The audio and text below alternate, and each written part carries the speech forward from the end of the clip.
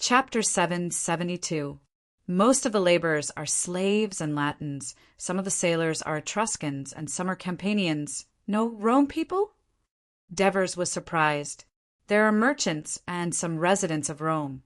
But due to the short period of time, we haven't found any of them among the laborers and sailors at the port. Middle-Aids explained. Hearing this, a glimmer of hope rose in the Devers' heart. According to the information collected before, there were many people living in poverty in Rome, and some even sold themselves as slaves. The conflict between them and the nobles was relatively prominent. But then he thought, Ostia was a small city, and there were not many Roman citizens. Perhaps Rome had invaded Volci and Helniki over the past year and gained a lot of land, so the civilians of Rome had a new place to go. Thinking of this, Devers asked again, "What about the slaves? Who are they?" "They are our allies, the Walsi, the Hernici, the Marsi, the Aquis, and the Etruscans. They are basically foreigners who were captured by the Romans after they were defeated by them, so they are very welcoming of us. They are willing to help us with our warships because we promised them freedom," Mithridates said excitedly. Davis nodded, and then his attention was attracted by the noise in front of him. It was an open space illuminated by torches, and there were thousands of people gathered in the middle of the open space under the protection of the soldiers. It was still early spring in March, and the weather was relatively cool. However, half of these people were still wearing thin and crude linen clothes, and some of them were even completely naked. The clothed and naked people were gathered in two separate groups, forming a clear distinction between the two groups. However, from time to time, they would glance uneasily at the fully armed soldiers around them. Marcius led the guards into the open space first. Their gorgeous clothes and neat and powerful steps immediately attracted their attention. "The king and Devers of Dionia arrive," Marcius announced loudly, and the voice messenger behind him immediately repeated in Latin. There was a sudden commotion among the people in the open space. The guards quickly divided into two sides, and then two tall and strong guards holding the kingdom's flag and shining scepters walked into the open space. Then an imposing middle-aged man clad in golden armor, with colorful feathers fluttering above his head, walked in unhurriedly while being escorted by a group of Dionic officials clad in luxurious Bolton uniforms. The noise in the open ground suddenly disappeared. People uneasily hunched their bodies and unconsciously stepped back, but they also used some curious gazes to sneak a peek. But when divers' gaze met theirs, they hurriedly lowered their heads like frightened rabbits. "I'm the king and Devers of Dionia." The Devers introduced themselves in a simple sentence, and then said loudly, "For more than 10 years, the people of Rome have been constantly attacking the surrounding races and forces, plundering the land, killing the people, and forcibly turning the captives into slaves. They are extremely greedy and bloodthirsty. The Volsci and the Helnici were worried that they would be destroyed by Rome, so they allied with us. Dionia, the Devers had already allied with the Helnici before they led the army north. We sent messengers to negotiate with Rome, hoping that it would stop the invasion of the Volsci and the Helnici and return the land it occupied. However, not only did the people of Rome not listen to us, but they also accelerated the invasion of the territories of these two races. Now, the Helnici had been surrounded by the people of Rome in Fiorentum and could be destroyed at any time. The warriors of the Volsci were scattered in the past battles against the invasion of Rome, so they were unable to stop the next invasion of Rome. In fear that Dionia would stop its invasion, Rome even encouraged its ally Carthage to tear up the peace agreement with Dionia that had been observed for many years and declared war on Dionia. Therefore, I have led the army of Dionia here to fulfill the covenant, to protect the allies of Dionia, Volsci, and Helnici, and to punish Rome and its allies who dare to violate the dignity of Dionia and provoke war. We must completely defeat them. The reason why the Devers spoke so patiently to a group of lowly commoners and slaves was to explain to all the forces and races in the Latin region and even the surrounding areas why the Dionysian army had come here and why they were here. As soon as the messengers translated his words into Latin, someone in the field shouted, "Kill the people of Rome! Save the Helnici, Volsci, We want freedom. The Devers looked up and saw that the group of naked people were agitated, and some of them were even shedding tears. There was a greater commotion in the field. Marcius immediately put his hand on his dagger, stepped forward, and shouted, "Silence!" The guards immediately roared in unison. The people were once again silent out of fear. The Devers looked at them and said sincerely, "The enemies of Dionia are only the people of Rome and the city-states of Rome who assist the people of Rome in fighting against us. Any city-states and people who remain neutral in this war, or even provide help to Dionia, will be regarded as a friend of Dionia and will gain the friendship of the people of Dionia. You," the Devers pointed at the slaves, "will be released in a few days. To ensure that you can return to your families safely, we will provide you with some rations. If you can provide help to the army during your stay in Ostia, you will also receive some rewards." The Devers' words made the slaves smile. Some of them even bowed to the Devers with their own etiquette to express their gratitude. The Devers immediately returned the gesture. His kind gesture not only won the favor of the slaves, but also made the laborers less nervous. At this time, the Devers said loudly again with a serious expression, "Before coming to Latin, I thought that only the people of Rome were destroying the peace of this area. But after coming here, I found that there is an equally terrible demon who is making the people of this land live like living in hell and suffering." That is, when the Devers saw that the attention of the laborers was attracted to him, he said clearly, word by word, "Nobles, nobles of Rome, nobles of Latin City, they are like ferocious wolves, completely ignoring the friendship of their compatriots. They use power and money to shamelessly rob the land of the people of their city, and then force the people who lost their land to become their slaves. They are like cattle and sheep, endlessly creating wealth for them. In the end, they die of exhaustion in the fields, and even their bones are not willing to be buried. And the people who do not want to become slaves and serve the high and mighty nobles are forced to escape from the city. They live a hard life, unable to support their wives and children." The Devers said in a heavy tone. After listening to the emotional translation of the voice messengers, the laborers were reminded of their own tragic experiences. Some even sobbed in a low voice. Seeing this, the Devers took the opportunity to ask one of the voice messengers, "What is your name? Where are you from? What do you live on now?" The young voice messenger immediately replied, "My name is Adrius. I was originally a citizen of Gabii in the Latin region. More than a decade ago, the Gauls invaded the Latin region. Not only did they occupy Rome, but they also broke through the city of Gabii, which is not far from Rome. When the Gauls were repelled, we returned home, only to find that my family's good farmland on the bank of the Anno River, a tributary of the Tiber River, had been seized by the nobles. Because the village was destroyed by the Gauls and the town hall was also destroyed, there was no evidence that the farmland belonged to my family, and the nobles had bribed the judge. Not only did we lose the lawsuit, but my father was also convicted of false accusation and was punished with flogging. My father dragged his unhealed body, took my mother, me, and my brother, and left Gabii angrily. At this point, his eyes were already a little red. Oh my God, you are just like me. My land was also seized after the war. I am not. Because my wife was sick, I borrowed money from a rich man to treat her illness.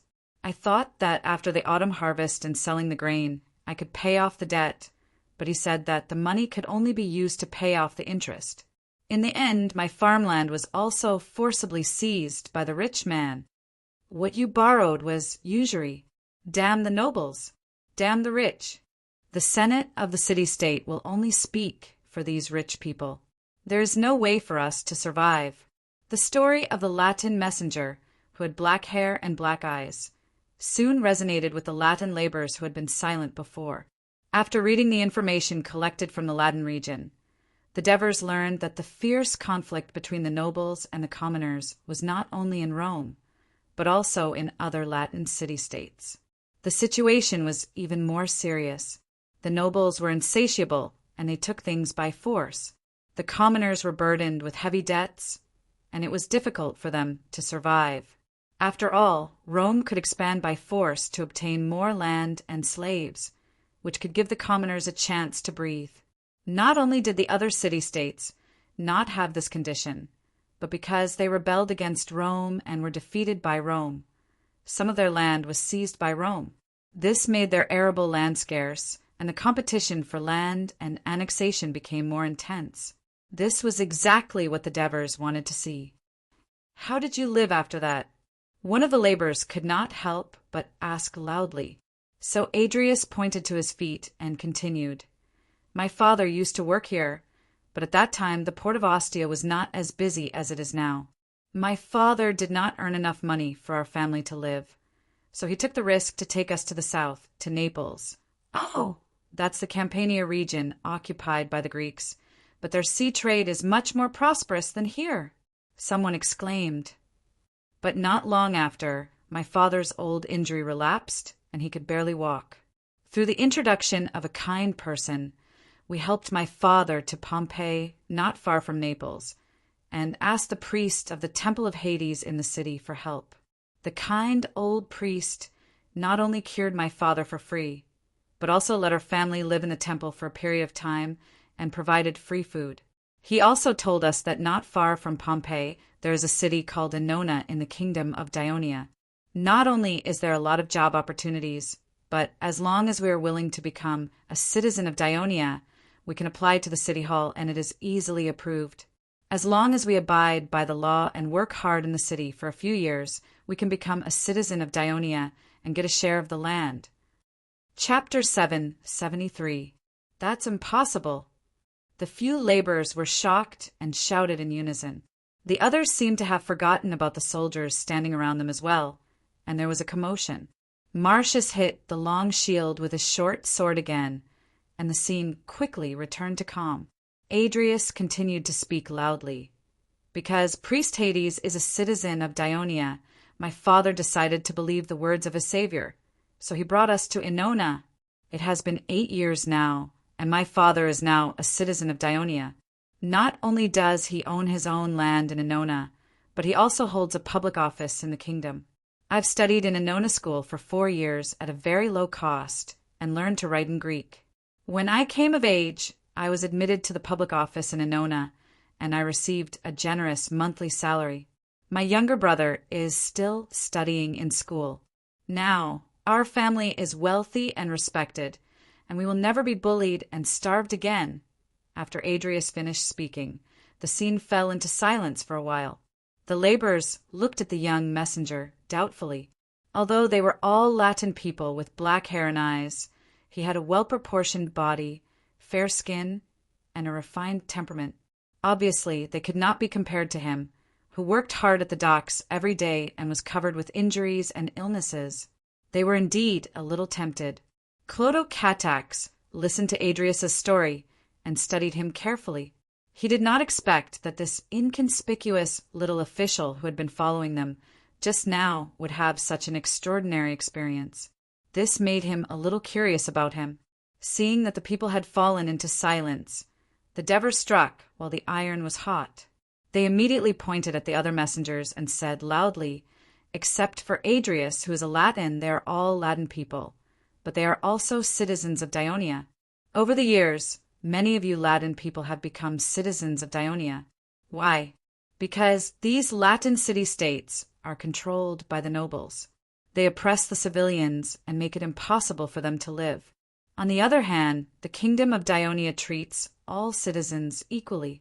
Every citizen is allocated land, and every citizen's land is protected by the law. Anyone, whether they are rich or nobles, as long as they dare to plunder the wealth of the civilians, they will be severely punished by the court. Therefore, they live a peaceful life in the kingdom of Dionia. This kind of peace with sufficient food and worry-free life is something that you can enjoy in the current city-states." At this point, the few voice transmissions at the side nodded repeatedly with sincere expressions. In fact, the Devers had exaggerated the number of Latin citizens in the kingdom of Dionia. The real number was less than 10. Before the Devers set out for the expedition, They had specially asked the Minister of Household Records, Raphaeus, to search the kingdom carefully. They were mainly concentrated in Annona. The main reason was that the Latin region was not adjacent to the kingdom of Dionia. In addition, the Latin city-state's maritime trade was not developed, and its ports were backward. Therefore, there was little communication with the outside world. Most of the Latin people were farmers, and the farmers had migrated to the south. In addition, the language and culture of Dionia and Latin were very different. But now the Devers saw that the laborers on the field were listening carefully. Each of them had a thoughtful look in their eyes. He knew that they were tempted. At this moment, someone among the slaves shouted, "Can we also become citizens of Dionia?" When Adrius translated the other person's words to the Devers, he did not expect that the slaves would be the first to take action. He immediately said, "No matter where you come from or what race you are, as long as you are willing to become citizens of Dionia, are willing to abide by the laws of Dionia, and are willing to fulfill the obligations that the kingdom of Dionia requires of its citizens, the kingdom of Dionia welcomes you to join us and will give you all the rights that a citizen of Dionia should enjoy." When the Devers finished speaking, he waved his hand to the side. Marcius immediately asked the palace guards around him to take off their helmets. It was obvious that their hair color and facial features were very different. As a troop that had been in contact with the king of the Devers for a long time and had a special status, the palace guards are known for their complex racial composition in the kingdom of Dionia. This was because they needed to publicly show that the ruler of the kingdom treated all races equally.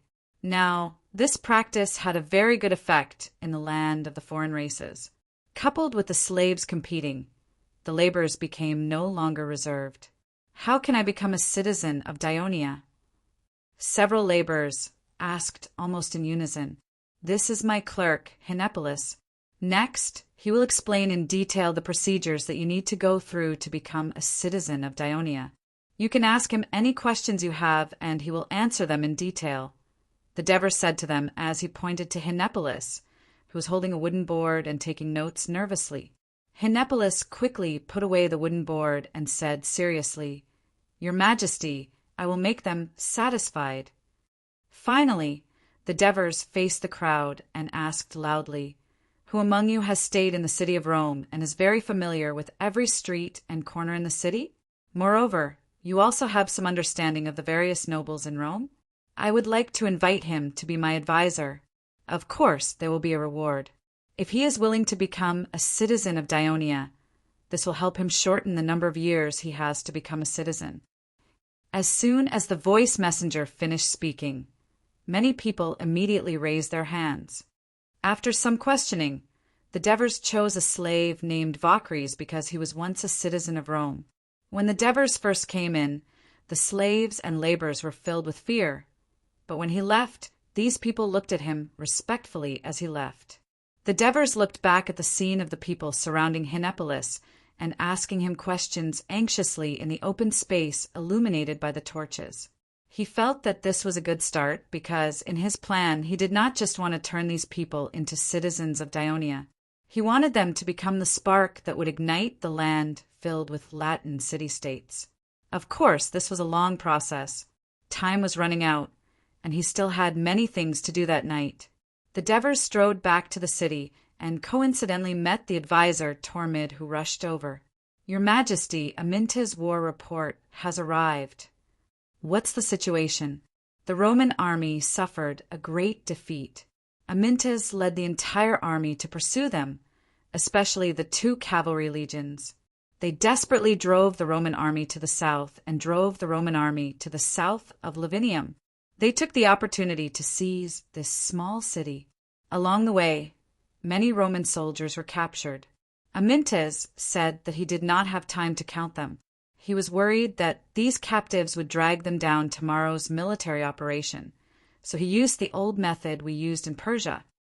Tormid's voice was much softer when he said the last sentence. The Devers glanced at Clotocatax beside him and said calmly, "Let the messenger go back and tell Amintas. He won this battle beautifully and cleanly. But tonight, let the soldiers have a good rest and recover their strength. Also, find a way to solve the problem of the soldiers' rations. He must ensure that he can lead the energetic soldiers to depart at dawn tomorrow and meet us in Rome. It's best if he is not late. Yes. Clotocatax asked curiously, Father, what is the old method used in Persia? Tormid looked at the prince of Dionia, who had just become an adult and still looked childish. He did not say a word. The Devers hesitated for a moment and said in a deep voice, It is to cut the hands and feet of the captives so that they cannot move, and then abandon them on the battlefield. When we were fleeing in Persia, we passed by some of the affiliated city-states of Persia and were constantly attacked by them. We used this method to deal with the captives we defeated. This way, we don't have to kill the captives to completely anger the enemy, and we can force the enemy to divert their attention to take care of these wounded soldiers. But isn't this a little too cruel? Clotocatax could not bear to do it. Facing the serious eyes of the Devers, he plucked up his courage and said, They have all surrendered. We should ensure their safety. This will help us win the favor of these Roman people and conquer this land faster. It should be good for us, Father. The Devers was rebuked, but he was not angry. Instead, he smiled. Clotho, I'm very happy that you have your own opinion, but you have to understand that now the Roman people are our enemies. Even if we have just 1-2 battles, our army far away from the kingdom is still in danger. At any time, we may be defeated by the attack of Rome and its allies who outnumber our army. We may die in this strange land or become the enemy's slave. So, our primary goal now is to do everything possible to ensure that we can continue to win and ensure that our soldiers can reduce the casualties, even if it is cruel. Unless we have an absolute advantage, we will not consider the problem you just mentioned. Divers patiently taught his son. Seeing that he was deep in thought, he patted his son's shoulder encouragingly. He then turned to Talmud and asked, Have the soldiers' accommodations been arranged? It's all arranged. There are a lot of warehouses in the city. We have simply modified them. It's much better than living in tents. In addition, we have gathered all the people of Ostia together. In addition to the accommodation for the officers and soldiers, there are still some leftovers. Then arrange for the slaves and laborers to live there. After all, some of them will go with us tomorrow and need a good rest. Besides, we can let them enjoy the benefits of joining the kingdom of Dionia in advance. Yes, I will arrange it in a while. How is the food situation? Chapter 774. We didn't collect much. Ostia doesn't have a lot of food reserves, and we didn't find any stored grain in the warehouse at the port. However, the rations that the soldiers brought are enough for 2 days. By then the food fleet should have arrived. It seems like the food is concentrated in Rome.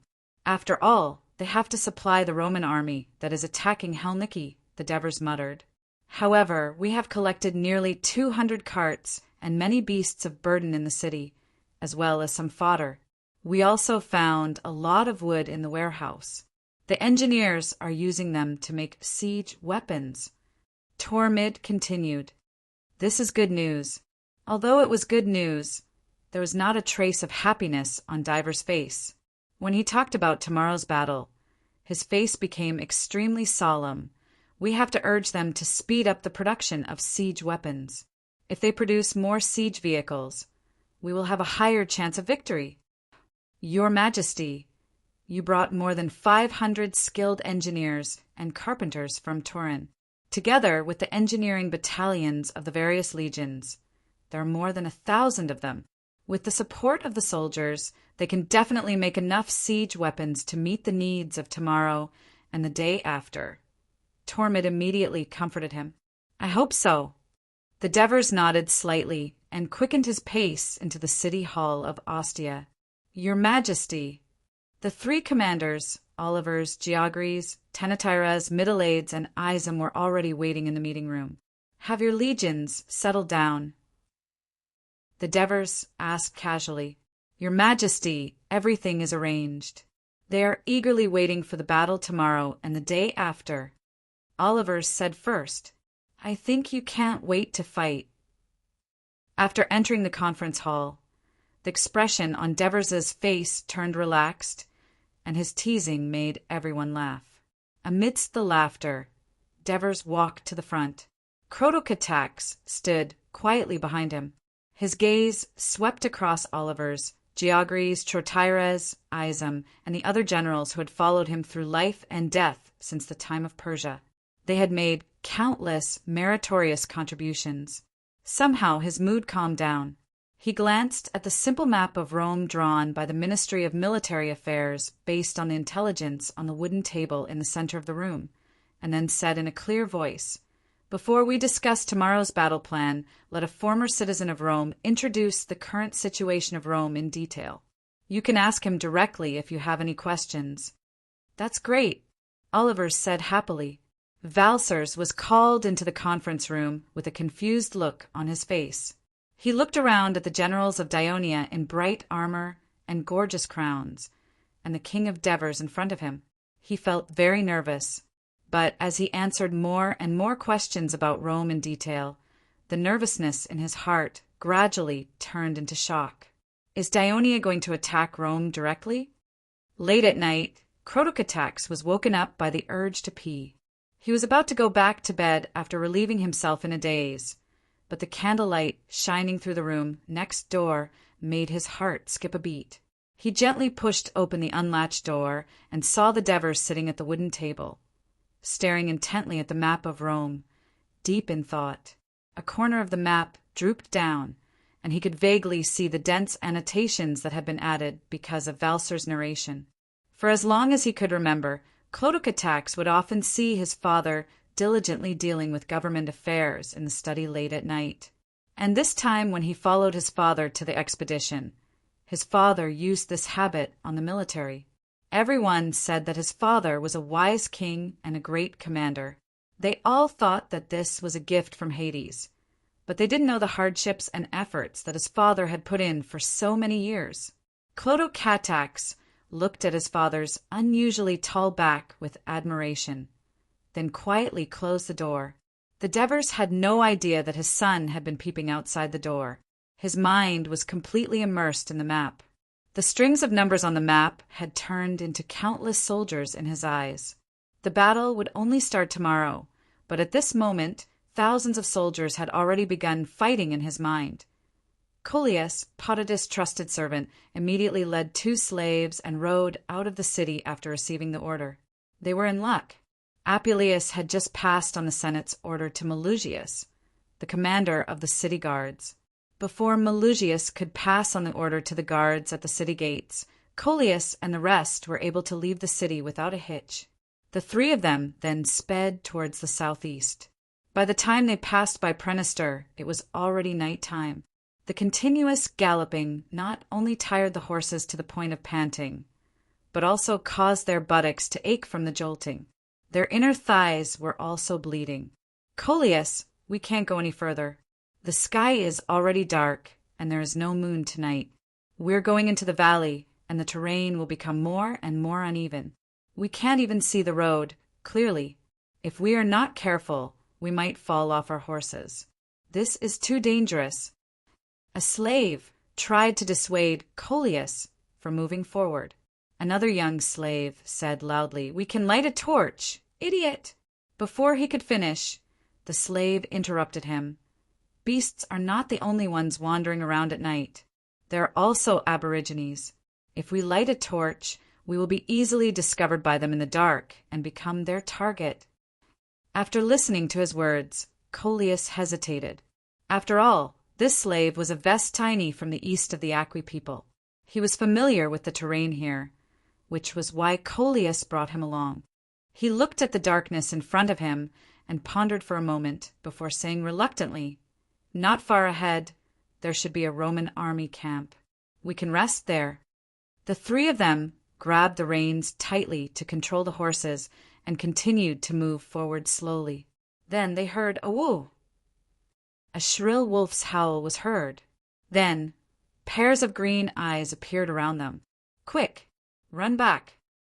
The slave immediately shouted nervously. Coelius reacted quickly and quickly turned the horse's head.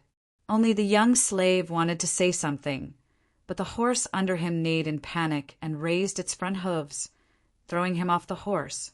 While the wolf was eating the slave and the horse, Coleus and the young slave rode the horse, ran all the way, and hid in the city of Prinister. When Middle-Aids woke up in the morning, the first thing he did was to ask the guard, "What's the weather today?" "General, the weather is very good. There is no rain, and there is a light wind.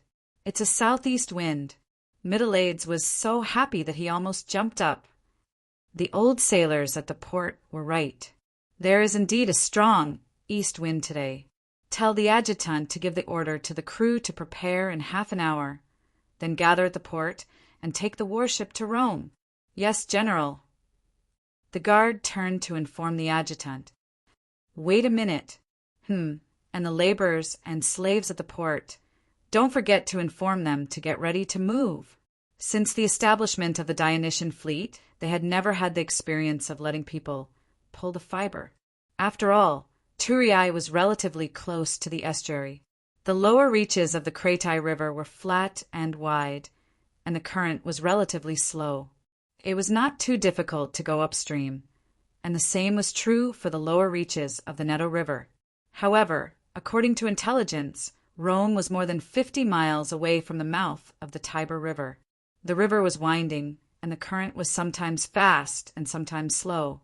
To go upstream from the port of Ostia to Rome, ships only needed to pull the fiber. Therefore, under normal circumstances, merchant ships unloaded at the port of Ostia and then transported to Rome by land. For this purpose, a flat and wide road was built between Rome and Ostia. Now, the Daionia army was walking on this road.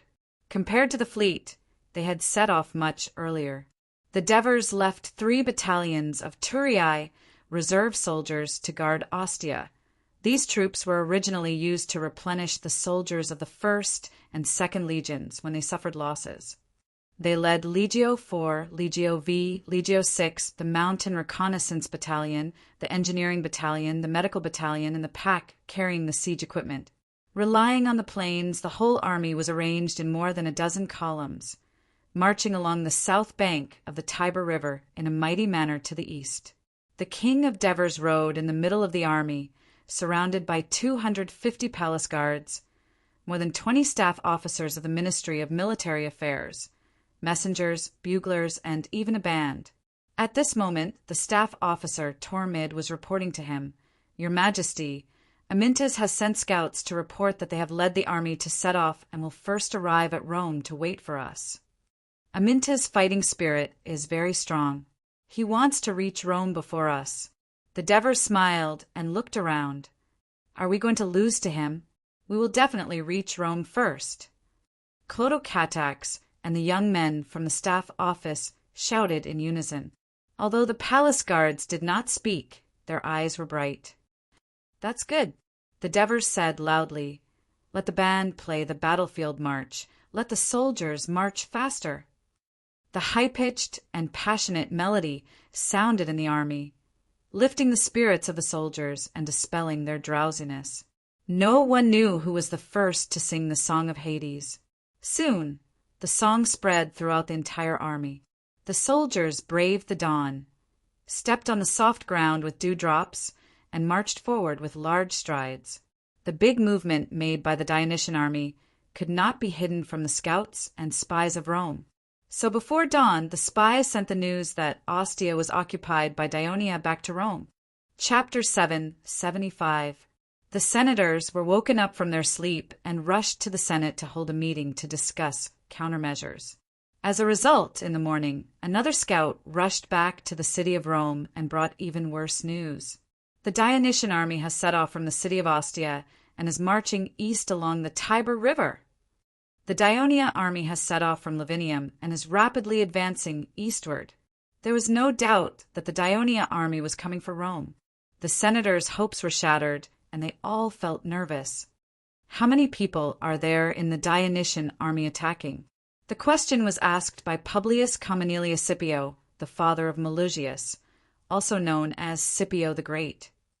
Melugius was appointed by the Senate as an emissary and had already set off for Helniki to pass on the order to Camillus.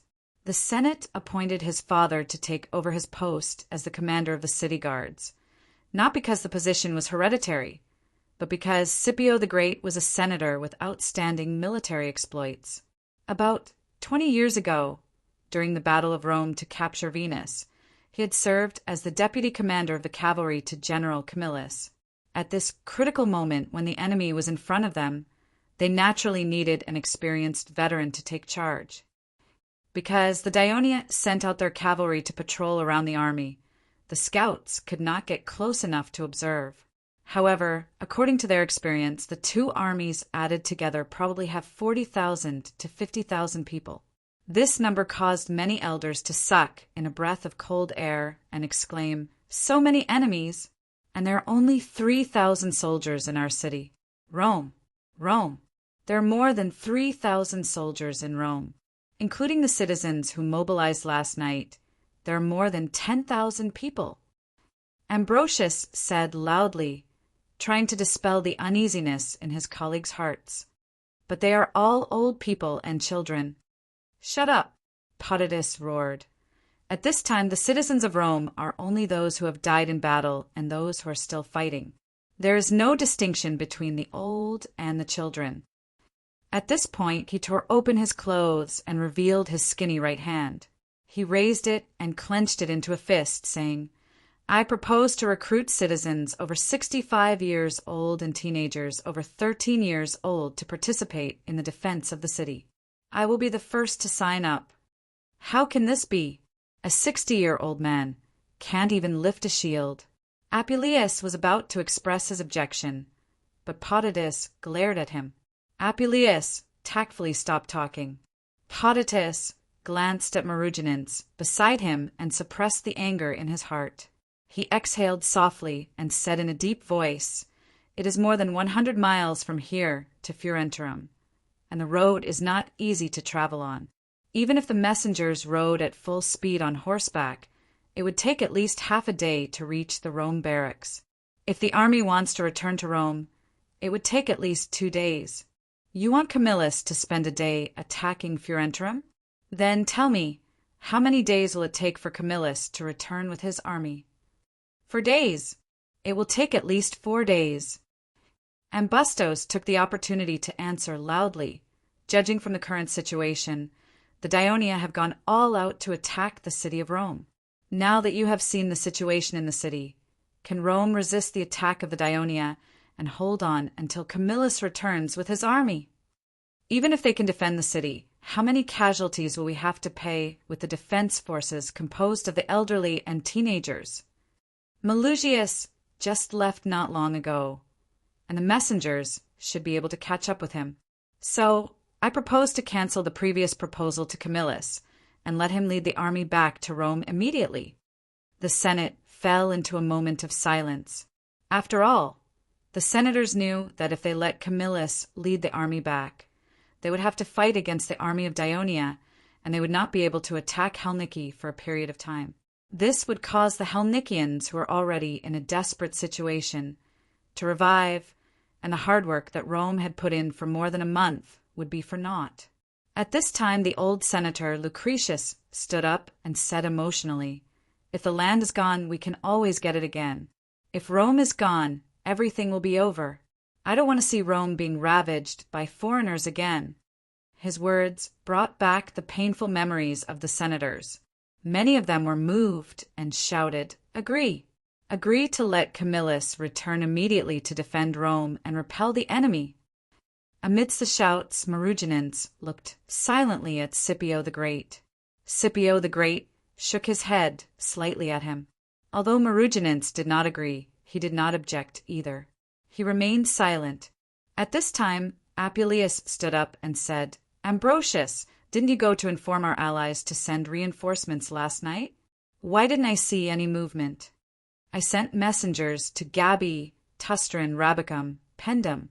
Their replies were, 'Their young citizens have responded to the call of Rome a month ago and followed Camillus to Helniki. Now there are no more reinforcements to send. So, Prenister, Bonae, Tiber. Have you asked them all? Apuleius asked again. Ambrosius was a little angry.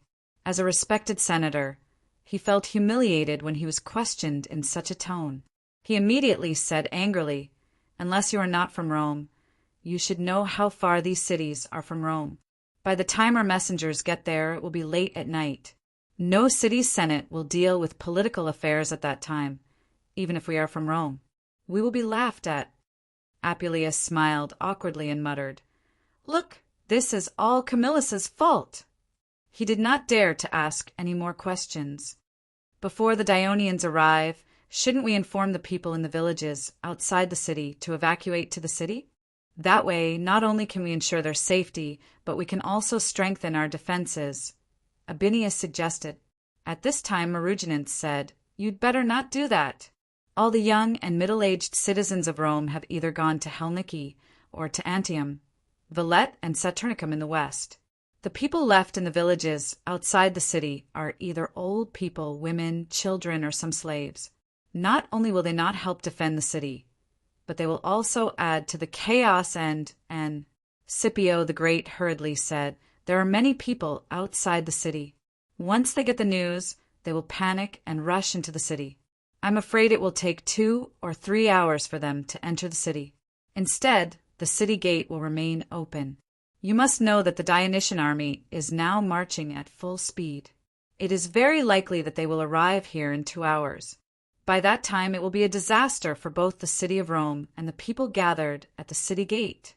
I suggest that we immediately send out the cavalry and inform the people in the villages outside the city to evacuate to Gabii City or Prenister with food. When Camillus returns with his army, they will return with him." Potitus looked at Marugenins and did not object. It was rare for him to reach an agreement with him. Not only him, but most of the senators also expressed their agreement. Although they all lived in the city, they owned a lot of land outside the city. Therefore, they also had their own houses and even villas. Of course, they also had their own families and clansmen living there. Letting them evacuate from Rome was also a safe way to reduce the risk and protect their families. The senators had a tacit understanding with each other. While informing Camillus to lead the army back to Rome, we also have to send messengers to inform Paulus, Megis, Pantius, and the others. Let them regroup as soon as possible and lead the soldiers back to Rome. In addition, Tusculum, Tibur, Prenister, and the other Latin allies should also send messengers to ask for reinforcements. Even if only a few soldiers come, it will still be a help in defending our city of Rome. When Scipio the Great said this, his eyes were on Ambustus. This time, Ambustus did not object. "Don't forget our colonial city, Venus, and the Etrurian alliance on the north bank of the Tiber River. We should also ask for help from them immediately, although they have also sent reinforcements to participate in the war against the Hernici. Compared to the Latin alliance, they should still have the strength to send more reinforcements." Potitus reminded loudly. "Dear Potitus, your reminder is right." Scipio the Great's tactful response was much more tactful than Apuleius's. "But in this way, we must preserve the bridge over the Tiber River and send a large number of soldiers to guard it. Could it be that my family could guard the bridge with a few hundred people back then? But now we have tens of thousands of soldiers, but we dare not defend it and can only destroy it."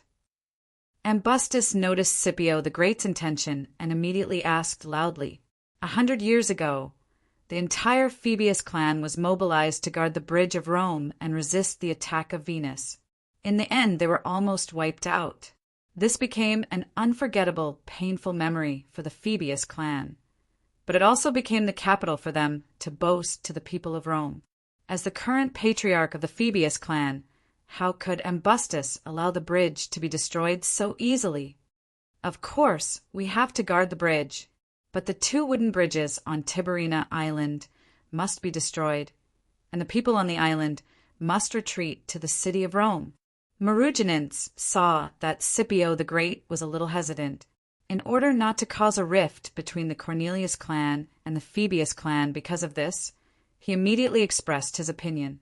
He felt that with the current strength of the city of Rome, Defending one bridge was still bearable, but defending 2 bridges would require a lot of troops.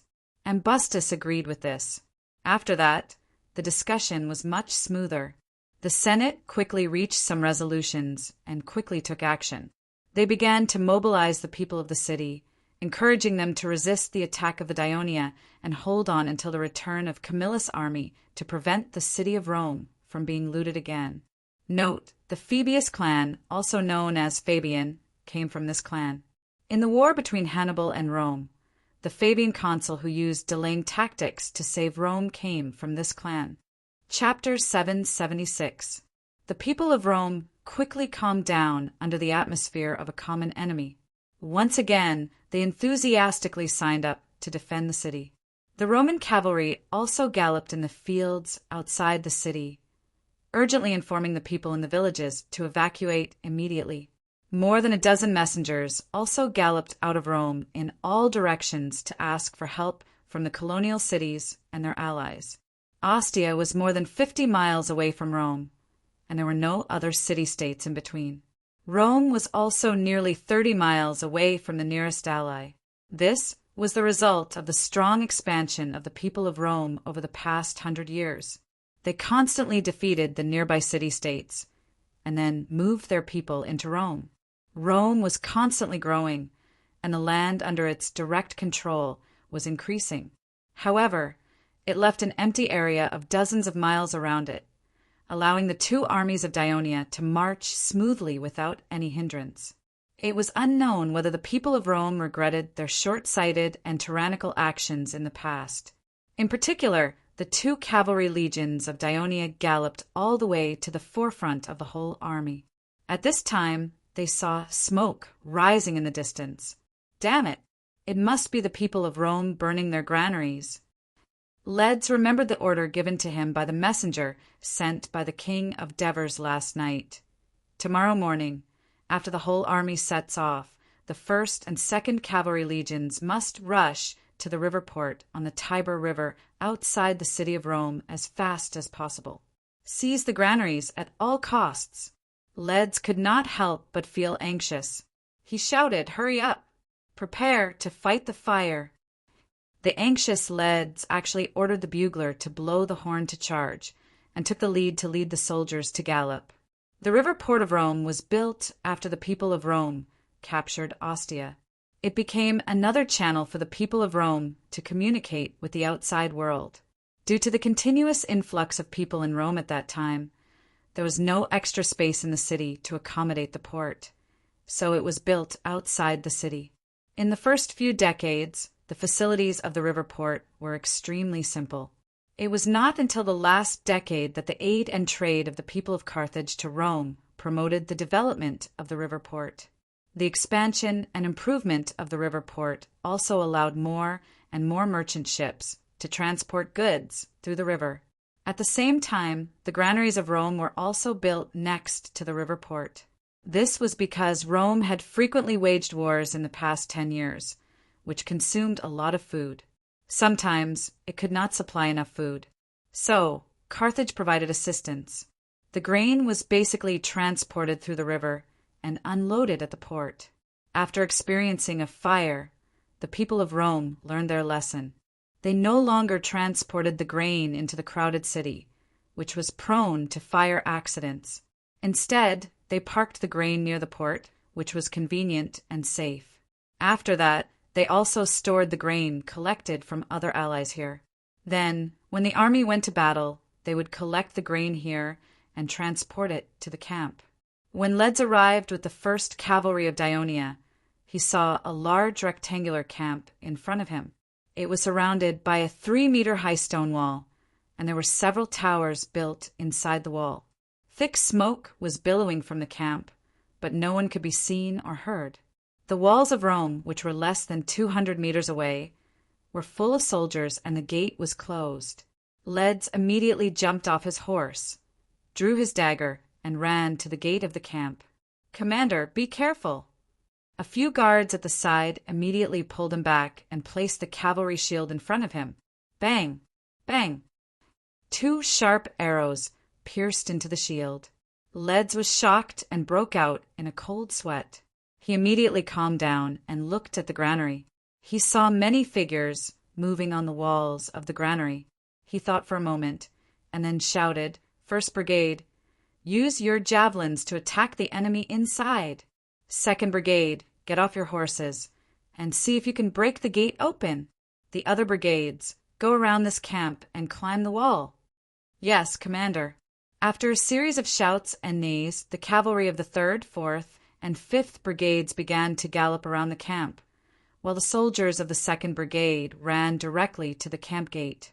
This forced the Rome soldiers on the wall to show themselves and attack the approaching Daionia soldiers with javelins and arrows. The 2nd Brigade of Daionia cavalry, who was ready, immediately attacked the enemy on the wall with javelins. The wall was not high, and there were no trenches or barricades. The Daionia cavalry could attack the enemy at close range. Although the Rome soldiers had a higher ground, they were at a disadvantage when it came to long-range attacks. At this time, the other brigades of cavalrymen had reached the other sections of the granary camp.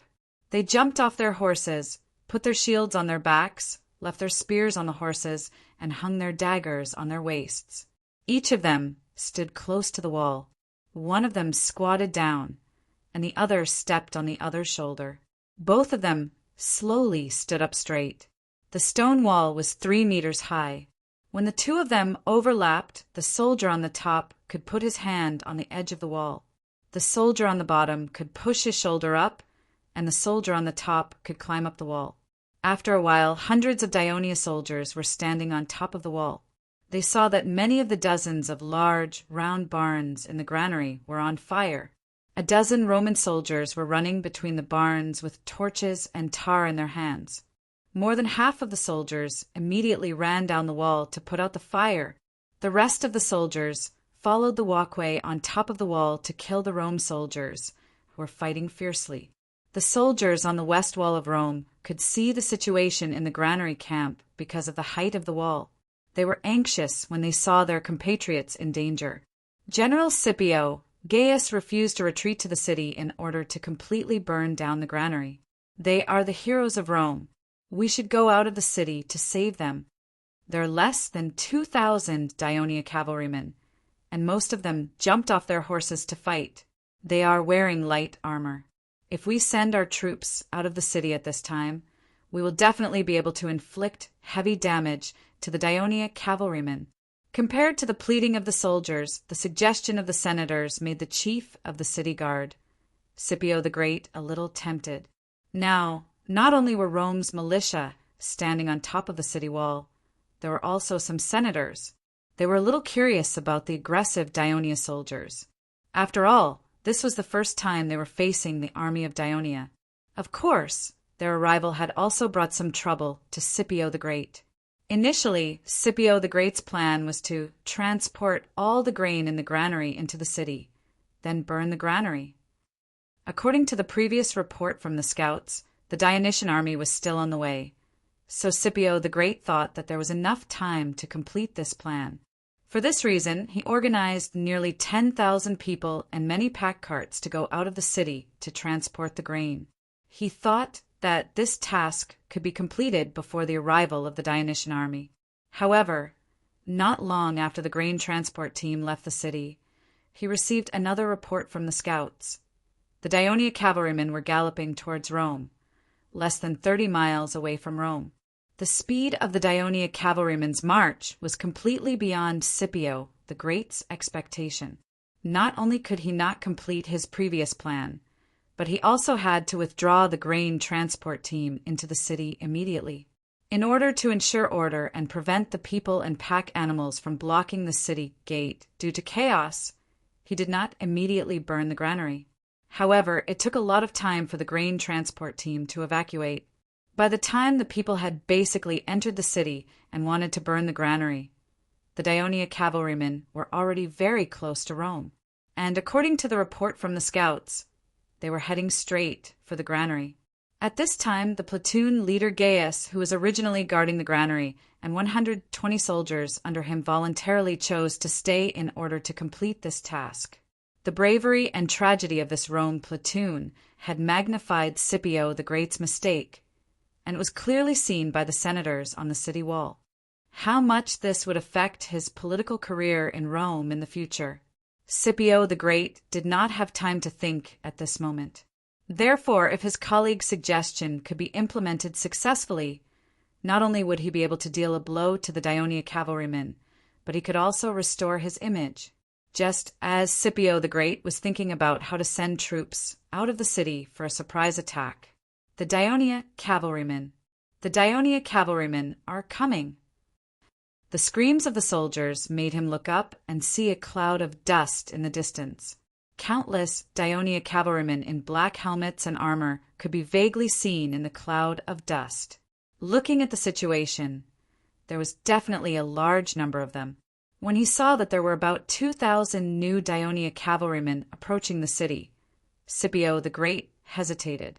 The number of Daionia cavalrymen did not give him the confidence to finish the battle in a short period of time.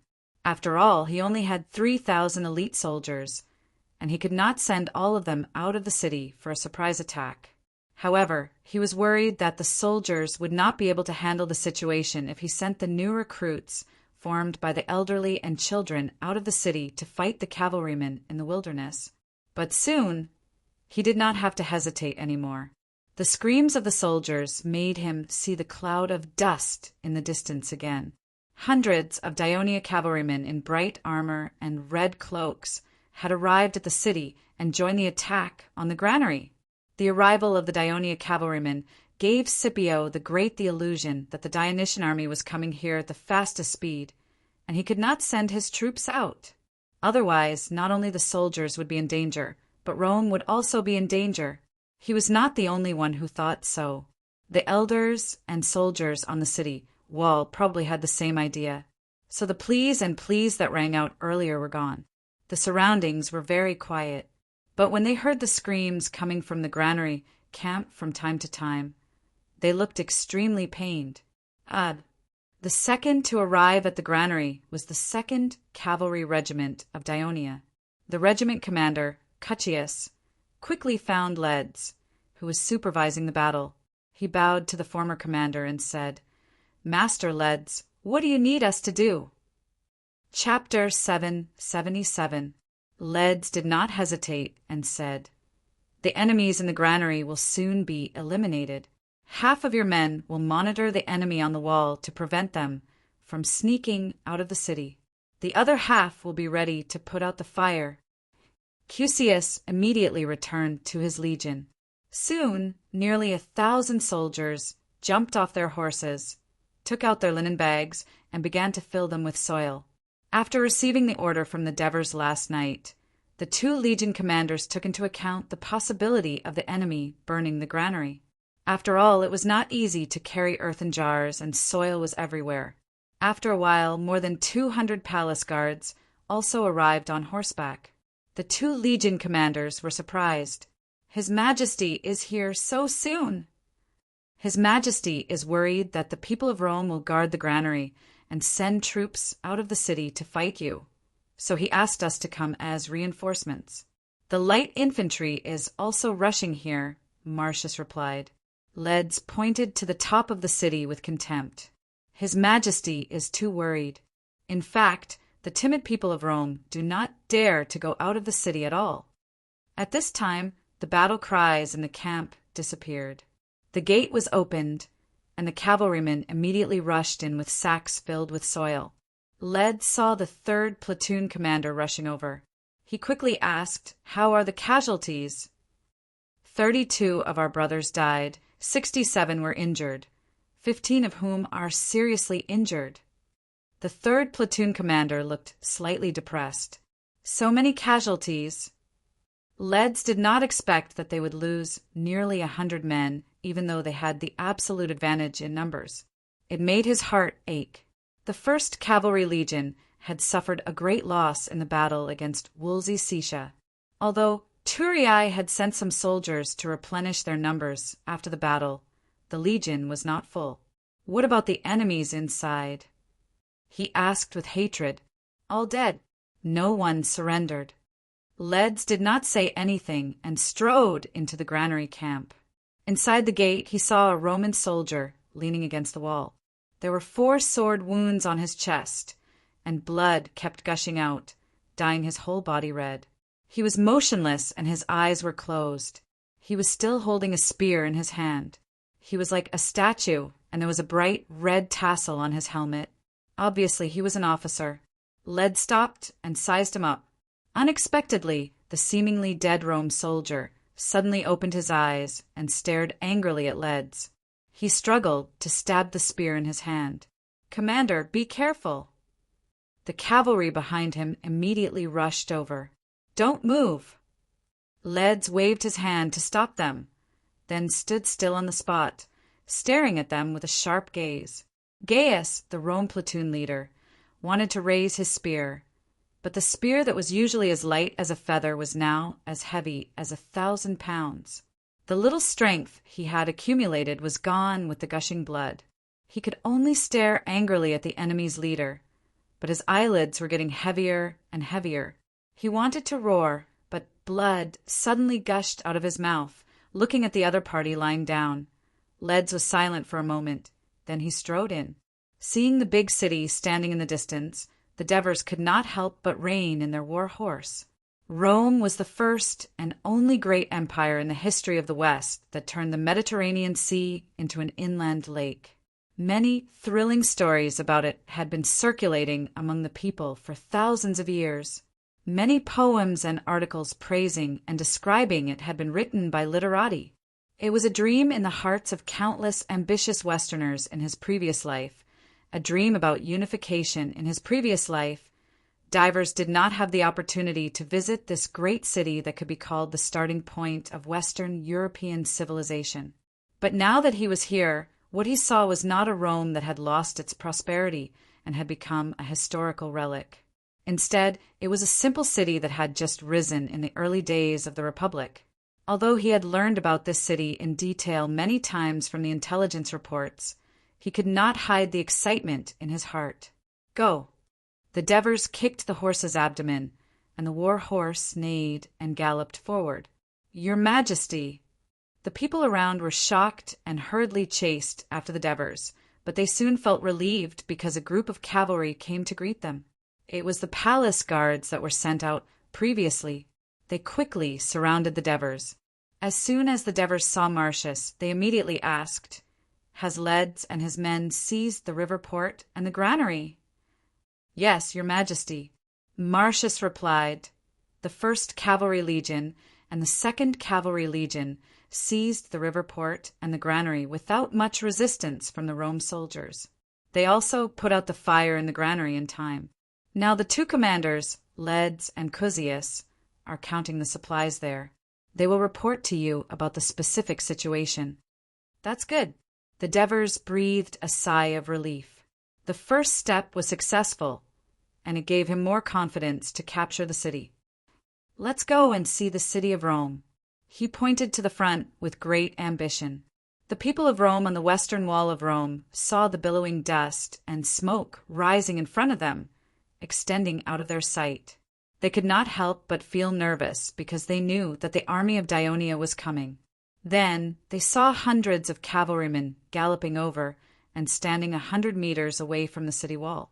This team of cavalrymen held up 2 large flags, which were very different from the flags of the Dionia cavalrymen they saw before. The flags were shining with golden light. In the middle of the cavalrymen was a general with a golden helmet and a long feather crown. Under the slightly western sun, he was particularly dazzling. "Maybe the king of Dionia is here." Some of the senators whispered with uncertainty. No one objected to this. They silently looked at the man who they suspected to be the king of Dionia. He was pointing to the front and saying something to the people around him. Ower laughed. Scipio the Great spat and suddenly took the long shield of the soldier next to him. He pulled out his sword and knocked on the shield. At the same time he shouted, "Rome! Rome! Rome!" The soldiers followed the commander of the city guards and knocked on the long shield rhythmically, shouting. Soon the senators also joined in. seeing that the city wall in front of them sometimes caved inwards and sometimes protruded outwards. The entire wall was bent and uneven. Clodocatax couldn't help but say, "What an ugly city wall!" The Devers replied with a smile, "The reason why the city wall is so badly built is that after the Romans drove away the Celts in the north, they were eager to rebuild the city of Rome. They did not plan the whole city at all. They only did it to meet the needs of the citizens of Rome at that time. For example, the Devers pointed to the protruding city wall on the left near the Tiber River and said, 'If I remember correctly, behind the city wall should be one of the 7 hills of Rome, the Raventine Hill. And over here,' the Devers pointed to a large section of the city wall on the right that was also protruding outwards. And behind this section of the city wall is the largest slum in Rome. Did the people of Rome not think about how to defend the city if they were besieged in the future?" Marcius did not know much about Rome before, so he was surprised.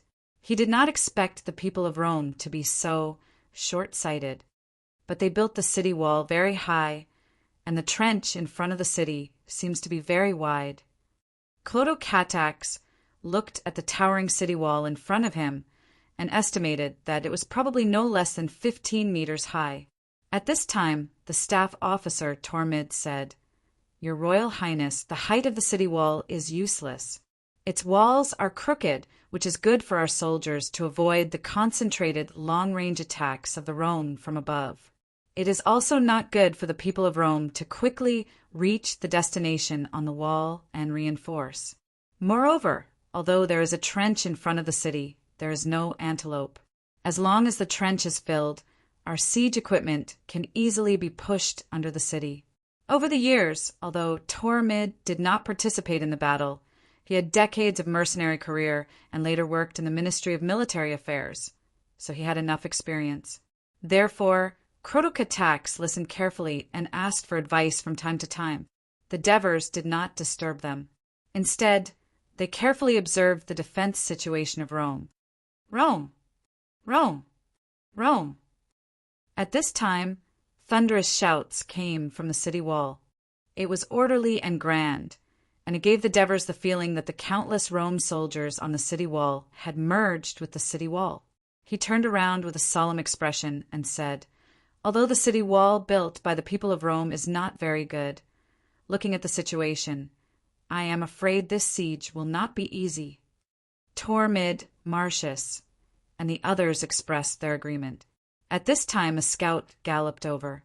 "Your Majesty, the 3 legion commanders, Amyntas, Matones, and Lazaro, have arrived with their troops." When the Devers heard this, he looked around and smiled. "It seems that we have one. Shouldn't Amyntas lose something?" Everyone laughed out loud. The Devers looked at the approaching troops in the dust behind them and said, Tormid immediately informed the legion commanders, and asked the captain of the mountain reconnaissance team, Izam, to come here immediately. "Yes, your Majesty." Over the years, although the river port of Rome had been expanded many times, it only had 5 or 6 docks. The port area was not large, and it was far smaller than the granary next to it. The only thing that interested the Devers was that they found a lot of wood in the warehouse in the port. After the legions have settled down, inform the engineering camp to transport them away and use them to set up the camp or make more siege weapons. "Yes, your Majesty." Tormid quickly asked the advisors to write this down. The Devers looked down at the sparkling surface of the Tiber River in front of him. The water was calm and deep. He then shifted his gaze to the distance. The wide surface of the river made the opposite bank seem vague. He turned his head to look upstream. To his disappointment, there was only the river in his sight. He did not see the bridge connecting the north and south banks. Chapter 778. He looked back at the legion commanders around him who were also observing the Tiber River and said, "According to rumors, hundreds of years ago, the Tiber River often flooded. The middle and lower reaches of the river were full of swamps and wetlands, especially in this area. Therefore, no race or force was willing to build a base here. Only the Romans, who were ostracized by the Latins, chose to settle down here. As a result, they have become the overlord of central Italy. But now that we are here, it is time for this overlord to give way. Amyntas said immediately. The victory of yesterday's battle and the congratulations from the King of Devers and his colleagues had made him very high-spirited. Yes, this is our goal, but we need to fight to achieve it. The Devers smiled and looked at the Legio III commander. Lazzaro, did you read the battle plan that I asked the messenger to send to Lavinium last night? Lazzaro immediately replied, Your Majesty, you asked us, the Legio III, to cross the Tiber River and set up camp on the north bank of the Tiber River to block the reinforcements from Etruria and the colony city of Rome. At the same time, we have to attack Rome from the north. Yes, this is the mission of the Legio III. The Devers nodded and pointed to the upper reaches of the river with his left hand. There is a bridge 3 to 4 miles from here. It is an important land route for Rome and the Etruria region. The people of Rome will probably not destroy it. You can use this bridge to attack Rome. If the bridge has been destroyed by the people of Rome, it doesn't matter. The Third Fleet will use their warships to build a passage for you to attack Rome. You have to block the reinforcements from Rome and attack Rome at the same time. The task is very heavy. At this point, Divers paused for a moment and asked, I remember that in the battle report you submitted last time, it was recorded that there was a company that stopped the attack of more than 5,000 Caiutini warriors, ensuring that they were surrounded and annihilated in the end. The company leader who accomplished this feat was called Taglu, right? Yes, Your Majesty. I hope your Legio III can have a few more officers like Tagru to turn your camp into an iron wall and completely cut off the reinforcements to Rome from the north. At the same time, Legio III has to be like a sharp sword, fiercely attacking Rome from the north. Strive to break through the enemy's defense and open up a gap for the entire army to attack the city. The Devers encouraged in a clear voice, towards the ardent expectations of the King of Devers. Lazzaro, who was considered a junior among the legion commanders, was both excited and a little nervous. Your Majesty, Legio III will do its best to complete the mission, but because we have to fight on 2 fronts, our military strength is slightly insufficient. Before the Devers could respond, Amyntas said loudly, Your Majesty, such an important mission should be given to the First Legion. You don't need to send reinforcements to the First Legion. We can complete the mission perfectly. This mission should be given to us, the Second Army Corps. The First Legion has been through a series of battles and is already lacking in soldiers, but we, the Second Legion, have a full complement of soldiers. Matones shouted immediately. Stimulated by the 2 legion commanders, Lazzaro also immediately said loudly, Your Majesty, please rest assured we, Legio III, will definitely complete this mission. First Legion, Second Legion, both of you have important missions.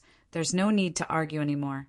The Devers waved his hand to stop the argument between the 2 legion commanders, Amyntas and Matones, and then comforted Lazzaro. You don't have to worry. The Third Legion will cooperate with you. The fleet infantry that they belong to is not weak. Lazzaro was overjoyed and quickly asked, Your Majesty, when will the Third Legion arrive? The Tiber River is winding, and the Third Legion has to go against the current, so it will take some time. But with the blessing of Hades, the wind is favorable today, and there are slaves and laborers helping to pull the rope, so they should arrive soon. When the time comes, you have to seize the time to cross the river and quickly build a camp on the north bank of the bridge. Also, you have to help the Third Legion to level the river so that they can push the warships onto the river. The camp of the Third Legion's crew will be merged with yours, the Devers reminded patiently. I understand, Your Majesty. Lazzaro suddenly thought of something and asked, Your Majesty, if we cross the river later and find that the Rome people do not have a defensive bridge, can I directly lead the army to attack? If there is such a great opportunity, of course, we will not let it go. All of our legions will cooperate with you to attack the city immediately. But I think the Rome people will not make such a stupid mistake, the Devers said with a smile. The group of people laughed and came to the granary camp behind the port. "Your Majesty, there are a total of 90 big granaries and 10 hay sheds in this camp. The granaries are filled with ground wheat flour, and each granary has about 3,000 caddies. Other than hay, there are also soybeans in the hay sheds. We have rescued 45 intact granaries for hay sheds and 8 barns that were partially burned." After listening to Led's introduction, the Devers praised, "It seems that these flour and fodder are prepared to be transported to the Rome army in Helniki. Leds, Cusius, your 2 cavalry legions arrived in time and seized this batch of food. Not only did you hit the enemy, but you also relieved our food supply. This is a great achievement."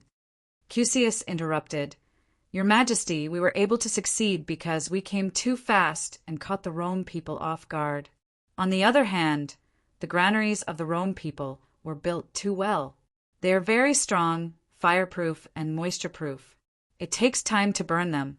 The Rome people did not build the city wall seriously, but they built the granaries very seriously. In fact, they helped us." The crowd burst into laughter again. The Devers said seriously, "It is because we were fully prepared in advance, and the Rome people did not expect that we would suddenly lead the army to attack Rome. That's why there were so many mistakes. But we also have to be careful not to give the Rome people time to breathe." The legion commanders stopped smiling and nodded cautiously. Oliver's, "Yes, Your Majesty. You lead the Legio IV to camp here and protect the granaries and the river port. At the same time, you are responsible for tomorrow's attack on the west wall of Rome." The Devers pointed to the towering wall in front and asked, "Where do you think is the focus of your attack?" Without hesitation, Oliver's pointed to the long protruding wall in front of the right side. That was the place where the Devers said the largest slum in Rome was behind the wall. "Here. Of course it is here. It's too ugly. If I don't take it down and destroy it, I won't be able to sleep well in the future." Oliver's teasing words made everyone laugh again. The Devers nodded and reminded him, "According to the plan discussed last night, there is a deep conflict between the nobles and the civilians in Rome. We have to find a way to drive a wedge between them, divide them, and make them unable to work together to fight against us." "Yes, Your Majesty," Oliver's replied seriously. After arranging the matters outside the west wall of Rome, the Devers led the legion commanders around the wall of Rome and rode eastward. The palace guards escorted him, and the cavalrymen of the 1st and 2nd Cavalry Legions followed closely behind. Therefore, even when the Rome soldiers on each section of the wall saw a group of high-ranking Daionia generals in gorgeous armor and gorgeous crowned helmets standing 100 meters away from the city, looking at the wall with more than a dozen military flags fluttering behind them, they did not dare to rush out of the city to attack. Soon, they reached the easternmost part of the wall of Rome and turned northwest along the wall. At this time, the Devers said, "Amintas, lead the 1st Legion and set up camp here. Finally, it's our turn. I thought Your Majesty had forgotten about us." Amintas complained loudly. "Of course, I didn't forget." The Devers said with a serious expression, "The 1st Legion is the strongest legion in Daionia. The task you undertake is naturally the most difficult. From here to the wall of the Tiber River, it is the 1st Legion's attack range. You must put enough pressure on the people of Rome. Your Majesty, don't worry. Not only will I let the people of Rome know the power of the 1st Legion, but I will also attack the city of Rome from here," Amintas said confidently. "In addition, this section of the wall is very long, but the attacking forces are the least from all directions. After the city is breached, the people of Rome are likely to escape from here. You must ensure that you do your best to stop them," the Devers said solemnly.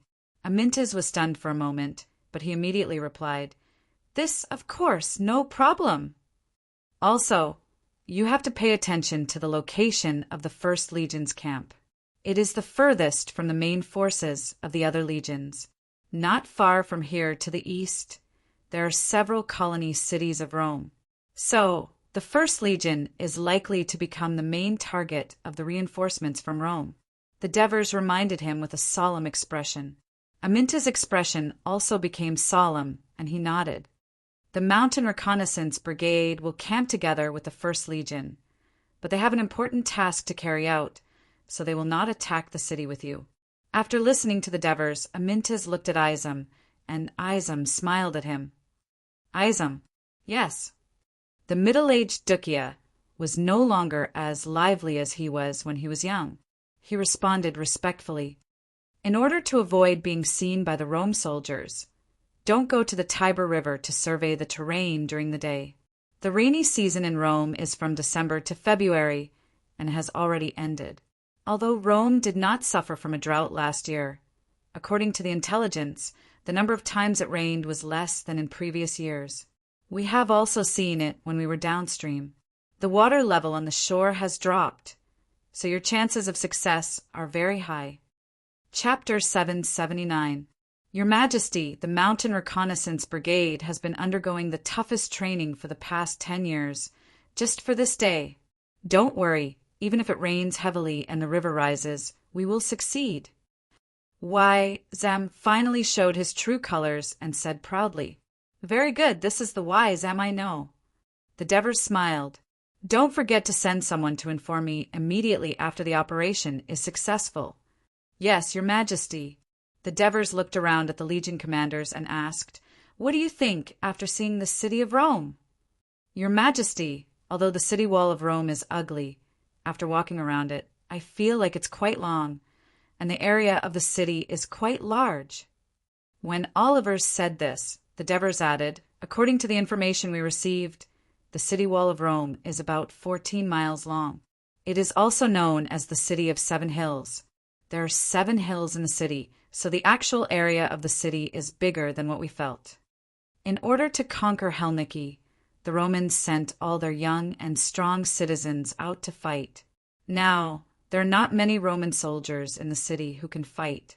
If they have to defend such a long city wall, it will expose their lack of military strength.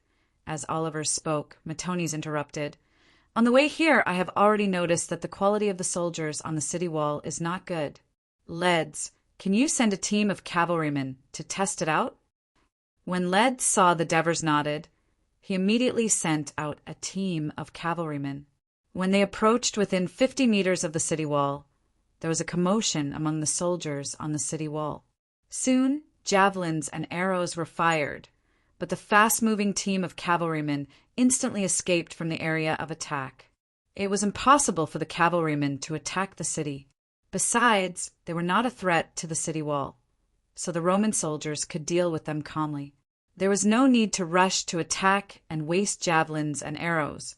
The Legion commanders with rich combat experience saw this, and a relaxed smile appeared on their faces. Your Majesty, the reason why you asked us to attack different sections of the city wall of Rome at the same time instead of concentrating our forces and focusing on 1 or 2 places is so that the Romans will have to spread out their temporarily gathered soldiers. This will weaken their defense, and we will be able to break into Rome faster and easier. Matones said and glanced at Oliver's.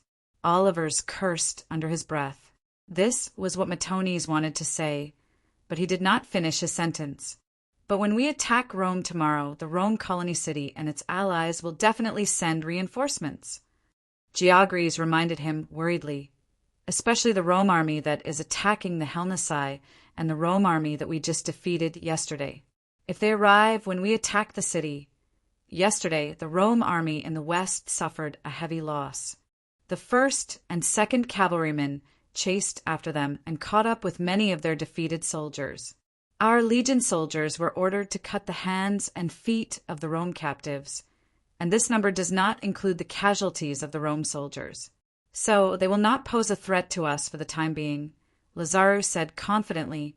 As for the Rome army in the northeast, they do have a large number of soldiers, but according to the previous intelligence, their camp is more than 100 miles away from here, and the road is uneven. It will take them at least 3 to 4 days to get there. By that time, we will have already occupied Rome. Trotyres said loudly. Don't underestimate the enemy. Devers reminded solemnly the dictator of Rome, Camillus, is not a simple person.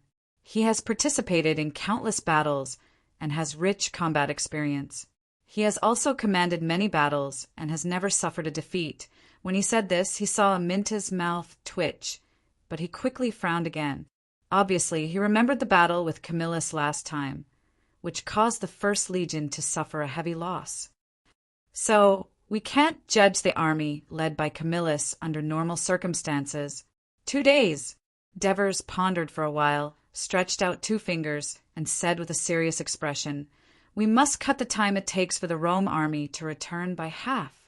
For the time being, we judge that Camillus will return with his army in 2 days, so you only have 1 day to attack the city, and you must take down Rome tomorrow."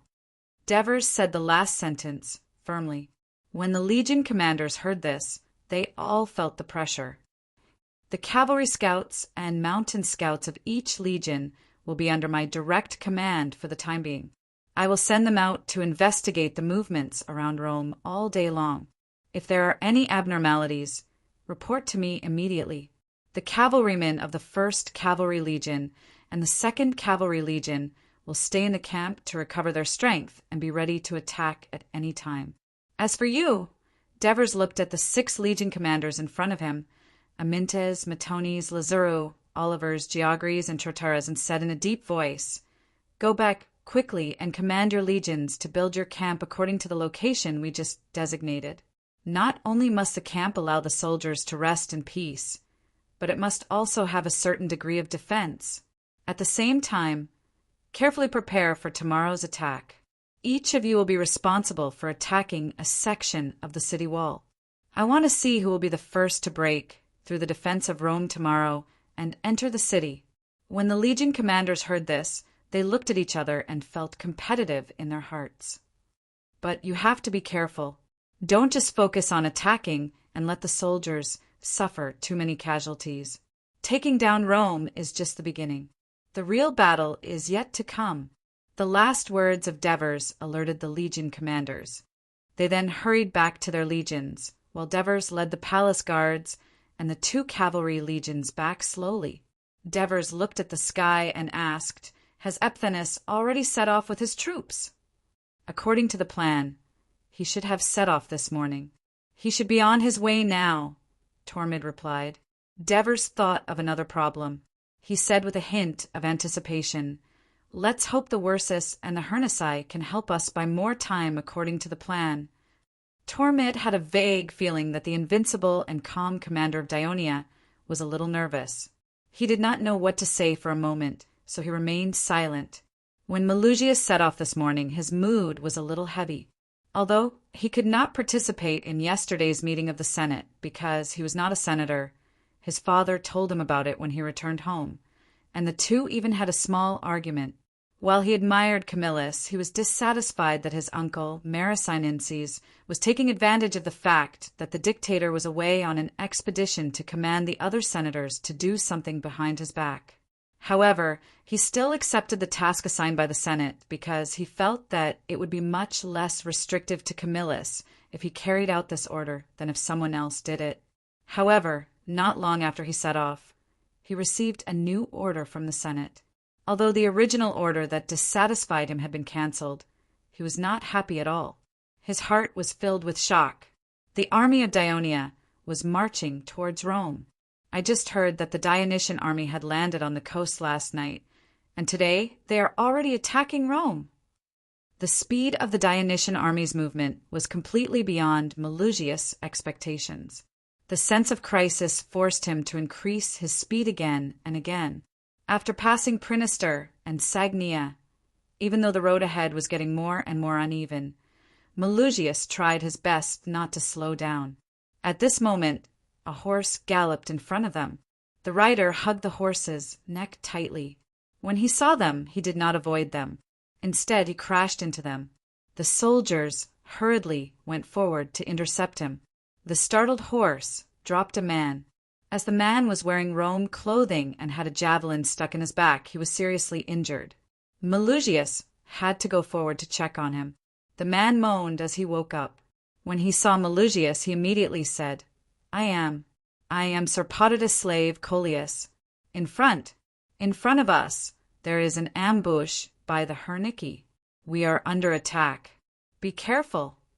Melugius did not need to think to know why Potitus' slave would appear here. He hurriedly asked, How many enemies are there? At least 70 or 80. There are so many people. Melugius was shocked. He turned around and looked at the 10 soldiers following him. He was in a dilemma. Should he continue to force his way forward, or should he turn around and call for reinforcements? After thinking for a while, he made a decision. Immediately turn around and go to Sagnia. It was not that he was afraid of death, but he felt that his mission was related to the survival of Rome. He could not afford to be careless. Moreover, Sagnia was not far from here. It would not take him long to reach there. In fact, when the various legions of Dionia arrived outside of Rome, they had already rushed to the area where their legions should be based according to the plan they had discussed last night. The engineers of the legions had already followed the plan set by the Devers last night and compared it with the blueprint of Rome. They had drawn up a preliminary plan for the construction of the entire camp. Now, they needed to personally go to the site to revise and confirm the plan. Soon, the new construction plan for the camp was out. Therefore, they led the engineering battalion of the legions to measure and mark the land outside of Rome according to the plan. Where should the trench be dug? How deep should it be? Where should the barricade be built? How high should it be? The position of the camp gate? The position of the sentry tower? Of course, the construction of the field camp of Dionia had special regulations. After many battles and revisions, there would not be too many changes. The soldiers had gone through countless military training and were already familiar with it. Therefore, when the legion commander rushed back and assigned the specific tasks of setting up the camp to the subordinate officers, the soldiers began to work in full swing. Chapter 780. At the same time, the ballistae of the various legions of Dionia were pushed to the southwest corner of Rome, about 200 meters away from the city. The ballistae fired stone bullets at the city wall that protruded outward like a dog's ear. Dozens of stone bullets bombarded the city wall at the same time. The momentum was terrifying, causing the defenders on the city wall to cry out in alarm. Round after round of stone bullets bombarded the city wall, causing broken bricks and stone shards to fall continuously. This made the defenders on the city wall feel uneasy. The ballistae were not the only ones attacking the city of Rome. There were also bows. These huge iron arrows, shot by bows that were magnified countless times, were not aimed at the city wall. Instead, they fell on the slums behind the city wall, causing panic among the people of Rome. But soon, the people in the slums discovered that the iron arrows stuck on the ground and the houses were tied with several rolls of papyrus. Some of the bolder people stepped forward and untied the papyrus out of curiosity. The chief of the city guard, Scipio the Great, had one of the papyrus in his hand. He carefully opened it and read it. The papyrus was written in Latin. My fellow citizens of Rome, my name is Vocres. I used to be a citizen of Rome, and I lived on Mount Raventine since I was a child. 8 years ago, because a rascal drove a flock of sheep to bite the wheat seedlings in the field I rented, and he provoked me with words. I was so angry that I beat him up. As a result, the court sentenced me to a large fine. I could not pay it. In the end, under the pressure of the other party, I had to buy myself as a slave to pay off the high debt. It was only later that I found out that this person was a customer of Cabulus Claudius Sabinus. That was why I lost the lawsuit that I should not have lost and became a slave. All my fellow citizens who live in Rome and have no land like me, all my fellow citizens who have a small piece of land but are born as commoners. Are you living in anxiety every day like me? Are you worried that the nobles who own a lot of land and a lot of slaves will seize your insignificant land and turn you into their slaves? Just because they are rich enough, they want more. We have fought against the greed of the nobles many times, wanting to gain the right to protect ourselves. So we have abandoned the city many times, wanting the greedy nobles to realize the importance of us commoners. But to this day, these greedy nobles of Rome still control all the power in the city, and we are their livestock that can be slaughtered at any time. My compatriots, are you willing? Fortunately, thanks to Diana's blessing, the people of Dionia had arrived. Although Dionia was a country with a king, its citizens had a lot of power. They owned their own land, and the law protected them from being plundered. No matter where they were born or what race they were, as long as they had the ability, they could hold public office and even become senators. Even ordinary citizens could report officials who violated the law and let them be punished by the law. The king of Dionia promised me that he would make Rome as beautiful as Dionia. My compatriots, if you don't want to become slaves, then join the Dionysian army and overthrow the rule of these greedy and ugly nobles of Rome. After reading, a chill rose in Scipio the Great's heart, and his limbs turned cold. He hurriedly ordered, "Quick! Send someone to seize these papyri. Don't let anyone have them." When the city guards dispatched by Scipio the Great arrived at the slums, they saw some commoners gathered in groups on the streets, surrounding a few literate commoners, and whispering to each other as they listened to the commoners reading the papyri that were taken from the iron arrows. "I know this Vacres. He used to live in front of my house, and he's a good person. When he became a slave, he even distributed some of his belongings to everyone.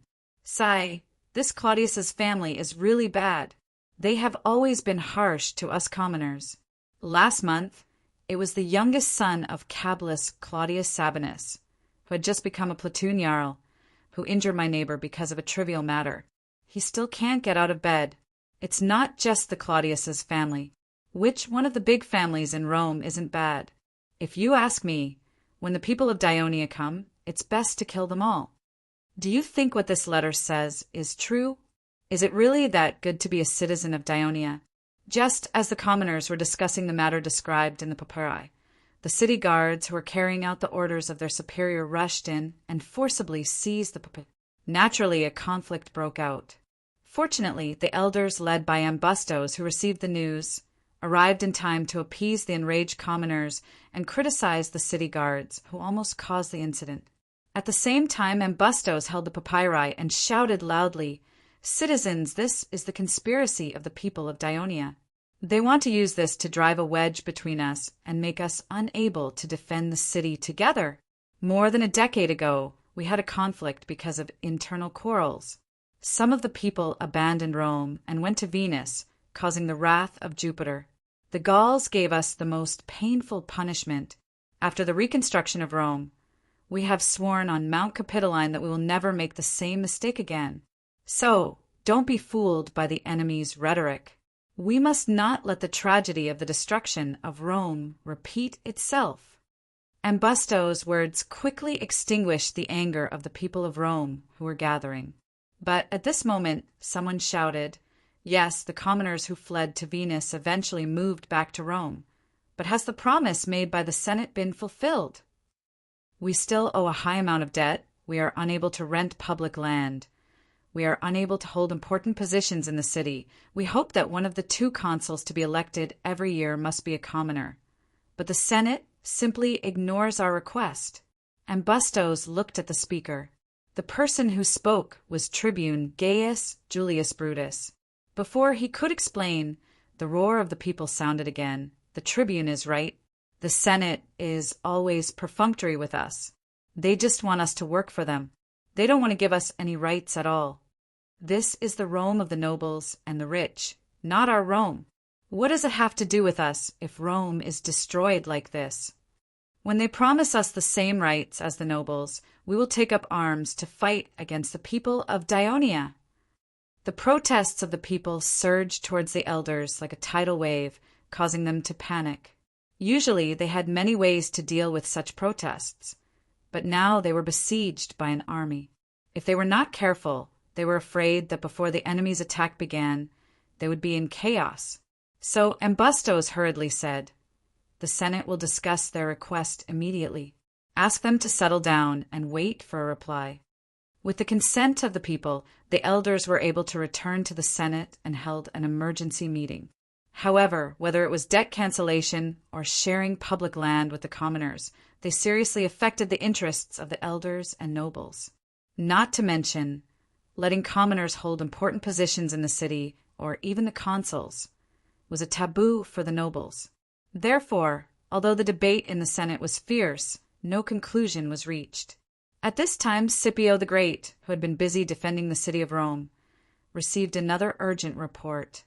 Dionia's warships had appeared on the Tiber River. Although he had already considered the possibility of enemy ships invading the Tiber River after learning that Ostia had fallen, he was still very nervous when he received this news. He immediately rushed to the southwest corner of the city wall, stood at the top of the city wall, and looked to the south. He saw a long line of three-decker, oared warships, under the tutelage of the slaves and laborers, and with the sailors paddling with all their might. They moved upstream along the Tiber River. The warships at the forefront were already approaching the river port. These warships, which were very small in the vast sea, looked unusually huge on the Tiber River, which was only about 100 meters wide. The hulls of more than 50 meters long crossed the river, reaching half the width of the river. This made many Rome soldiers on the city wall very nervous. They had never seen a three-decker oared warship before, and what made Scipio the Great even more nervous was that he saw many Daionia soldiers boarding the warships from the river port, and then the warships sailed to the opposite bank. Then, the Daionia soldiers boarded the river on the opposite bank. The Daionia wanted to attack Rome from the north through the bridge. Scipio the Great was shocked and immediately ordered, "Go and inform Cassius to strengthen the defense of the bridge. Be careful of the Daonia's attack." After the messenger left, Scipio the Great was still a little worried. He sent another 700 Rome soldiers to the bridge. Of course, most of them were citizens over 50 years old. While Scipio the Great was worried about the north of Rome, another soldier came to report that a group of Rome slaves and Latin laborers had appeared outside the western wall of Rome. Under the protection of the Daionia soldiers, they shouted at the soldiers on the city wall. The content of these slaves and laborers was actually similar to what was written on the papyrus scroll. It was just that these people spoke of their own experiences, which made it more convincing. They were not only talking about the civilians of Rome, but also the slaves. Because of the lack of troops in the city, the Senate of Rome had to let the slaves of the city serve as soldiers and promised to give them freedom after the war. Now the civilians and slave soldiers on the western wall were a little distracted. Their state of mind even affected the people in the city. The Senate's delay in making a decision had angered them. They gathered and ran to the front of the Senate to protest. They even declared that if the Senate did not give them a clear answer, they would open the city gate and welcome the Daionia. The urgent message, sent by the chief of the city guards, Scipio the Great, and the people outside the gate forced the Senate to abdicate. The senators were like ants on a hot pan, panicking. Chapter 781. At this time, Potida's words reminded them, "Camillus is now the dictator of Rome." Yes, there was now a dictator in Rome. During this period, all the resolutions and laws in Rome had to be approved by him before they could be implemented. Now the dictator, Camillus, was away on an expedition. When he returned, the army of Rome would also return, and the crisis would naturally be resolved. The senators suddenly had an idea. In the past, the aristocrats of Rome had many fierce conflicts with the civilians. Most of them had relied on the strategy of delaying to survive the crisis. After that, nothing much had changed. This time, they still decided to use this method. All kinds of coincidences made them think that the gods were protecting Rome. Therefore, they quickly passed the proposal: abolish the interest on the debts of the people of Rome, allow all citizens to apply for public land, and limit the area of land that each person could rent. Civilians could take up important positions in the city, and they could consider that one of the 2 consuls every year would be held by a civilian. The slaves who participated in the defense this time would immediately be free. The senators passed the proposal, but they did not immediately go out to announce it to the people. Instead, they asked their trusted slaves to go home and gather the diners. They then quietly mixed into the crowd. After everything was arranged, they opened the door of the Senate, faced the crowd, and announced the proposal that they had passed. The crowd was overjoyed. Some even shouted excitedly, "Victory to the Senate! Victory to the Rome!" At this time, the senators took the opportunity to announce, since the dictator Camillus is now in power according to the law of Rome, the proposal that we passed must be signed by him before it can be effective. So, please wait for 2 or 3 days. The enthusiasm of the people suddenly dropped as if a can of cold water had been poured on them. But at this time the clan diners kept shouting, "Don't worry, Camillus is on our side. He has spoken for us in the Senate many times. Yes, look at how many civilian officers he has promoted in the army. He will definitely sign this proposal. As long as we hold on for another 2 or 3 days and wait for Camillus to return, we will be able to enjoy the same rights as the nobles. Yes, we must defend Rome." Although there were a few sensible people who felt that something was wrong, the atmosphere of the gathering had been stirred up by the nobles. Many people chose to believe what the senators said, and some even volunteered to become soldiers to protect Rome. A crisis that was about to erupt was averted, and the elders heaved a sigh of relief. As for whether or not Camillus would sign the bill when he returned, they were not worried that the noble Camillus would sign the bill against the pressure of all the elders. As for whether or not the commoners would protest because they were deceived or even start a conflict, that was a matter for the future. They had to overcome the greatest danger before them first. Now about a mile away from the east, west, south, and north of Rome were occupied by the Dionysian army. After a simple lunch and a short rest, the soldiers of the Dionia legions began to build camps under the leadership of their team officers. Apart from the 2 cavalry legions who were tasked with the task of observing the enemy situation and attacking at any time, and the palace guards who were responsible for the safety of the king, the other 6 legions, plus their auxiliary personnel, laborers responsible for transporting supplies, and even the crew of the 3rd Fleet, nearly 70,000 people were busy. Soon, the surroundings of Rome became a large construction site. The city of Rome was even covered in dust.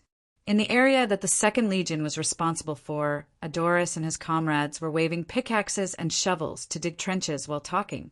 At this time someone shouted, "Is Audorus here? Someone is looking for him." "Who is it?" As soon as Audorus poked his head out of the trench, he heard a joyful shout, "Brother!" "Clotho!" When Audorus saw who it was, Clotocatax had already run to his side. "Why are you here?" "Father asked me to come and see you." "I'm fine. In the battle yesterday, my team killed many enemies, and none of them were injured." Audorus patted his bare chest and said a little proudly, "Tell father not to worry. I'm busy now and don't have extra time to talk to you. You can go back first." Father is now busy discussing tomorrow's battle plan with Tormid, Printos, and the other staff officers. "I have nothing to do when I go back now. Why don't I work here with you?" Clotocatax requested. "Okay." Audorus agreed without hesitation. Clotocatax immediately took off his clothes and jumped into the dirty, dark pit. "Let me introduce you. This is my younger brother, Clotocatax." Audorus introduced him to his comrades, who were busy in the pit. The soldiers of the 2nd Legion were mainly citizens of Turin. Some of them came from Amendolara, Abyssinia, and Castellan, all of which belonged to the region of Turin. The young citizens of this region, of course, knew the situation of the royal family of Dionia. Some of them might have even met Clotocatax when they were studying in Turin school. They knew who he was, so they greeted Clotocatax warmly. On the other hand, Cloto and Catax greeted them with the same humble attitude of a new recruit greeting a veteran. This won the favor of the soldiers. Someone even jokingly said, "Even the 1st Legion is not as glorious as our division, because we have 2 princes here."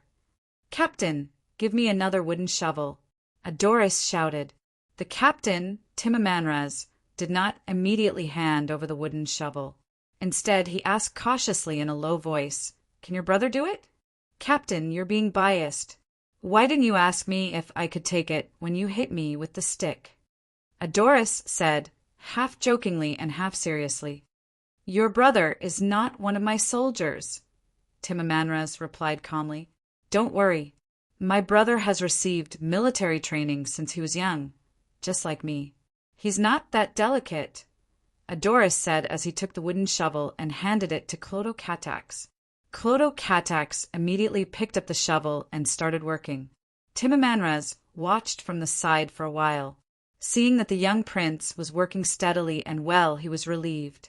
Then he said loudly, Brothers, with Clotho-Katax's help, let's work hard and try to finish the task earlier. Let's leave the other divisions behind so that we can be rewarded by the captain. He will let our division take on the important task of attacking the city tomorrow. The captain's words made the soldiers work even more enthusiastically. Some even sang the battle song of the Legion of Dionysia. Soon, everyone was working and singing, and the construction site was bustling with noise and excitement. This scene made Clotho-Katax a little envious. Just as he was in a daze, Adoris's voice rang in his ear. Is it fun to be a soldier of the Legion? Clotho-Katax nodded slightly. It's more fun during the battle. Even if you have some conflicts with your comrades, they will risk their lives to protect you on the battlefield, and you will also risk your life to protect them. At that time, everyone will become closer than real brothers. This is a very special feeling. Adoris said emotionally and patted his brother. You don't have to worry. You have just reached 18 years old. When they were 18 years old, they were still in the reserve team. You are already on the battlefield and can participate in such an exciting battle. When you are older, Father will definitely arrange for you to serve in the Legion. Clotho-Katax nodded, but he was not sure if he could become a soldier of the Legion when he remembered what his father said to him. In yesterday's battle, the Roman army was defeated. Under the pursuit of the Dionia cavalry, Paulus, Megis, and Pantius led the remaining soldiers to escape into Antium. Pantius accidentally fell during the escape and was trampled by the panicked soldiers, causing his right leg to be fractured. If it were not for the guards who risked their lives to save him, he might have become a prisoner of Dionia. After entering the city, Paulus and Megis calmed down a little. But when the statistics came out, they suffered another blow. Out of the 25,000 soldiers who set out for the expedition, only about 1,000 soldiers returned. Fortunately, there were defeated soldiers returning one after another. Both of them learned from the defeated soldiers that along the way from Lavinium to Anium, many of the defeated soldiers who were injured in the hands and feet were crying because they could not walk. The two of them were anxious. After a discussion, they decided to send troops to rescue these wounded soldiers while it was dark and the Dionia had returned to their camp to rest. This was a great risk, and some soldiers even refused to go out of the city to rescue them. But fortunately, the Dionia soldiers had rested in the city of Lavinium, so Paulus and Megis could repeatedly lead the troops to rescue the wounded soldiers. They busied themselves until dawn the next day. The number of soldiers in the city had reached more than 12,000, but more than 5,000 of them had lost their ability to fight due to injuries. Even if all the doctors in Anium were gathered to treat them, it was still a drop in the bucket. Soldiers continued to wail and die in pain. Paulus and Mesius could do nothing about it. And besides, both of them and the soldiers were exhausted to the extreme, and they almost fell asleep on the ground. They slept until dawn. When Paulus woke up, it was almost noon. He soon received the first bad news. Nearly 400 wounded soldiers died in the second half of the night. This made Paulus's already bad mood worse. The bread in his mouth was completely tasteless. At this time, Megis hurried to find him. The scouts we sent out found that the Dionia soldiers who occupied Lavinium are no longer there. Chapter 782. They're gone. They've gone to attack Ostia. Paulus asked in surprise, I'm not sure about the specific situation. I've sent scouts to Ostia to investigate, Megis said with a worried look. I hope that Ostia can withstand the enemy's attack. I hope that Dictator Camillus can lead his troops back as soon as possible. Paulus now regretted that he had fought with the Dionia so easily yesterday, causing the army to suffer heavy losses. The soldiers' morale was low, and it was impossible for them to lead the army into battle again. He sighed and asked, "What's the situation with the Lavanim?" "The Dionia only imprisoned the Lavanim and took away their food, but they did not hurt them. Our cavalry has released them, but they don't know where the Dionysian army has gone." As Meges spoke, a guard pushed the door open hurriedly and said, "Generals, a messenger has arrived from Rome, saying that he has an urgent matter to discuss with you. Quick, let him in." The two looked at each other and felt a little uneasy. "The Senate of Rome has ordered, given that the Dionia have captured Ostia yesterday and are now marching towards Rome, Rome is in danger. Generals Paulus, Meges, and Pantius should immediately lead their troops and rush back to rescue Rome. Ostia is lost. The Dionia are marching directly to Rome." These words were like 5 bolts of lightning, completely shocking the two generals. They never thought that the military action of the Dionia would be so fast and bold. At this moment, they regretted rashly fighting with the Dionia yesterday. However, no matter how difficult the situation was for the army, they must return immediately. Otherwise, if Rome were to fall, everything would be over. The two quickly reached an agreement, then explained the situation to Pantius, who was recuperating in bed, and asked him to temporarily take charge of Antium. Then the two began to recruit soldiers, but they soon encountered a problem. Antium was a newly occupied town by Rome, and the Senate had made it a colonial city. Tens of thousands of landless civilians from Rome and Rome were moved to this town and distributed land to them. They were also the main part of the garrison of Antium. Due to the short period of time, the city had yet to form its own parliament. The main affairs of the town were still decided by Paulus, the military governor of Antium appointed by the Senate. However, it was impossible for Paulus to take away most of the civilian soldiers in Antium. Under the pressure of the army, the first thing the civilians of Rome, who had been distributed land, had to protect their newly distributed property in Antium. Therefore, Meges tried to persuade the citizens with kind words, while Paulus threatened them with the laws and power of Rome. One played the good cop, and the other played the bad cop. It took a lot of effort to finally recruit more than 5,000 civilian soldiers of Rome, who had been scared out of their wits by the Dionysian army. When they left the city, it was already afternoon, but Paulus did not lead the team to Rome immediately. Instead, they first passed by Saturnicum and Villette. After yesterday's defeat, many defeated soldiers fled to these two new colonial cities. Coupled with the soldiers who stayed in the cities, Paulus and Meges could still recruit many soldiers to strengthen their rescue team. Paulus left Antium with his army in a hurry. He did not know that a huge fleet had once again appeared on the sea near the port of Antium. Their destination was the port of Ostia. The Third Fleet's Raven warships all went along the Tiber River to Rome, leaving behind the fast 3-oared warships and other small and medium-sized warships. There were more than 80 of them. They set up a cordon north of the port of Ostia to escort the arrival of the entire fleet. This is the port of Ostia in Rome? Isn't it a little too small? The merchant ship approached the port. Standing at the bow of the ship, Dios, the ironware merchant of the kingdom of Dionia, looked at the port that was gradually approaching. He could not help but look disappointed. What you see now is a port that has been expanded many times. 10 years ago, this port was even smaller, said Sostatus, the president of the Turii Chamber of Commerce. Sostatus, the president of the Tulii Chamber of Commerce, said, as a major merchant in the kingdom, he had a wide sales channel and had been to Ostia many times. It doesn't matter whether the port is big or small, but why are there so few workers at the port? The pottery merchant, Dicboris, who had just walked out of the cabin, had a surprised look on his face. He said anxiously, "The fleet that came with us is loaded with all kinds of goods. How long will it take to unload all the goods with so few people?" As he spoke, he saw thousands of strong men in the distance, lining up and arriving at the port. "Look, His Majesty has already thought of this problem.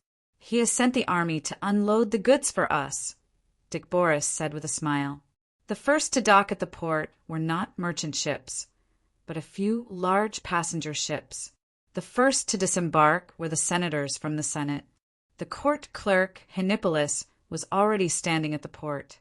He greeted them with a smile. "Sir Assists, Sir Androporus, Sir Terrace, Sir Nicomachus, welcome to Ostia of Latin." The senators returned the greeting. "Is His Majesty in the city?" Assists asked. "His Majesty has led the army to attack Rome, so he is not here to welcome you," Henipolis explained. "They are attacking Rome now." The senators were surprised. They were not high-ranking generals of the Dionysian army, so it was impossible for them to know the battle plan of the Devers. However, after they decided to come to Latin, they had done some research on the situation here. Of course, they knew the status of Rome in the Latin region. It was a large city with a population of over 100,000. Would it be so easy to take it down? Moreover, Rome was deep inland and far from the coast. Wouldn't it be too dangerous for His Majesty the Devers to directly lead the army into the heart of the Latin region after conquering Ostia? Henipolis saw the surprise and worry in their hearts, but he did not elaborate. Instead, he raised a papyrus scroll tied with black cloth and said, "Sir Terrace, His Majesty has appointed you as the temporary chief executive of Ostia. You will be in charge of managing the most important port city in the Latin region. You will ensure the foreign trade of Ostia's port, the transfer of goods, and the smooth and prosperous sea and river passage to Rome." As he said this, he handed the letter of appointment to Terrace. Terrace quickly unfolded it and read it carefully. Henipolis then said to the others, "When you are in Ostia, you can assist Sir Terrace in managing the city. This will also help you understand the situation in the Latin region in advance. After His Majesty has conquered Rome, you can go to Rome." Judging from Henipolis' tone, His Majesty was very confident in conquering Rome. Assists looked at the other senators without batting an eyelid and then expressed their understanding. At this time, Terrace, who had finished reading the Order of the Devers, asked doubtfully, "His Majesty has asked me to manage Ostia, but other than our army, there doesn't seem to be anyone else in this port." There were originally about 3,000 laborers and slaves in the port, but most of them were sent to transport the warships of the Third Fleet to Rome today. They will return soon. His Majesty has promised to give freedom to the slaves and allow laborers and slaves to join Dionia and become our citizens. In addition, there are thousands of Ostia imprisoned in the city. Henipolis suddenly thought of something and hurriedly said, "By the way, Sir Terrace, His Majesty wants me to remind you that although there are only a few people in Ostia, its location is very important to our expedition army. When the people of Rome recover, they will definitely come to fight for it with all their might. Therefore, although there are 3,000 soldiers in the city now, it is still slightly insufficient. However, the army is going to attack Rome with all their might and temporarily can't increase the number of troops here. Therefore, Sir Terrace, you have to ensure the safety of Ostia as your first priority. This is the key for Dionia to conquer Latin." After listening, Terrace's face became more solemn and he fell into deep thought. The reason why the Devers chose Terrace to be the governor of Ostia was that Terrace was different from the other senators who did not belong to the military system. He had received military training in Turiae for a long time and eventually became the captain of the reserve troops. Therefore, not only did he understand the military system of Dionia very well, but he also had rich commanding experience. Being the governor of Ostia could put his two strengths to good use. Of course, Assis was also a political talent who was good with both the pen and the sword, but the Devers had other plans for him. "All right, sirs, my task is done." Heniboris' tone became lighter. He pointed to the attendant beside him and said, "He will bring you to the city hall in the city. There are a few subordinates waiting for you to give orders, Sir Terrace." The accommodation of the sirs and officials, the settlement of the caravans, the transportation of the goods, and so on will all be handed over to you. In order to wait for you, I have already delayed a lot of time. Now I have to rush to Rome. The attack on Rome is such an important battle. If I can't witness it with my own eyes, how can I write the biography of His Majesty? As Hannibal spoke, he bowed to the crowd and then jumped onto the war horse that his attendant had brought over. He led a group of cavalrymen and left. The remaining people stood at the dock and looked at each other for a moment. Terrace came back to his senses and bowed to the crowd. Sirs, I will have to ask for your help to take over this new city of Dionia. Chapter 783. You're welcome, Sir Terrace. In this strange land, we should unite and help each other. Assists quickly said, Yeah, that's right. The others echoed, It's because we're going to govern a new area that we're more interested and motivated. And Drapolis also said, Let's come to Latin together. Sir Terrace is the first to be appointed. This is great news.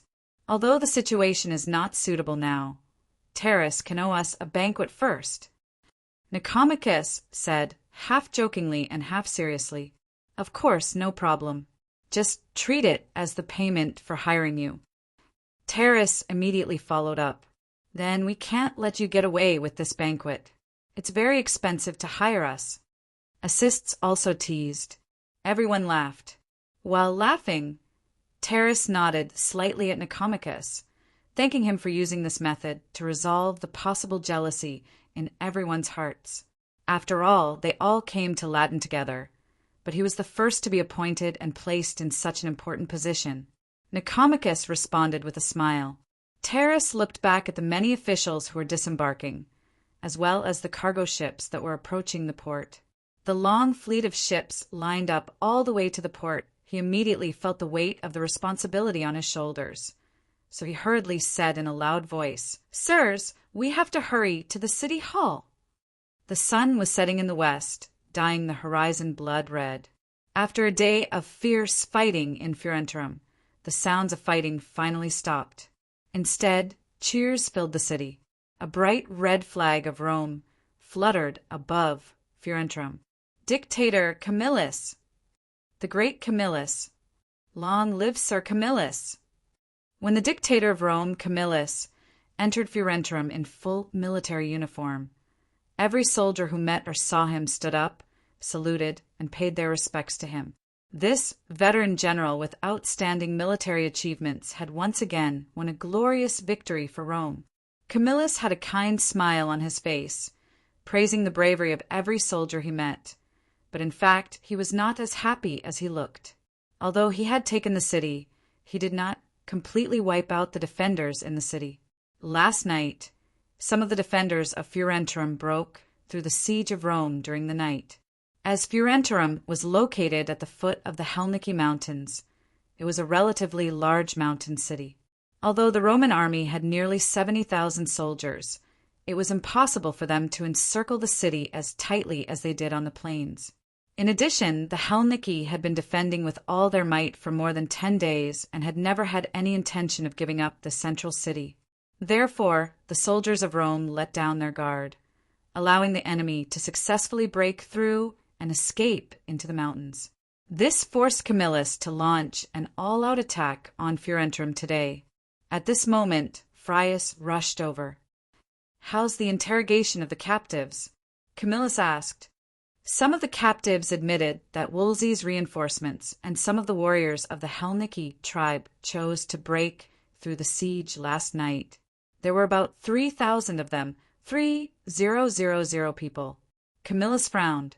For the Roman army of nearly 70,000 people, 3,000 people was indeed insignificant, but the Roman army would not stay here for long. The remnants of the Helnici and Wolsey might cause a lot of trouble for the Roman colonists. While Camillus was having a headache over this, Frius said with a solemn expression, Dictator, I learned another important thing from the captives. When the Wolsey persuaded them to break through, they said, the reinforcements of Dionia are coming, and there will be a war with the Roman army. They advised them not to defend Fiorentum, but to preserve their strength first. When the Roman army goes to fight the Daionia, they will retake the city. However, they could not bear to abandon Furentum, so they did not choose to break through. Camillus's expression changed when he heard this. He immediately asked, "The reinforcements of Daionia are coming again? How many are coming?" Frius shook his head. "The captives are not clear about this. It could be a lie made up by the Wolsey to let them break through." Camillus pondered for a moment, and his face showed a hint of melancholy. He quickly made a decision. "We have left Rome for too long. Now it seems that Rome and its forces in the west are a little weak. From tomorrow onwards, the army will gradually return to Rome." As Camillus was speaking, he heard Lucius shouting, "Father! Father!" He looked up and saw his son rushing over from the city gate. There were few people following behind him, and they looked familiar. Camillus blinked his murky eyes and said with uncertainty, "That seems to be Malusius." Frius gave him confirmation. "That's right, that's Malusius." The chief of the city guard of Rome actually came to Furentum. Camillus and Frius looked at each other, feeling uneasy. Malusius had asked for 100 cavalrymen from Signia to escort him all the way to the south. Along the way, they even fought 2 battles with a small number of Helnici who came to intercept them. Finally, they arrived at Furentum at dusk. Knowing that the Roman army had conquered the central town of the Helnici, Malusius could not help but feel happy for Camillus. This achievement was enough to offset the criticism of him by the senators. He staggered to Camillus and reluctantly gave a military salute. He then said, while panting, "Sir Dictator, the army of Daionia landed on the coast yesterday and captured Ostia. Today they are marching towards Rome. The Senate requests you to return with the army immediately to rescue Rome." Frius was shocked when he heard this. "What? Rome, sure." Camillus looked at him with a serious expression. Frius immediately understood and stopped talking. He looked at the soldiers around him and did not seem to notice anything out of the ordinary. "How many people are there in the Dionysian army?" Camillus was much calmer than Frius. He asked in a deep voice, According to the report of the cavalry, there might be more than 50,000 people," Malusius replied. More than 50,000 people. That was not a small number. Camillus was shocked, mainly because he had received news that Carthage had engaged in a battle with Daionia some time ago. With Carthage's army advancing in Sicily, shouldn't Daionia be fighting with Carthage with all their might? Rome had clearly made a truce with Wolsey, and the Hernici who had turned to attack were still in the hinterland. It should not have affected Daionia much, and it should not have caused Daionia to go to war. Daionia actually ignored Carthage, who was obviously a threat to them, and instead attacked Rome, which was not a threat to them at this stage. This did not make sense. Camillus was very confused and annoyed at the same time. After all, his mistake had put Rome in a dangerous situation. But now was not the time for regrets. He had to make a decision, quickly. He calmed himself down and immediately gave an order. Frius immediately informed Quintus, Licinius, and the other generals to the main tent for an emergency military meeting. "Yes, Malusius." Camillus looked at the haggard young man and said apologetically, "I know you are very tired, but the situation is urgent now, and I still need your help. Sit down first, recover some strength, and drink some water." "Dictator, I am fine, I can still hold on." Malusius immediately puffed up his chest and said. Half an hour later, the main generals of the Rome army gathered in the main tent of the military camp. After listening to the Senate's order brought by Malusius, the whole tent was in an uproar. Camillus coughed, and his son Lucius immediately shouted, "Quiet! Everyone, please be quiet. Generals." Camillus sat on the main seat and said with a solemn expression, "Rome is under attack. We must return as soon as possible. But the soldiers have just taken down Furentum and need time to rest. Moreover, it is night time now, and it is very dangerous for the army to march in the dark. So I have decided to lead the army back tomorrow Quintus immediately stood up and objected. Dictator, there are only a few thousand soldiers stationed in the city of Rome, while the enemy has tens of thousands of people. The Senate has no choice but to recruit the elderly and children as soldiers. It will normally take 2 to 3 days to return to Rome from here. If we delay for one night, many people in Rome will die. We better hurry up and return immediately. If we return at this time, not to mention that the soldiers are already very tired, just the tens of thousands of people marching in the dark alone will be a big problem. If we encounter an attack from the Hernici or other enemies, they only need a small number of people to cause chaos among our tens of thousands of people, or even defeat us. Who will be responsible for this failure? Titus Quinctius Cincinnatus loudly objected. All right, all of you, stop arguing. I have not finished what I wanted to say just now. Camillus stretched out his hands and gestured for everyone to calm down. He said, although the army cannot march at night, a small number of troops can still do it with careful arrangements. Quintus, Licinius, each of you will lead 20 elite platoons and set off immediately along the Tullarus River. Try to reach the vicinity of Rome by tomorrow night. During the attack on the Hernici, as the battle line moved forward, the transport line was stretched. In order to prevent the Hernici and their allies from attacking Rome's supply transport, Camillus built a small defensive camp every 5 or 6 miles on the east bank of the Tullarus River. Generally, there were 2 or 3 platoons stationed there to escort the supply transport. Now, they could become the biggest help for the Roman army in the dark. Chapter 784. Yes, Sir Dictator, we will reach Rome by tomorrow night. Quintus and Licinius immediately stood up and promised loudly. When you arrive outside Rome, you must observe the situation on the battlefield. Do not attack rashly. Instead, you must put pressure on the Dionysian army so that they will not dare to attack Rome with full force. Camillus patiently warned his men. Then he said in a deep voice, I will do my best to lead the army to arrive the day after tomorrow night and meet with you. Then we will fight to the death with the Dionia. When the generals in the tent heard this, their uneasiness after learning the news turned into excitement. At night, when everything was quiet, most of the people of Rome in the city and the Dionia soldiers outside the city were asleep. However, outside the northeast wall of Rome, hundreds of soldiers quietly came out of the camp of the First Legion of Dionia. They wore black shirts and black scarves over their heads. Leather shields and short swords were tied tightly to their backs, and a small bag of beef jerky was tied to their waists. In this pitch-black night, they quietly moved southwest and crossed the open Piazza de Mars. The Piazza de Mars was originally a wide wetland caused by the long-term flooding of the Tiber River.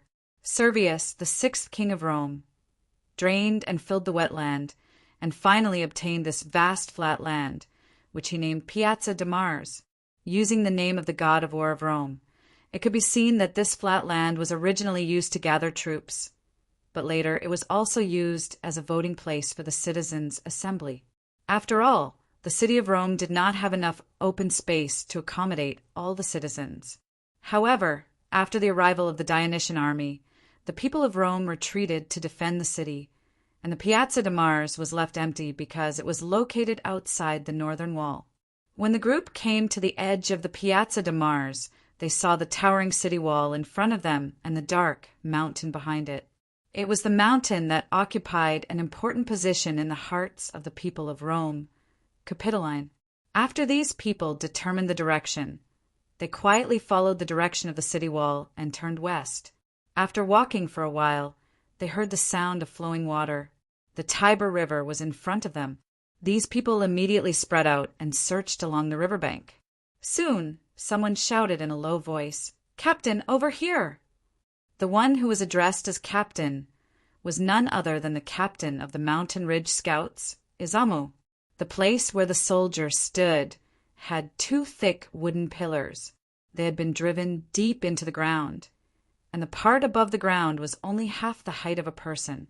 Between the wooden pillars was a wooden plank that led all the way to the river, but it was broken midway.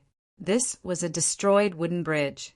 Why, Zam looked ahead and saw a vague outline of land, less than 20 meters away from the shore. He knew it was the island in the middle of the river, called Tiberina by the people of Rome. Before the Dionysian army arrived in Rome, the people of Rome evacuated the people living on the island and destroyed the wooden bridges that led to it. If the people of Rome hadn't evacuated the island, they might have discovered our actions. Eisen thought. He then said in a low voice, "Bring the rope here and tie it to this wooden pole." More than 10 people carried a large bundle of rope that was as thick as a spear and tied one end of the rope to the wooden pole. "Is Tarentus ready?" Why, Zam asked in a low voice. "Captain, I can't wait any more," a strong soldier replied in a slightly stiff voice. "All right, it's up to you." Why, Zam hammered his sturdy chest with his fist. He turned around and said to the other soldiers, "Tie it up for him." The team members tied the other end of the rope around his waist. He did not carry a leather shield or a short sword. Instead, he had a rope hook, an iron saw, and a big iron pincer. After the rope was tied around his waist, the team members tugged on it and felt that it was very sturdy. Why? Zam looked at the warrior from a soppy with anticipation and encouraged him. "The Hades will protect you. Go and become a hero of the kingdom, like Thurian." Tarentus solemnly saluted. Why, Zam and the team members also solemnly returned the salute. Tarentus wore the vest made of inflatable lamb's belly under his arm. Then he grabbed the rope with both hands and walked backward toward the river. The coldness of the river caused his skin to tighten. The slippery bottom of the river made him unable to stand up straight. The river Tiber seemed to flow slowly during the day, but when he walked into the river, he could feel how strong its momentum was. Tarentus could not help but flow downstream. Fortunately, the rope around his waist was holding his body back. His team members were slowly releasing the rope like a tug of war, allowing him to slowly move downstream. Not long after, he saw that the river bank in front of him was no longer flat. It had become a bank that was 7 to 8 meters tall. It stood straight beside Tarentus. Tarentus had observed the terrain beforehand. He knew that this meant that he had already passed the walls of Rome. Even though he was still by the river, the water had become deeper. He could not step on the bottom of the river.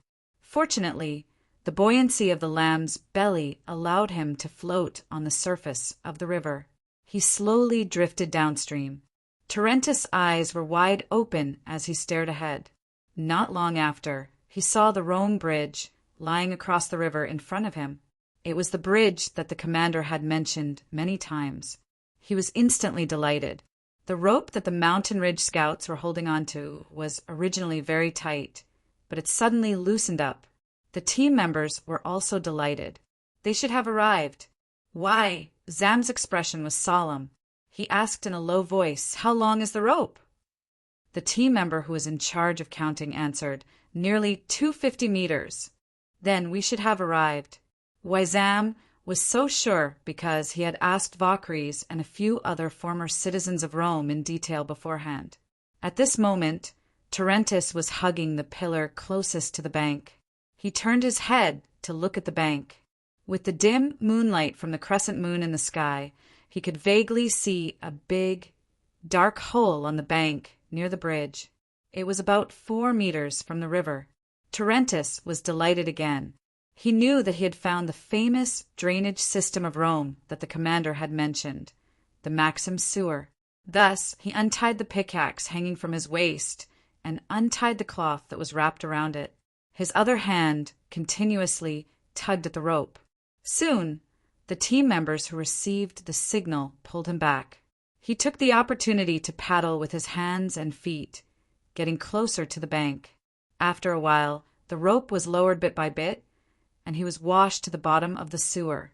It was easy to see where the sewer was because it had an unpleasant stench, and the bank was wet and covered in moss. Tarentus immediately raised the pickaxe and stabbed it hard. The sharp tip of the pickaxe plunged into a crack in the stone. He grabbed the pickaxe with one hand and tugged at the rope with the other. This was to tell his team members to stop releasing the rope and tighten the rope to keep him in this position. Then he patiently untied the hook on his body and grabbed the end of the rope in his hand. He estimated the distance and threw it above his head. He heard a crisp clang above his head. He cursed inwardly and hurriedly dodged. The iron hook brushed past his body and fell into the river. That was close. Terentius did not immediately pull up the rope that fell into the river. Instead, he stuck to the bank and carefully observed the movements on the bridge. He was afraid that the patrolling soldiers of Rome would hear him, but he had obviously underestimated the Tiber River. Even though it looked calm and was not as turbulent as when Dorian crossed the Crati River in the past, the river had been crashing against the bridge and the bank for many years.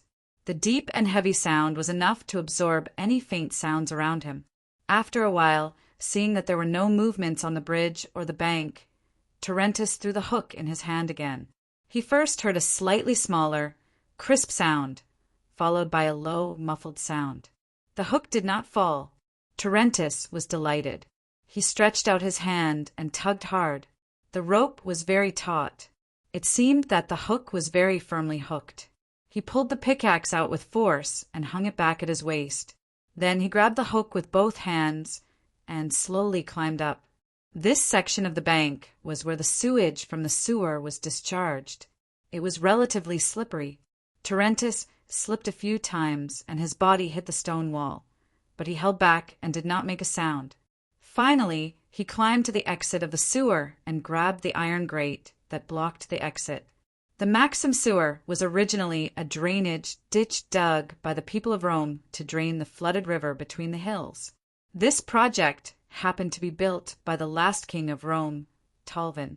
Its original location was in the Forum of Rome, next to the Senate. As the city of Rome improved and the population increased, there was no longer a need to drain the sewer and remove the silt. Instead, the discharge of domestic sewage became a concern for the people. So, every household began to dig a drainage ditch in front of their house and connect it to the original large drainage ditch. They discharged all kinds of sewage produced in their homes into the Tiber River through the drainage ditch. Over time, the number of drainage ditches increased and became longer.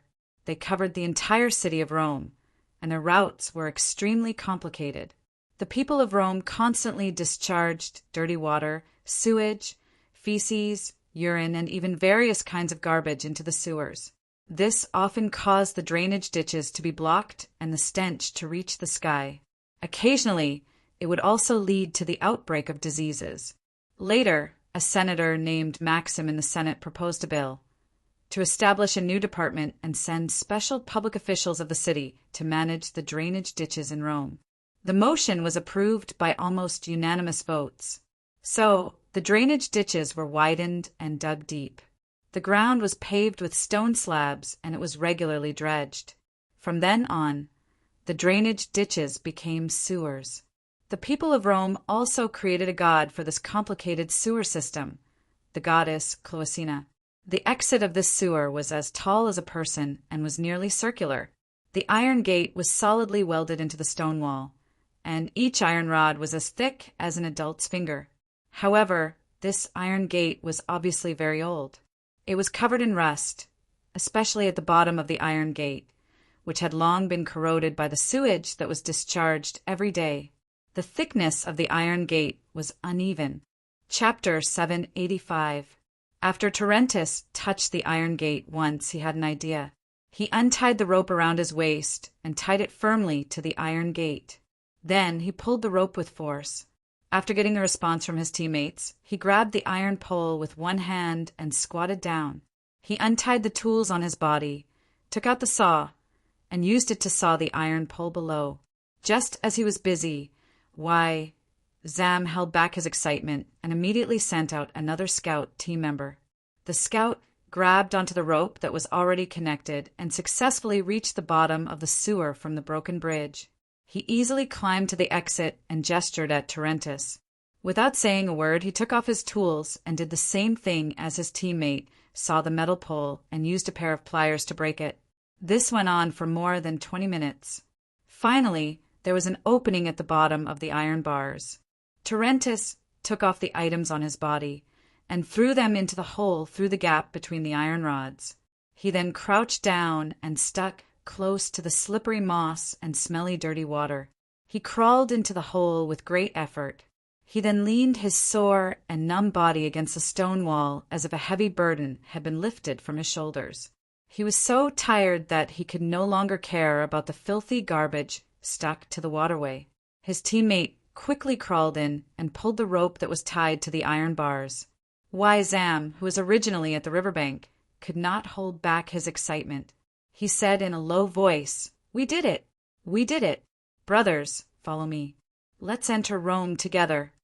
In the morning, the Devers were woken up by Clodocatax. Last night, divers had been busy thinking about today's siege. It was only late at night when he received a message from Zam's messenger that he felt relieved. He couldn't resist the urge to sleep and slept until now. When they were woken up, the Devers were still in a daze. He blurted out, "What happened?" "No, father. The commanders are waiting for you to give the order to attack." Clodocatax quickly replied. The Devers realized that he had lost his composure. He patted his face and felt more awake.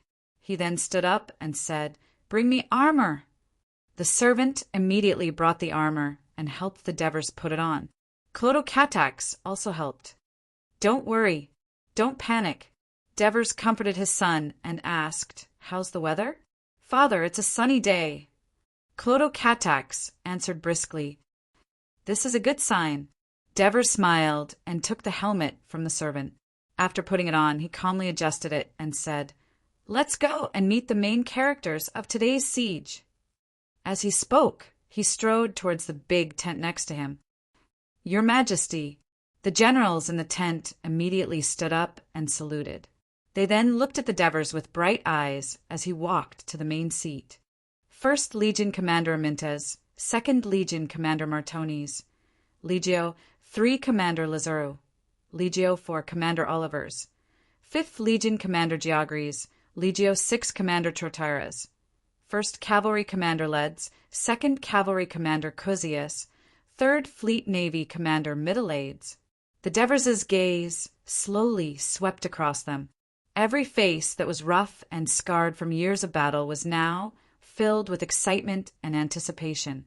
At this moment, in the eyes of the Devers, the shining stars in the big tent gave him more confidence. He smiled and said, "It seems that everyone is very confident. What are you waiting for? Get ready to attack." "Yes, Your Majesty." The generals also responded with a smile. "Lazaro and Middleades, you lead the 3rd Fleet and Legio 3 to attack half an hour after the other legions attack." "Yes, Your Majesty." The Devers specifically gave this one sentence and then said resolutely, "Everyone, you must attack Rome before dark. I will wait here for the news of your victory." On Capitoline Hill in Rome, in the magnificent temple of Jupiter, the high priest Cato Julius Juris was praying to the god devoutly. Behind them were many elders of Rome, as well as some senior officers led by Scipio the Great, the chief of the city guards.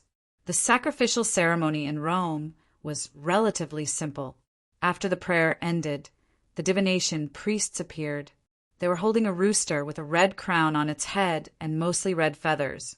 A priest scattered a handful of black beans on the ground and then let go of the rooster.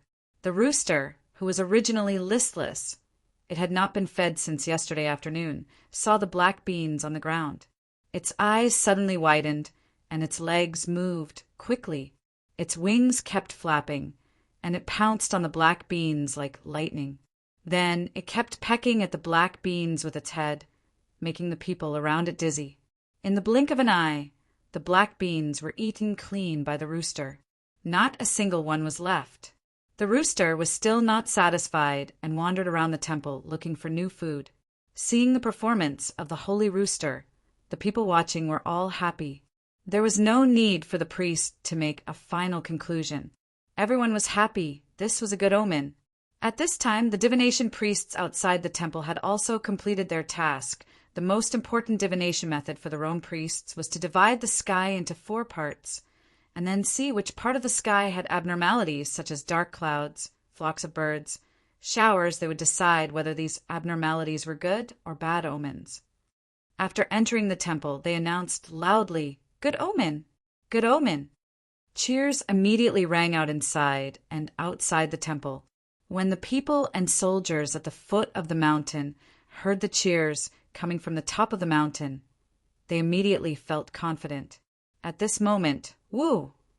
A loud bugle call came from outside the city. The people on Capitoline Hill suddenly had a change of expression. The Dionia's attack had begun. Scipio the Great hurried to the edge of the cliff and looked northwest. In the distance, many figures had appeared in front of the enemy's camp. It was the camp of the First Legion of Dionia, and they had begun to line up. Scipio the Great maintained a calm expression and turned to the generals and said, "The Dionia has begun to attack. All of you return to your respective defense areas and command the people to defend Rome." "Yes," the generals answered with vigor. Scipio the Great led them down the mountain in a hurry. Most of the people crowded at the foot of the mountain were women and children. They took the initiative to make way for the generals and wish them victory and drive away the enemy. After the emergency mobilization the night before and yesterday, the city of Rome had recruited about 25,000 soldiers. Scipio the Great divided the troops into 4 parts according to the situation of the Dionia camp outside the city. 5,000 soldiers defended the northeast wall. 5,000 soldiers defended the west wall. 10,000 soldiers defended the south wall, which corresponded to the huge Dionia camp outside the city, and the remaining less than 5,000 soldiers defended the bridge of Rome in the north. The one in charge of the defense of the northeast wall was Marcus Attilius. He was originally the chief of the cavalry among the 3,000 elite soldiers who stayed in Rome. He was born into a prominent Roman family and was a veteran general who had been on the battlefield for a long time. Therefore, Scipio Africanus entrusted him with the responsibility of defending the northeast wall, which had the longest range of defense and was the farthest from the center of Rome. So after going down the mountain, he did not need to walk far and immediately went to the top of the wall next to Capitoline Hill. Some Rome soldiers immediately surrounded him. "General, the enemy has begun to attack." The people surrounding him were all teenagers who were not even 18 years old. Their childish faces were intertwined with excitement and nervousness. They had long since held their spears and leather shields in their hands. The way they looked at Marcus was like how a child would look at its parent with admiration. "Don't panic. Our walls are so high and the trenches are so deep. The enemy can't attack us. Jupiter has given us a good omen. The holy chicken has eaten all the fodder, and the Dionia will be defeated. Jupiter will protect Rome." After listening to Marcus' words of encouragement, the soldiers cheered. Marcus squeezed out of the crowd and found his adjutant. With a solemn expression, he said in a deep voice, "Go and inform the platoon leaders to control their soldiers and hold their positions. No one is allowed to run around. Otherwise, they will be punished by military law." The adjutant immediately went to carry out the military order. Marcus saw a row of soldiers sitting against the outer wall. Their weapons and even helmets were placed on the ground beside their hands. At a glance, almost all of them had gray hair. They were talking to each other in a relaxed manner, as if they did not know that a battle was coming. These were all Roman citizens above the age of 50, although their strength had faded due to old age, and their bones were no longer as strong as before. Almost all of them were battle-hardened. Therefore, compared to the young soldiers who had yet to experience battle, Marcus trusted these real veterans more. This was also his helplessness. In his team, other than the old and young, there were only some civilians and slaves. In his heart, these people who almost caused a big mess yesterday were not worthy of his complete trust. Marcus placed his hands on the battlements and looked into the distance. The Dionia's siege troops had advanced to a distance where he could see them clearly. The Dionia's siege troops were divided into groups of a dozen heavy infantry. They carried a long and wide wooden board on their heads and lined up in loose columns. The columns were spaced apart, and they approached the wall at a steady pace. "Blow the bugle and get the soldiers ready for battle," Marcus ordered. The bugle was soon blown. Under the command of the platoon leaders, the Rome soldiers quickly put on their armor, picked up their weapons, and stood in a defensive position. They watched the approaching enemy and were ready to attack at any time. The older citizens acted as auxiliary soldiers, carrying bundles of javelins, arrows, cans of tar, and even stones and wood. They placed them on the designated walkways. The front-line Dionian soldiers were less than 150 meters away from the city walls, which was within the firing range of the archers on top of the city walls. Marcus did not give the order to attack, but there were still sparse arrows being fired from the city walls. Chapter 786. When Marcus saw this, he immediately shouted, "Listen to the order! Don't attack indiscriminately. Don't shoot arrows. Don't shoot arrows." The messenger ran along the wall while conveying Marcus' order. In Marcus' view, the front line of the Dionia's siege troops were originally heavy infantry. Arrows posed little threat to them, not to mention that they had wooden planks on top of their heads. In a situation where they could hardly achieve anything, there was no need to waste arrows and consume the strength of the soldiers. The Dionia soldiers had arrived in front of the trench that was only more than 20 meters away from the city wall. They put down the wooden planks on top of their heads and placed them on the ground in front of the trench. At this moment, Marcus gave the order to attack and took the lead to throw a javelin. So, the Roman soldiers who were already prepared shot javelins and arrows at the enemy not far below the city wall.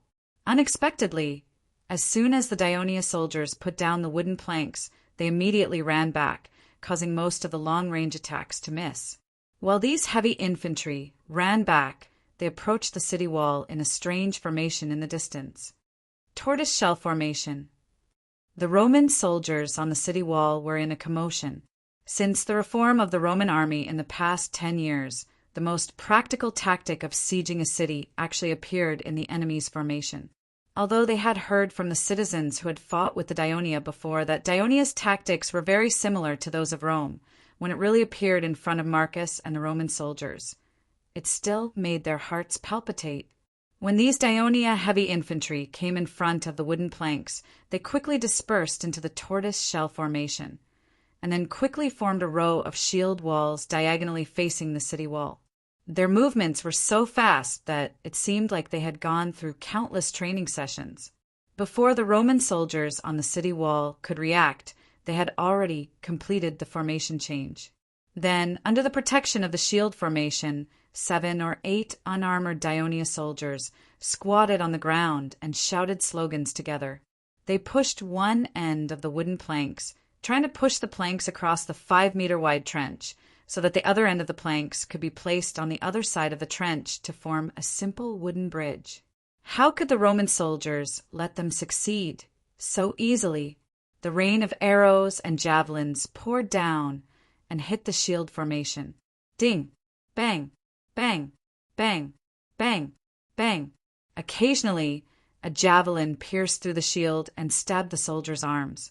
Some arrows passed through the gap between the shields and injured the soldiers' unprotected thighs. However, they still endured the pain and maintained the integrity of the shield formation. Soon, more than 20 wooden bridges were set up on the trench. The Dionia soldiers helped their injured teammates up and began to retreat. As they retreated, they quickly transformed the shield formation into a tortoise-shell formation. The enemy's ability to change formations skillfully maintain the stability of the shield formation in the face of strong long-range attacks, retreat quickly, and take care of the injured soldiers. This was definitely an extremely well-trained and experienced team.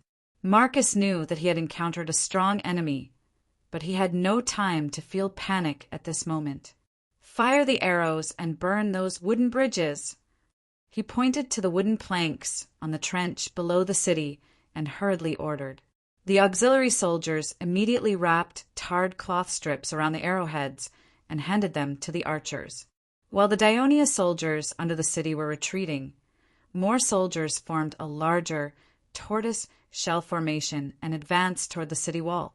Behind these tortoise shell formations were nearly 1,000 soldiers without armor. Some of them had bows on their shoulders. They lined up in a looser formation, and they were about to enter the shooting range of the arrows. It's the Daionia light infantry. The Roman platoon jarls on the top of the city wall quickly made a judgment and decided to give them a head-on attack to prevent them from approaching the city wall and posing a threat to the defenders. When the Roman soldiers aimed their arrows at them, the Daionia light infantry stopped 150 meters away. Marcus was a little puzzled when he saw some of the Daionia light infantry constantly swinging their arms. Soon he saw countless black dots whizzing over, and most of them smashed on the wall below the Roman soldiers, creating a series of crackling noises. Ah! A soldier not far from Marcus suddenly screamed and fell to the ground. He was bleeding from his brow bone. The soldiers picked up the object and handed it to Marcus. It was a black lead ball that was smaller than an egg. Marcus weighed it in his hand. It was still a little heavy. Stone throwers. These were the Daionia stone throwers that Camillus mentioned. Marcus suddenly remembered the battle report that Camillus made in the Senate. That's right, these were the Rhode Island stone throwers, the unique unit of the First Legion. They were also the only one left in the entire Dionysian army. After the first throw, they made adjustments according to the landing point. So when they waved the catapult again and threw the lead ball, it was obviously more accurate this time. Most of the lead balls fell on the top of the city wall. The Roman soldiers hurriedly put their long shields on top of their heads. The archers did not have protective gear, so they could only dodge to the side of the heavy infantry. The section of the city wall where Marcus was located was in a panic. At this time, the Daionia tortoiseshell formation had arrived in front of the wooden bridge. They quickly spread out, revealing 2 ladders hidden in the formation. Every 6 soldiers carried a ladder that was 20 meters long. They quickly rushed over the wooden bridge and rushed to the city wall in front of them. The heavy infantry, with swords and shields in hand, followed closely behind and crossed the trench. The Roman soldiers on the top of the city wall did not care to avoid the incoming lead balls. They began to throw javelins and fire arrows. Under such a fierce attack, the Daionia heavy infantry began to suffer casualties. But at this time, they could not care about rescuing their comrades. The soldier carrying the ladder fell down, and the soldier closest to him immediately put down his sword and shield and stepped forward to take his place.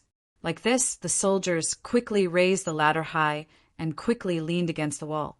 Then they quickly pulled the ladder down diagonally.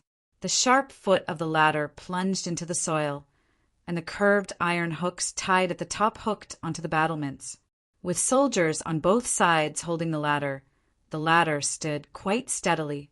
The Daionia heavy infantry protected their heads with their left hand and climbed up the ladder with their right hand. The juvenile soldiers of Rome began to play their role. Some threw stones and logs down, some poured thin oil and threw torches, some poured freshly boiled water down, and some used swords to slash at the joint of the ladder and the iron hooks. The light infantry of the First Legion of Daionia had also rushed to the bottom of the city wall. They threw arrows and javelins at the top of the wall. The Roman soldiers who attacked from below but exposed their bodies outside the battlements became the focus of their attacks. Brothers, you have done a good job. You have steadily attacked the bottom of the wall without suffering many losses. Amyntas had arrived at the back of the stone throwers, less than 200 meters away from the city wall. This way, it was convenient for him to observe the situation and give commands. He was very satisfied with the progress of the siege so far, so he said to Printos next to him, "This is all thanks to you." The Devers were worried that Amyntas would take too much of a risk and cause the First Legion to suffer too many losses. So they sent Printos because they had a good relationship with each other. Printos said modestly, "It's mainly because the First Legion that you lead is well-trained, Commander." Yes, the First Legion is the strongest, and the reserve soldiers that were replenished did not embarrass the tourists. They are not any worse than the veterans. It's a pity that His Majesty didn't hand over the siege towers, siege vehicles, and ballistae to the First Legion. Otherwise, the enemies on the walls would have suffered even more. Amyntas complained loudly. Printos did not answer. Before he came, the Devers had warned him that this time the First Legion would be the auxiliary attack. The First Legion had suffered a lot in the previous battles, so they did not have to go all out this time. They could be used in the later battles. As the Deputy Chief of Staff, Printos actually knew that His Majesty the Devers still had a consideration in mind. They could not always let the First Legion be the main force. They had to give the other legions a chance to do so. This was not only a balance, but it was also beneficial to train the other legions and improve the overall combat power of the Dionysian army. However, even without those siege weapons, the First Legion can still attack Rome before the other legions. Amyntas said confidently, "Printos, in half an hour, I will send the remaining 3 brigades to put more pressure on the people of Rome." Printos was shocked and tried to persuade him in a euphemistic way. "Commander, the siege has just begun. Should we observe the enemy's defense before making a decision? Besides, it is still uncertain whether the allies of Rome will come to help. We must always pay attention to the reports from the scouts. So, these 3 brigades are the reserves. It is better not to move for the time being." Amyntas' eyes widened. He was about to lose his temper, but he quickly held it back. He had been in the Dionysian army for so many years, so his mind was much more meticulous than his rough appearance. Before the war, why did His Majesty the Devers send Printos to the First Legion?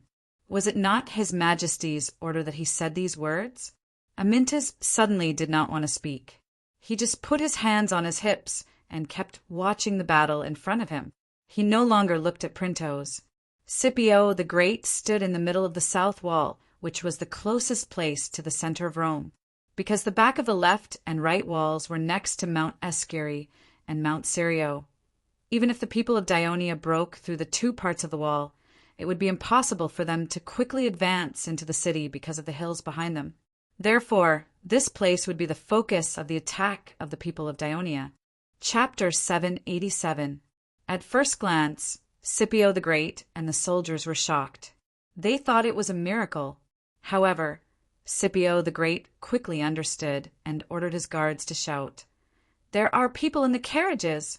There are people in the carriages!" Thus, the panic of the soldiers was dispelled. Scipio the Great and the soldiers watched as the hundreds of wooden carriages entered the range of the archers, but there was nothing they could do. After a while, the wooden carriages at the front stopped in front of the trench, and the wooden carriages at the back quickly followed. One by one, the wooden carriages connected from end to end. Soon, 5 wooden carriages were formed in front of the trench, extending beyond the range of the archers. Behind them, there were many carts filled with the sacks made by the Dionia soldiers yesterday. Countless unarmored Dionia soldiers lined up and passed the sacks forward one by one. The soldiers who pushed the wooden carriages earlier did the same. Soon, the sacks were thrown into the trench one after another. This strange way of filling the trench surprised the Roman soldiers on the wall, but it made them even more nervous. Although Scipio the Great did not know what these wooden carriages were used for, he still ordered the soldiers to fire arrows at them out of instinct. However, the wooden carriages at the front were covered with a thin layer of soil and wrapped in soaked linen, so it was not easy to ignite them. At the same time, many wooden carriages with a wide wooden plank erected in front of them were lined up side by side, advancing toward the wall in the middle of the 5 wooden carriages. The ones pushing them were the light infantry of the 2nd Legion of Dionia. With the wooden plank as a shield, the arrows could hardly hurt them. These wooden carriages were pushed to the front of the trench, forming a wooden wall that was not very continuous. The light infantry of Dionia fired arrows at the Roman soldiers on the wall through the gaps between the wooden plank. Adoris was in a wooden carriage. Like the other soldiers, he was not wearing any armor. This was to conserve his energy and make it faster to carry out his mission. In fact, Adoris did not know how many sacks he had passed to the front, but he still felt very energetic. At this time, the captain at the front shouted, "Brothers, pay attention! Push the carriages forward!" Before the siege, the officers had told the soldiers the plan of action, so Adoris knew that the trench in front had been filled. The wooden carriages in front would be moved to the trench, compacted the ground, and covered with wooden planks. This way, the siege weapons could pass through the trench. Although the wooden carriages were large, except for the wooden roofs and sides, the interior was hollow, so they were not heavy.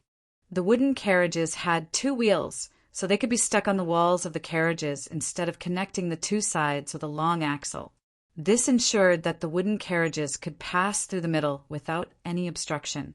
Adonis and his comrades pushed the wooden carriages forward. Soon, the wooden carriages were connected with the front and back, and soon connected with the front and rear wooden carriages. Adonis. Wooden planks were passed from the wooden carriages. Adoris. Then the officers organized the soldiers in the wooden carriages to retreat in an orderly manner.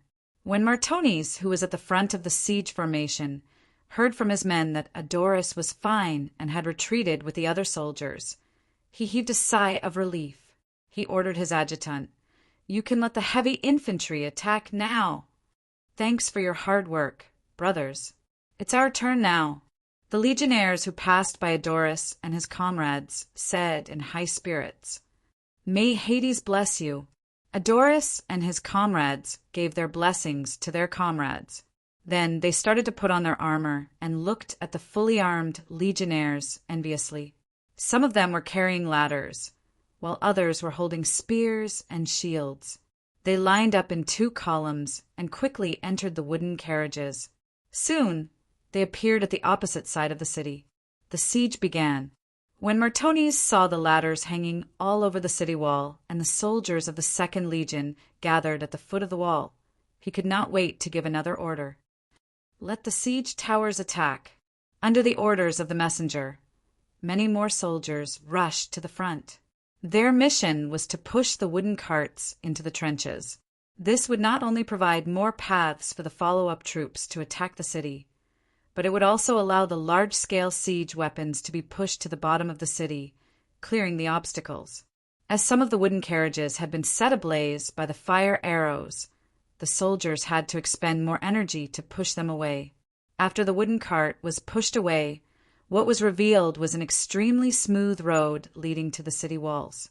Scipio the Great ordered his soldiers to attack the Daionia heavy infantry at the foot of the city wall, as well as the Daionia light infantry at the foot of the trench.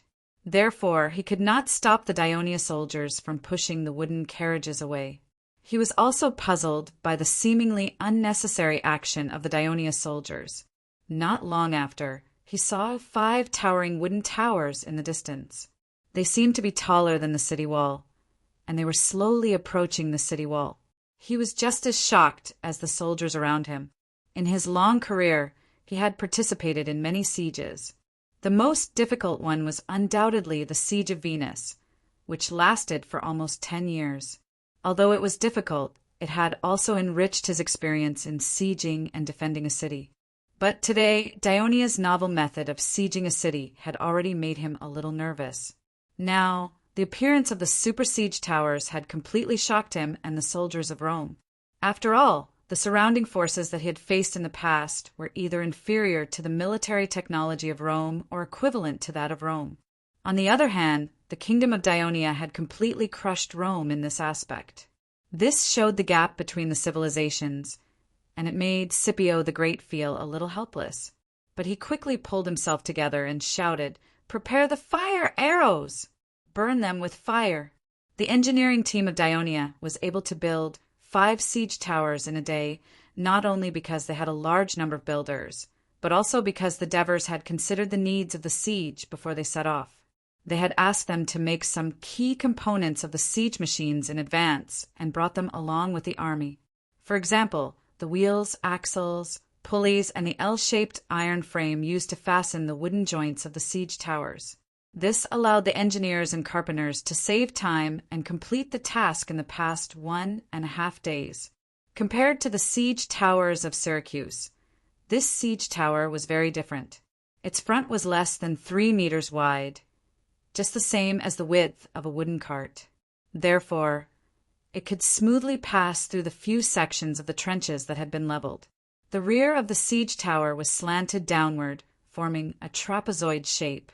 Wooden ladders were placed on the outside, allowing the soldiers to smoothly and quickly enter each floor of the siege tower. As the siege tower was being pushed forward, the wooden window of the second to last floor was opened. The bowstring of a belly bow was pulled open, and iron arrows were loaded. The soldiers pressed the trigger, and the iron arrows whistled through the air and flew to the top of the wall in a flash, piercing the chests of several Roman soldiers and bringing them down to the back of the city. The power of the belly bow terrified the Roman soldiers who were facing the siege tower. They had to divert their attention to guard against this terrible killing weapon. Naturally, they could not focus on attacking the Daionia soldiers who were climbing up the wall. If it were not for the mobile troops deployed by Scipio the Great on the wall, the Daionia soldiers would have almost reached the top of the wall. Before the Roman soldiers could catch their breath, the Daionia light infantry at the top of the siege tower began to throw arrows at the defenders who were already within shooting range. While the 2nd Legion was attacking, the Legio 6 soldiers on the east side of the 2nd Legion, under the command of Legion Commander Tortures, also adopted the same siege method as the 1st Legion. They launched an attack on the eastern section of the southern wall of Rome, forcing the defenders there to defend with all their strength. They dared not send any troops to assist Scipio the Great. On the western section of the southern wall, the 5th Legion, led by Georges and the Legio IV, led by Olivers, concentrated on attacking the southwest corner of the Rome wall. Dozens of ballistae had been bombarding this section of the wall since yesterday afternoon. Today, 1/5 of the ballistae had been damaged, but the 2 legion commanders were not stingy. They ordered the ballistae to continue attacking since the early hours of the morning, and they focused on the lower part of the wall. After being hit by the stone bullets for a long time, the stones on the outer wall were shattered and large pieces fell off. In some places, a thick layer of rammed earth was exposed. Then, the ballistae concentrated their live ammunition on the highest part of the wall. Although some of the stone bullets crossed the wall, the stone bullets that hit the wall caused stone shards to fly everywhere, causing danger to the defenders at the top of the wall. They had no choice but to retreat. The heavy infantry of Daionia took the opportunity to carry thick wooden planks, rushed to the trench, and laid them on it. The heavy infantry carried ladders, stepped on the planks, crossed the trench, and began to attack the city. The ballistae attack also stopped. Among the attacking tide, there were also siege wagons and lion chariots. They were carefully pushed across the wooden bridge by the soldiers and rolled towards the wall that was exposed by the rammed earth. The entire city of Rome was surrounded by high walls.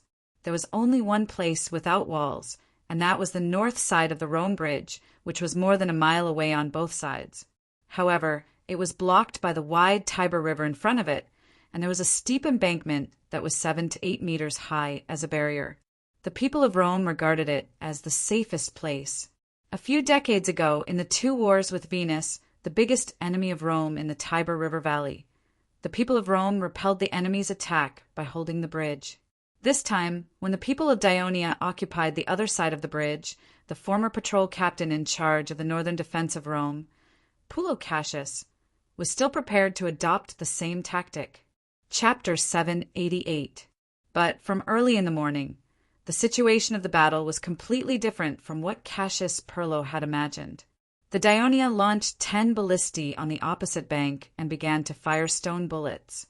When the stone bullets flew over the Tiber River and fell into the Roman formation, causing casualties, Cassius had to order the soldiers to disperse and retreat to the residential area 50 meters away from the embankment.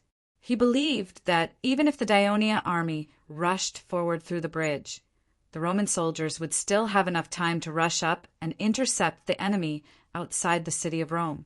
The Daionia ballistae no longer attacked the Roman soldiers hiding in the residential area. Instead, they bombarded the 4 towers on both sides of the bridge on the opposite bank. In every round of whistling stone bullets, there were always 2 or 3 that hit the towers. The roar really worried Cassius. He had to urgently order the archers stationed on the towers to withdraw quickly. His concern was right. After more than 10 minutes, the 2 crumbling towers closest to the bridge finally collapsed. Then, the Dionia ballistae concentrated on the 2 outermost towers.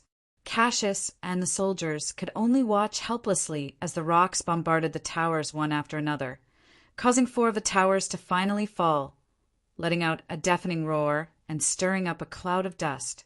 One could imagine the helplessness in their hearts. They even hoped that the Daonians would immediately attack and engage them in close combat. That way, they would not have to hear and see the terrifying bombardment of the rocks anymore. However, when the Daionia army had used the ballistae to completely destroy the towers that the Roman army had in the sky, they stopped using the ballistae. The sudden silence on the battlefield made the Roman army puzzled. At this time, the Legio III captain, Lazuru, who stood on the opposite bank, said to the Third Fleet's navy commander, Middleades, "The other legions have begun to attack the city of Rome. We should also start preparing. Don't worry, I'll be able to build 20 pontoon bridges for your army very soon. The crew can't wait any longer." With that, Middleades immediately rushed to the west bank of the bridge. There were trenches dug around the riverbank and wooden fences were built around it. There were rows of tents inside, and 40 Raven warships were parked neatly by the riverbank, their bows facing the river. After Middleades gave the order, the crew members of each warship quickly boarded and took their positions. Then the soldiers of Legio III rushed over and worked together to push the warship into the river. Then the warships didn't move in a swarm. The first warship sailed close to the south side of the Rome bridge and moved towards the opposite shore with all its might. After the sailors of the second warship moved the warship horizontally, they tried their best to stop the stern of the warship on the shore. For this, the sieging camp specially made a lot of long wooden poles for the sailors sitting on the left and right sides of the warship so that they could push it to the bottom of the river. This was to stabilize the impact of the current on the warship and keep the bow of the warship facing the opposite shore. The stern of the warship was immediately fixed on the shore with wooden stakes and ropes. The 3-decker warship that was small in the sea was as big as a dragon on the Tiber River. The average length of the Raven warship was more than 50 meters. With the sailors paddling with all their might, the bow of the warship quickly touched the opposite shore. The operators on the deck immediately dropped the anchor, and the sailors on the right side of the warship quickly pulled out the oars and the long wooden poles that were prepared at the bottom of the hold. They tilted the oars out of the oars and pushed against the bottom of the river. Since the widest part of the Tiber River was only 100 meters, one of the 2 warships was at the north bank and the other was at the south bank. Naturally, the 2 warships overlapped. When the sailors of the second warship tried their best to move the bow of the first warship to the stern of the first warship, the operators on the warship saw the opportunity and lowered the drawbridge. The sharp nails at the end of the suspension bridge pierced through the deck of the stern of the first battleship. Although the captain and the sailors were heartbroken, they managed to connect the 2 battleships together. The 3rd and 4th battleships did the same. The 5th and 6th battleships. Not long after, nearly 20 pontoon bridges were set up on the surface of the Tiber River on the west side of the Roman bridge.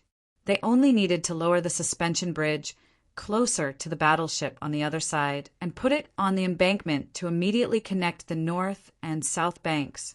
Lazuru watched the whole process from the north side of the bridge. He applauded the Third Fleet for neatly completing the established plan. Of course, he knew that Middleades had led more than a dozen warships to the river below the river port yesterday afternoon to conduct repeated tests and training. That was why they had today's success.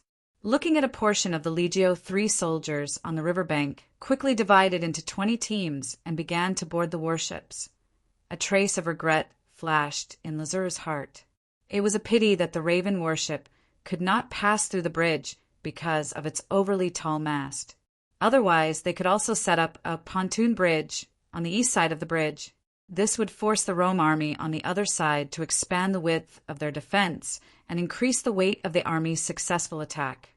Lazzaro sighed and immediately turned his attention to the battle that was about to begin. "Eureka!"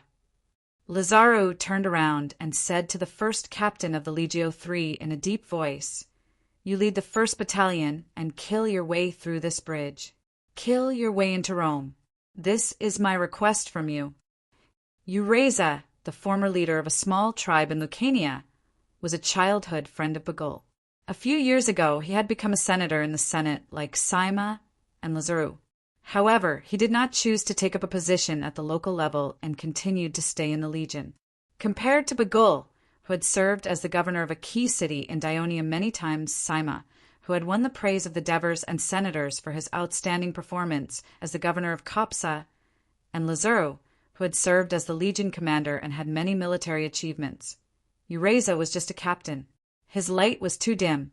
The reason he had stayed in this position for 5 to 6 years was because he liked and was only good at fighting. After listening to Lazzaro's order, Eureka did not hesitate at all. Instead, he replied excitedly, "Legion commander, just wait and see. The 1st Battalion will open the door to victory for the Legion." Then he shouted to the soldiers of the 1st Battalion who were already in formation. "Warriors of Lucania, it's time to show your courage and ability to all the legions here and to His Majesty. Kill your way across the bridge and destroy the enemy." The soldiers of Legio III mainly came from Lucania municipality. The center of Lucania municipality was in the Gramentum, but the soldiers of the 1st Battalion were mainly from Nudum. As the first Lucanian town to belong to Daionia, the Nudum people had long fought with the Devers. Therefore, when the Legio III was established, most of its officers were Nudum people.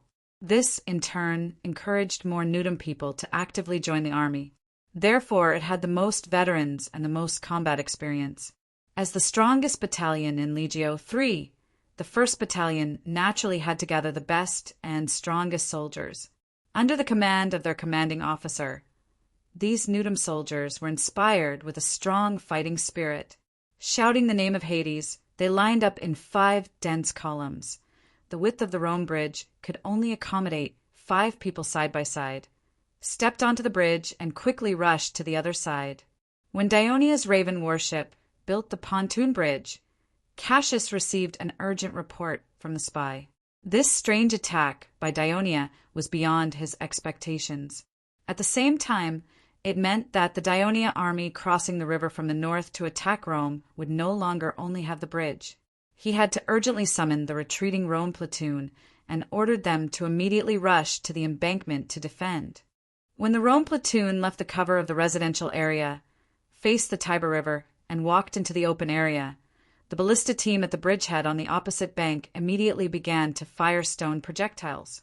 Although Cassius had expected this and ordered the army to adopt a loose chessboard formation to move forward quickly, there were still stone projectiles falling into the center of the formation. The horrible death of the soldiers who were hit caused a lot of chaos.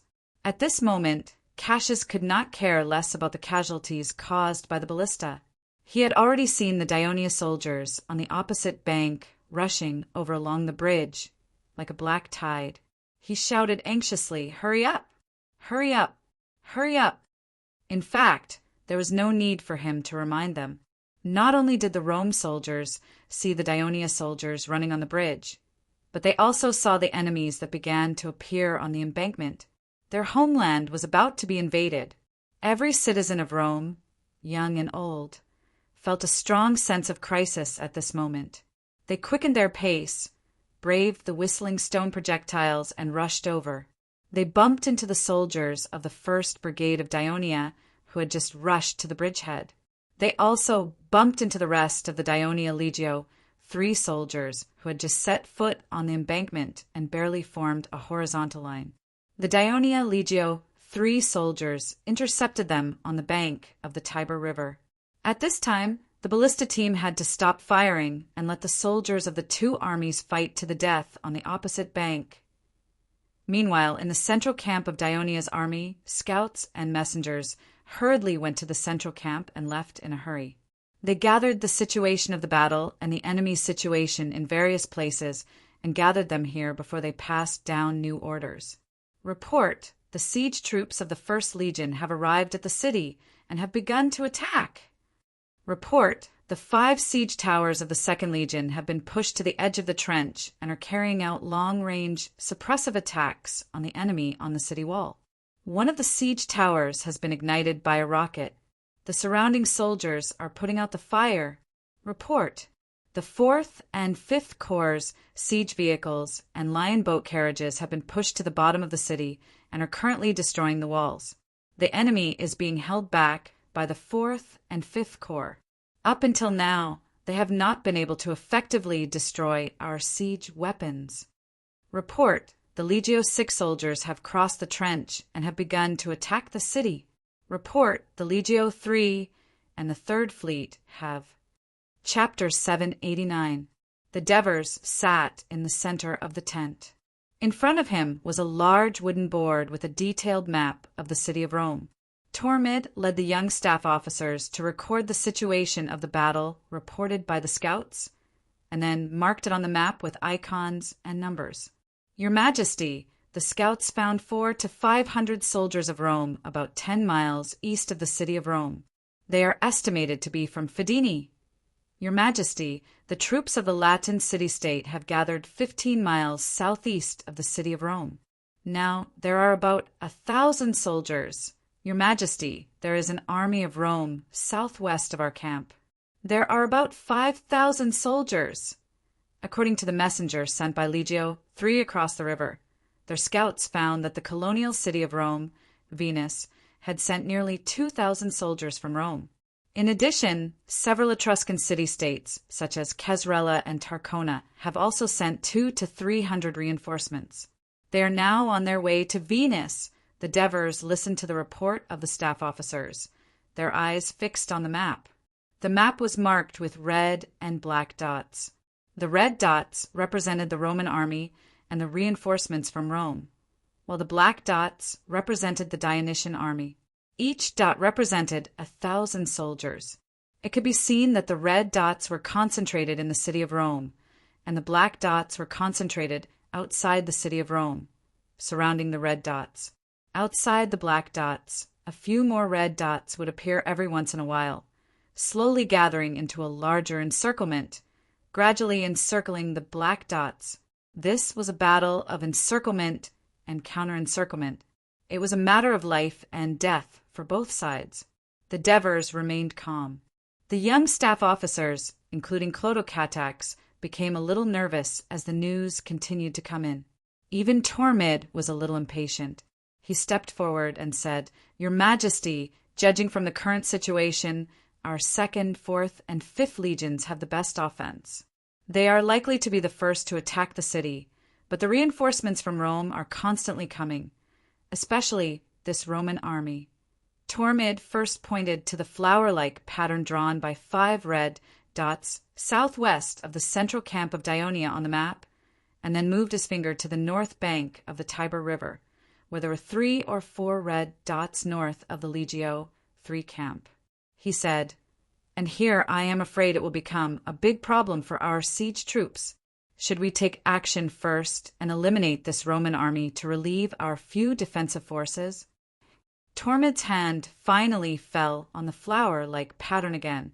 The Devers nodded slightly and then slowly said, "Tormid, your opinion is correct, but we must first figure out the movement of this Roman army before we can take the right response. We should not panic. It is the enemy who should panic because we are the ones who have the initiative in this battle." The Devers' tone had a hint of a lecturing tone, but Tormid immediately relaxed after being reminded. The somewhat heavy atmosphere in the tent began to dissipate.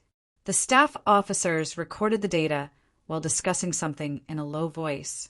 Henneborus observed everyone while describing the scene in the tent at this time with a pen. Tormid also communicated with the Devers about some of the plans for the next battle. Clodocatax stood in the tent, ready to welcome the arrival of the scouts. This time, The information brought by the scouts shocked him. Report! The number of the Roman army in the southwest has increased to about 8,000 people. As soon as his voice trailed off, the Devers said in a deep voice, "Don't panic." The Devers' encouraging smile calmed Clotho-Catax's panic. He immediately replied, "Yes." When the staff officers heard this, they also exclaimed, 8,000 people? Tormid carefully looked at the map and then said with a slightly nervous tone, "Your Majesty, it is very likely that the Latin city-states such as Tustrin, Aricia, and Bovilli have sent reinforcements. They have met up with the Roman army." The Devers' expression did not change, and his tone was still calm as he said, "The place where the Roman army is located is near Lake Alba. That area has always been the center of the Latin people. Although the city of Alba Longa has long been destroyed by the Romans, it is said that the annual celebration of the Latin god Jupiter, the Latin holiday, is always held on Mount Alba. Therefore, there are many Latin tribes living near Lake Alba. It seems that they still have the strength to send reinforcements. But this is just right. All the fishes have gathered, and we can catch them all in one go." The Devers' confident tone reminded Tormid of something. He calmed down a little and sat back on the wooden chair. After thinking for a while, he said with a little worry, "Now, I am worried that the Roman army will continue to march east and meet up with the Latin reinforcements in the southeast. If that happens, in that case we will just have to mobilize the army to the southeast to intercept the enemy. But for the Romans, it means that they have to spend more time preparing and waiting, even though they have already reached the periphery of Rome. Do you think the Roman militia, who are worried about their homeland, have the patience to wait?" The Devers said slowly, "Your Majesty, you mean the Roman army is likely to attack us immediately?" Tormid asked anxiously. When the Devers were about to answer, Clotho-Catax's voice sounded again, "Report! The 8,000 Roman army in the southwest of our camp is bypassing our camp and marching north." When Tormid heard this, he immediately stood up and said nervously and excitedly, "Your Majesty, you are right. The Roman army seems to be attacking us. I'm afraid their target is here." Tormid pointed at the southwest corner of the city wall of Rome on the map. The soldiers of Legio IV and Legio V were attacking the city. Behind them was the huge gap between the central camp of Dionia and the western camp, which was the camp of Legio IV. The Roman army could quickly pass through this gap and attack the Dionysian army that was attacking the city. The Devers had the same judgment, so he no longer sat there calmly. Instead, he immediately issued an order. "Tormid, I appoint you as the temporary commander. Immediately lead a brigade of Legio V, a brigade of 2nd Legio, 2 brigades of Legio VI, and the 1st and 2nd Cavalry Legions to the central camp to intercept the enemy. At the same time, I will send messengers to inform the 2 brigades of Legio IV to meet up with you. 6 infantry brigades and 2 cavalry legions amounted to nearly 10,000 soldiers. In terms of military strength, they had already surpassed the enemy. However, there was no joy on Tormid's face. Instead, he expressed his objection worriedly. "Your Majesty, you are only left with 2 brigades of 2nd Legio and 5th Legio to protect you. It is too dangerous. Besides, 2,000 soldiers can't defend such a large camp. Don't worry about my safety, and don't worry about the safety of the camp. The more soldiers you bring, the faster you can end the battle and return to Rome. You can reduce the pressure on the entire battlefield." The Devers said firmly. He then smiled. "Or are you worried that you can't command so many soldiers, so you are looking for an excuse to ask me to reduce the number of soldiers for you?" Tormid knew that the Devers was trying to provoke him, but he also understood that it meant that the Devers were not going to change his mind. So he stopped trying to persuade him. He saluted to the Devers and responded firmly, "Yes, Your Majesty. Please pay attention to your safety." The Devers nodded his head. Tormid turned around and was about to leave. At this time, Clotho-Catax could not help but say loudly, "Father, Your Majesty, I request to participate in this battle." The tent suddenly became quiet. Everyone's eyes were focused on the young prince. Even the Devers himself was a little surprised. Before he could speak, Tormid hurriedly advised, "No, Your Highness, this is too dangerous. The Rome army came to our rescue in a hurry, and they must have the mentality of risking their lives. We seem to have more soldiers than the enemy, but half of them are cavalry. We will be at a disadvantage if we confront the enemy head-on. Your Highness, please stay here and assist His Majesty in commanding the entire battle. Finally, we will win the victory of Rome. It is dangerous for me, but it is not dangerous for the other soldiers." Clotocatax's face was red, and he said excitedly, "I am a citizen of Dionia. I am also a soldier of this army. I must contribute my strength to the whole battle, and not sit here and watch others fight, bleed, and even sacrifice their lives." Clotocatax was speaking from the bottom of his heart. At this moment he thought of his brother Adorus and his former comrades who trained in Turiae. At this moment they were all fighting in the front line or were about to enter the battle. He could not allow himself to be a coward and become a spectator. This idea had been brewing in his mind since he set foot on this land, so his voice was trembling because he was too excited. The Devers looked at his son and saw the stubbornness in his eyes. He only hesitated for a moment and then simply said, "Go!" "Your Majesty." Tormid wanted to persuade him again, but the Devers waved his hand and said, "Clotho is right. Although he is my son, he is also a citizen of Dionia. Other people's children have to serve on the battlefield. Of course, he has to as well." "Thank you, father." Clotocatax was excited, but he was afraid that Tormid would continue to persuade him. So he reminded him loudly, "Commander, if we don't leave now, the enemy's reinforcements will reach the city." Tormid saw that the Devers had a serious expression on his face, and he had no intention of changing his mind. He saluted again and said, "Your Majesty, please rest assured." Of course, the Devers understood what he meant by rest assured. At this time, Clotocatax also quickly saluted him and rushed to follow Tormid. Chapter 790. The Devers watched his son's silhouette walk out of the tent with worry in his eyes. He stood there for a moment, but when he turned around he saw the envious looks on the faces of some of the younger staff officers. He smiled and said, "Who else wants to join the battle?" Me too," a few of the young men said hurriedly. The Devers waved his hand. "Hurry up and fight well." "Thank you, Your Majesty." The young staff officers rushed out of the tent excitedly. The Devers smiled and encouraged the staff officers who were still in the tent. "These young fellows are too young. They don't understand that this is the head of our entire army. Our efforts will determine the success or failure of the entire battle. So, lads, in order to win this battle, let us continue to work." "Yes, Your Majesty." The restless hearts of the staff officers were temporarily calmed down by the Devers. "You are Clonisus from Armendalara from the 1st Legion?" The Devers pointed at one of the young men and said, "Yes, Your Majesty. Your memory is very good." The young man was pleasantly surprised. "You will be responsible for receiving battle reports and the enemy's situation. Also, report to me in a timely and accurate manner." "Yes, Your Majesty." "You are Irithesius from Castellan from the 2nd Legion, right?" "Yes, Your Majesty." "You will be responsible for marking the map." "Yes, Your Majesty." "You are Aesionaris from Crotone from Legio 4? "Yes, Your Majesty."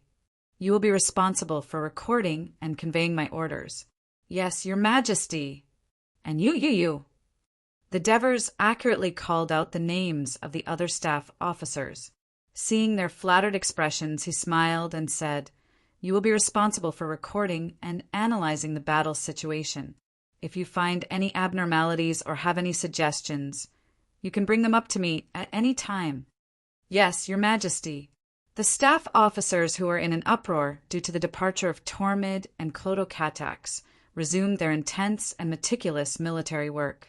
In fact, they were even more serious and diligent than before. Devers looked at them, and their emotions fluctuated a little. At this moment, Henoboris, who had left at some point in time, walked back into the tent. He came to the Devers' side and whispered, "Marcius has sent 30 palace guards to protect Clotho." Devers glanced at him, and his heart was completely at ease. He tapped on the map with his finger and said loudly, "Aesonaris, immediately send a messenger to inform the engineering camp, the supply camp, and all the support personnel in this camp to move to the rear of the 2nd Legion and wait for orders." "Yes." Aesonaris quickly walked out of the tent. Although Devers had boldly transferred the 4 brigades stationed in the camp to participate in the battle, it was indeed a risk. With only 2 brigades left to guard the camp, no matter how strong their combat power was, they would not be able to completely defend such a large camp. Therefore, this transfer order was given by the Devers to be on the safe side, especially since his precious engineers and skilled craftsmen could not be harmed in any way. Then, Devers gave another order. "Irithesius, check the latest news about Epicthenes. Confirm his position again, then calculate his current approximate position based on his marching speed." "Yes, your Majesty." Tormid felt a little headache as he left the tent.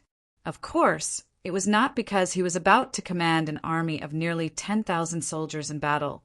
Although he had never commanded an army of more than 1,000 soldiers in battle, he had decades of experience in the military. Moreover, ever since he joined Ionia and entered the staff office of the Ministry of Military Affairs, he had been working hard to improve himself. He had a deeper understanding of Dionia's past battles, familiarize himself with and thoroughly understand Dionia's military system and tactics, and further work hard to envision future military reform and development. Tormid admitted that he was not as talented as Printos in military affairs, but he felt that he was worthy of the position of staff officer. What he was worried about was Clotho Catax. Although Devers did not say that he should take good care of his son, he did not think that he would have a good life in Dionia in the future if His Royal Highness, who was recognized as the future successor to the Devers throne, was in danger, injured, or by the time the 30 palace guards arrived at Clotho Catax's side, Talmud had already made up his mind. With a serious expression, he said, "Your Highness, intercepting the enemy this time is related to the success or failure of our entire battle. It is related to the life and death of the entire army, so it is very important. You are not a member of the other brigades, have not trained with them, and do not have tacit understanding of combat. So I will not put you at the front of the formation, but at the back. Once the front line cannot withstand the enemy's attack, or the enemy attacks from the flank, I will let you lead the palace guards to block their attack and buy time for the other troops." Although Clotho was very young, he had been carefully taught by Devers for a long time, so he was not arrogant. He also knew that his sudden addition would make Tormid a little worried, and what Tormid said made sense, so he immediately nodded and responded, "Yes, Lord Commander." Tormid had little contact with Clotho in the past, so he did not know him well. Seeing that the young man was so reasonable, he was relieved, and at the same time he had a good impression of the prince. The group went straight out of the northwest gate of the camp, and soon the rumbling sound of hooves could be heard behind them. After receiving the order, the 2 cavalry legions had quickly arrived. "Tormid, Lord Commander, the 1st, 2nd Cavalry Legion has arrived." Tormid looked at Leds, who was always joking with him, and then glanced at Cusius, who was next to him. At this time he was not in the mood to joke. Instead, he said with a serious expression, "Commanders, the reinforcements of Rome of 8,000 soldiers are coming from the west. His Majesty has ordered us to stop them. We must not let the enemy disrupt our siege plan. Please reorganize your troops first, and we will set off together when the other troops arrive." The 2 legion commanders nodded in agreement. Although they saw Clotho standing beside Talmud, they did not question him. Instead, they turned around and ordered the officers to gather the cavalrymen. After a while, for infantry brigades arrived one after another. When Clotho saw that Adorus's commanding officer was among the brigade commanders who came to report, he could not help but feel happy. He had heard his father say that father and son are soldiers in battle before. I did not expect to be able to fight with my brother this time. But on such an occasion, of course, Krotokatax would not look for Adoris. After the troops gathered, Tormid immediately led the troops to the west of the southwest corner of the city wall of Rome. The 2 garrison battalions of Legio, for who were notified by the messenger, also arrived soon. Now, there were 6 infantry brigades in the army, led by Tormid, for of which were heavy infantry brigades, and 2 were light infantry brigades. After all, light infantry brigades were weak in defense, and they would be at a disadvantage in a frontal attack. So, several legion commanders left the light infantry brigades in the camp. After learning from the scouts that the enemy was still a mile away, Tormid breathed a sigh of relief. Fortunately, the central camp of Dionia occupied a large area. The soldiers of Rome took a detour from the outside, and he led the troops directly inside. Although he set off later, he still managed to catch up with the enemy. Tormid immediately began to arrange the army formation. He put 1 heavy infantry brigade from Legio IV, Legio V, and Legio VI in the left, middle, and right of the army formation. The other brigade from Legio IV and Legio VI was at the back. The brigade from Legio II was at the back of the middle. The 1st and 2nd Cavalry Legions were at the left and right wings. The length of the entire middle formation would be lengthened or shortened according to the situation of the enemy's formation. Tormid arranged a simple formation, but for such a hastily assembled 10,000-man army, the simpler the formation, the more advantageous it was for them to fight. Under the command of the officers, the infantry and the cavalry quickly began to form a formation. Croter, Catax, and the palace guards were just at the back of the 2nd Legion. In the process of forming the formation, he saw Adoris. Adoris was also surprised that his younger brother unexpectedly appeared here. However, the 2 brothers only exchanged glances for a moment before they quickly obeyed the command and went to their respective positions. As soon as the Dionia army was arranged, they saw the Rome army in the distance. Tormid did not wait for the Rome army to come. Instead, he ordered the whole army to move forward. Yesterday, Paulus and Megis led the army all the way to the east, passing through Saturnicum and Villette. At dusk, they entered the Lake Alba area. Only then did they stop and let the army station. While scouting the situation of the Dionia, Megis and his men visited all the villages and towns in the area overnight, hoping that the Latin compatriots in the area could support them to fight against the invaders and rescue Rome. The next day, a lot of Latin warriors arrived in the Alba area. According to Paulus's statistics, there were 3,000 of them. This was indeed the first Latin area conquered by Rome, and it had the closest relationship with Rome. But this was also the best the Latin people of Alba could do. When the number of Rome's reinforcements increased to more than 8,000, the 2 generals had a disagreement. Paulus believed that, according to the intelligence from various sources, the Dionia army was already attacking the city with all their might. Rome was in danger. They should take advantage of the fact that the Dionia army had invested most of their soldiers in the siege, but the city had not been breached. They should launch a fierce attack on the Dionia army from the rear. They would definitely be able to thwart the enemy's attack and save Rome. Chapter 791. However, Megis was more cautious. He first reminded Paulus that it was because of their hasty attack when the Dionia landed that they suffered a crushing defeat, which led to the dangerous situation that Rome was in today. Therefore, he suggested that because these reinforcements were the greatest hope of the people of Rome in the city, but the number of 8,000 soldiers was still not enough, they needed to gather more soldiers in order to be more confident in defeating the Dionia in one fell swoop. This way, not only could they save Rome, but they might also be able to drive the Dionia out of the interior. Therefore, they should continue to march eastward to meet up with the reinforcements from Prinister, Gabii, Bonnet, and other city-states. Both sides had their own opinions, but they were unwilling to split their troops into 2, because that would only weaken the offensive power of the army and lead to the failure of their respective plans. In order not to waste precious time, They could only make a decision and let the soldiers make the choice. Nearly 3,000 Latin reinforcements did not matter, but more than 5,000 Rome citizen soldiers had moved to the 3 towns west of the Latin region because of the distribution of land, but there were still relatives and friends in Rome that they cared about. Moreover, they knew that there were not many citizen soldiers in Rome. If they delayed and allowed the city of Rome to be breached, the land that they had just obtained would eventually vanish into thin air. Therefore, most of the soldiers were eager to defeat the Dionia's attack, so they supported Paulus's opinion. Megis felt very regretful, but he still sincerely wished Paulus well. Then he only led a team of guards and quickly rushed to the east. Paulus quickly assembled the troops. Although he was anxious, he still remained clear-headed. He knew that although the Dionia camp in front of him was still very simple, it might take a lot of effort to breach it. Time and soldiers were the most precious to him now, so he decided to bypass the camp and go straight to the city. Just as the army was advancing, a scout who had risked his life to evade the enemy cavalry and return with injuries brought back bad news. There were 5,000 to 6,000 Dionia infantrymen and many cavalrymen in front of them. Paulus was shocked. He did not expect that Dionia would retain so many soldiers to defend the city when they were attacking, but he immediately calmed down.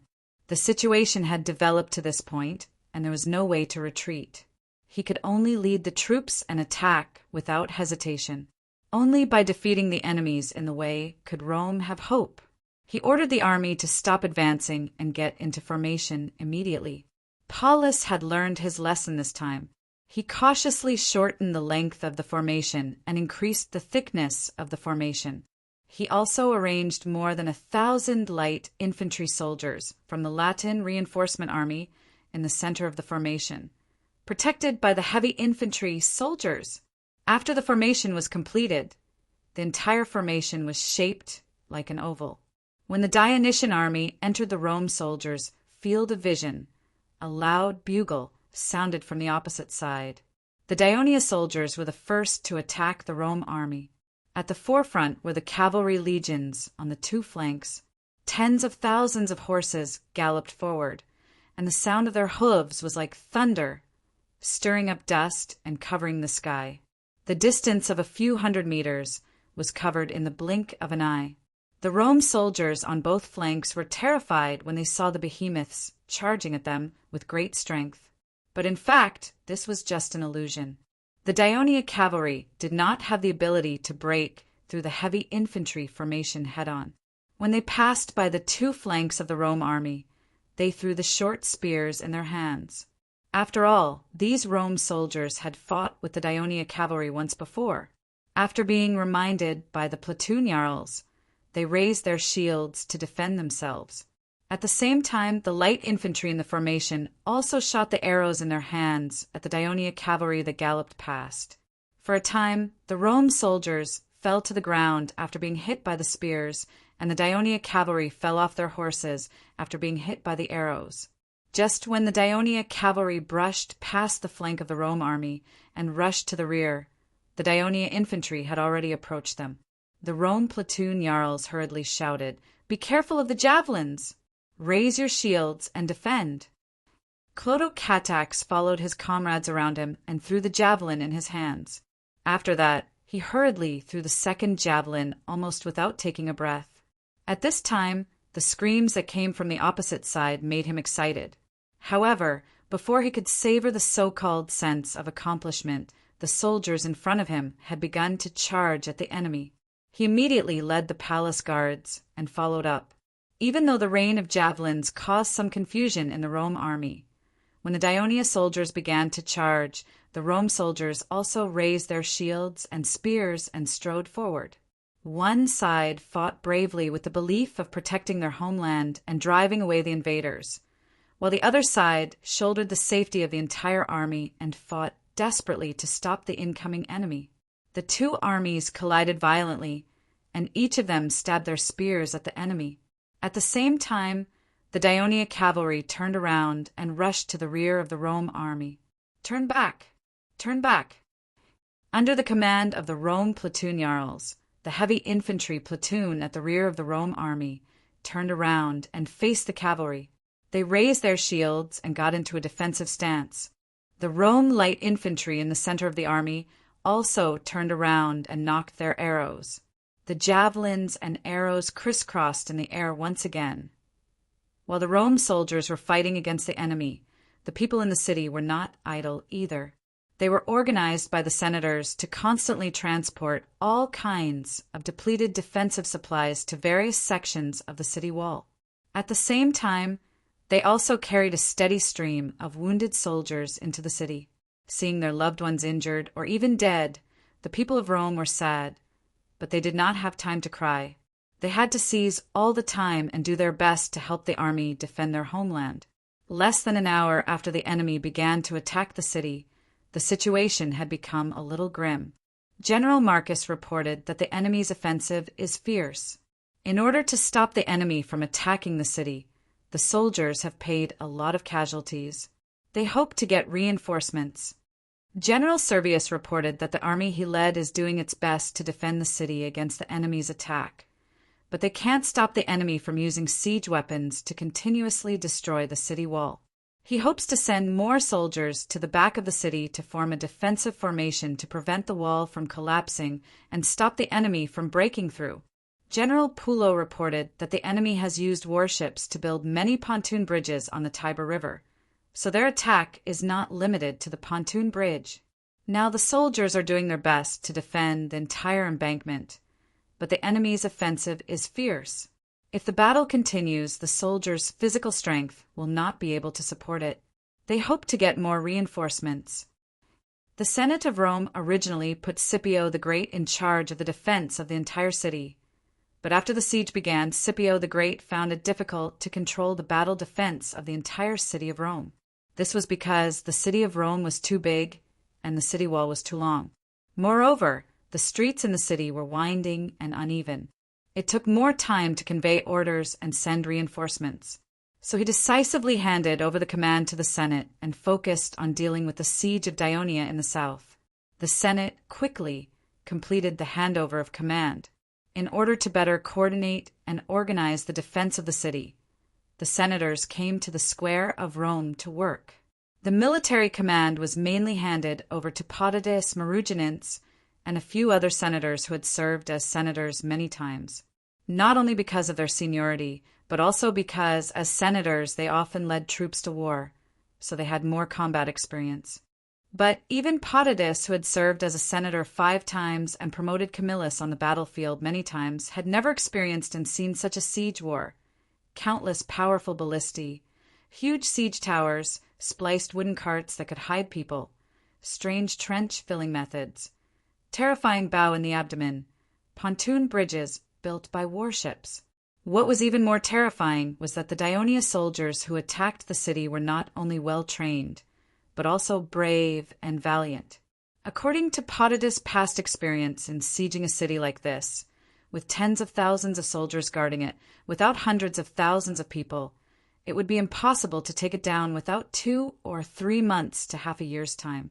But it had been less than 2 hours since the start of the battle, and the defending troops seemed to be unable to hold on. The senators were also panicking. At this time, they could no longer care about the interests of the clans and private interests. They organized the slaves in their respective families, and at the same time informed the clans to take action. All the men and slaves who could pick up shields and spears were summoned to the square of Rome. There were about 10,000 people, and they were urgently organized, equipped with weapons, and then sent in waves to the urgently needed battlefield, the old square of Rome, which was usually spacious, was crowded and noisy at this time. On one side, the senators were urgently training the newly formed troops, and on the other side, the people were helping the wounded lying on the ground.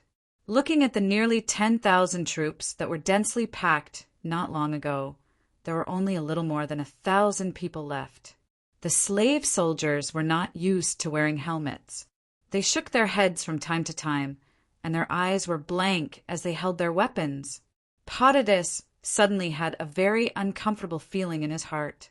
He tightened the back of the chair with his hand and said with difficulty, send the last 1,000 or so people to Scipio the Great.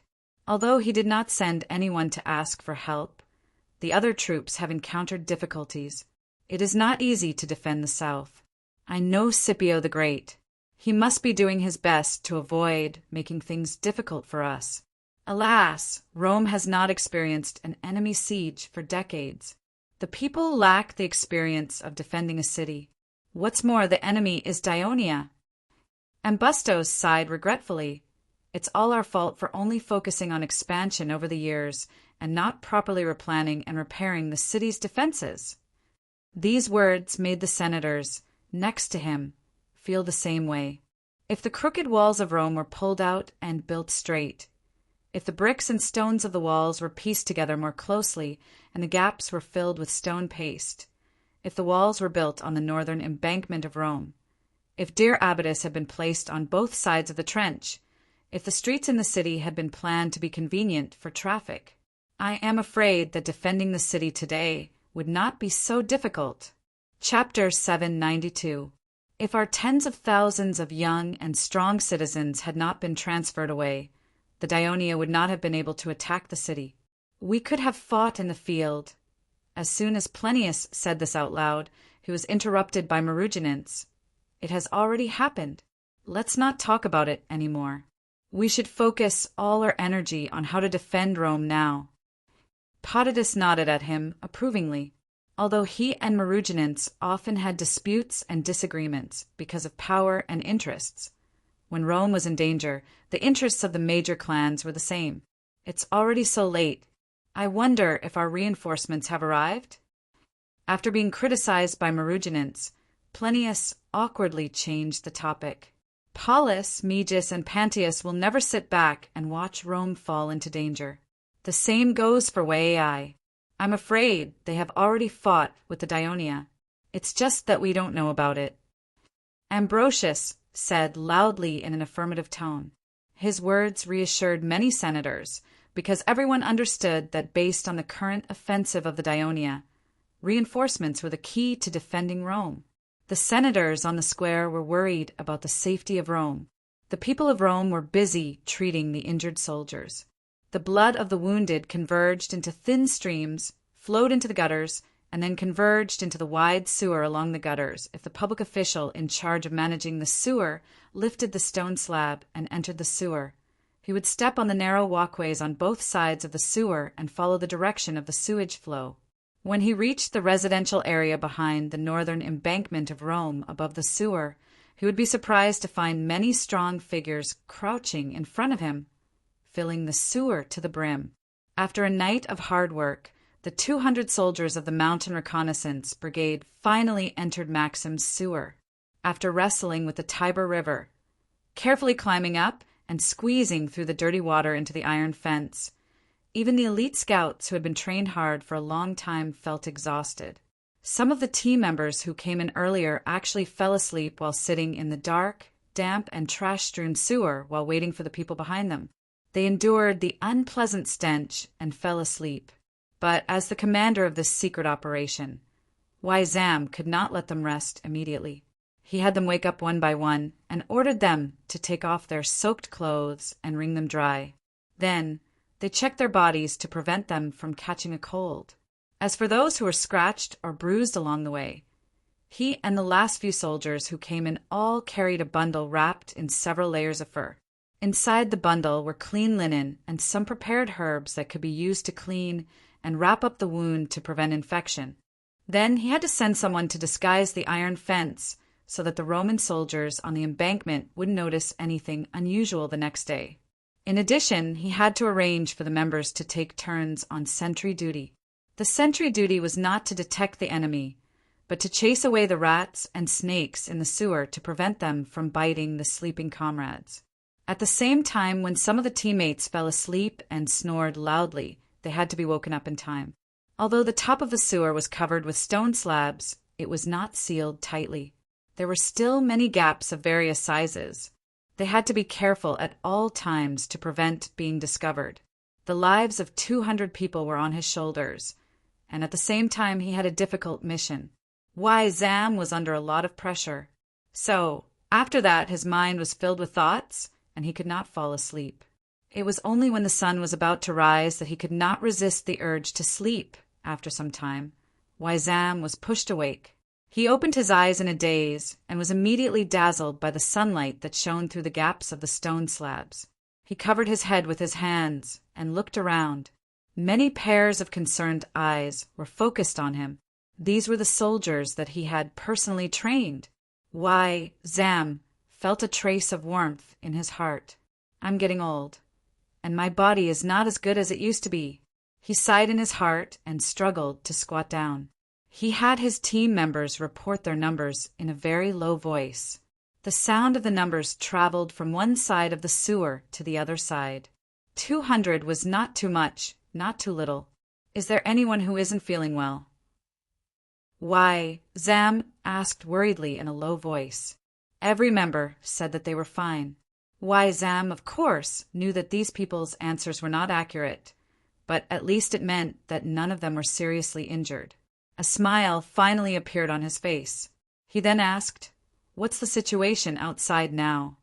He was from Campania and could speak Latin. He squeezed his way to Zam's side and pointed upwards. He whispered, "Captain, Legio 3 has begun their attack. They first used the ballista to bombard us, but the Rome retreated to the top of us. After listening to their panic voices, they found out that our fleet had used their warships to build pontoon bridges on the Tiber River, and the Legio 3 soldiers have already begun their attack on the embankment. The Rome soldiers have rushed to defend. It should be about—" Cadulus looked around uncertainly. Some of the other members made a gesture of 5, while others made a gesture of 6. About an hour or so, he finally said, "Why?" Zam did not expect that the siege had already begun while he was sleeping. Just thinking about it made him shiver. Fortunately, it was not the best time to attack. Just as he was about to speak, messy footsteps came from above and the voices of the Rome soldiers. These voices were amplified in the tunnel and echoed repeatedly.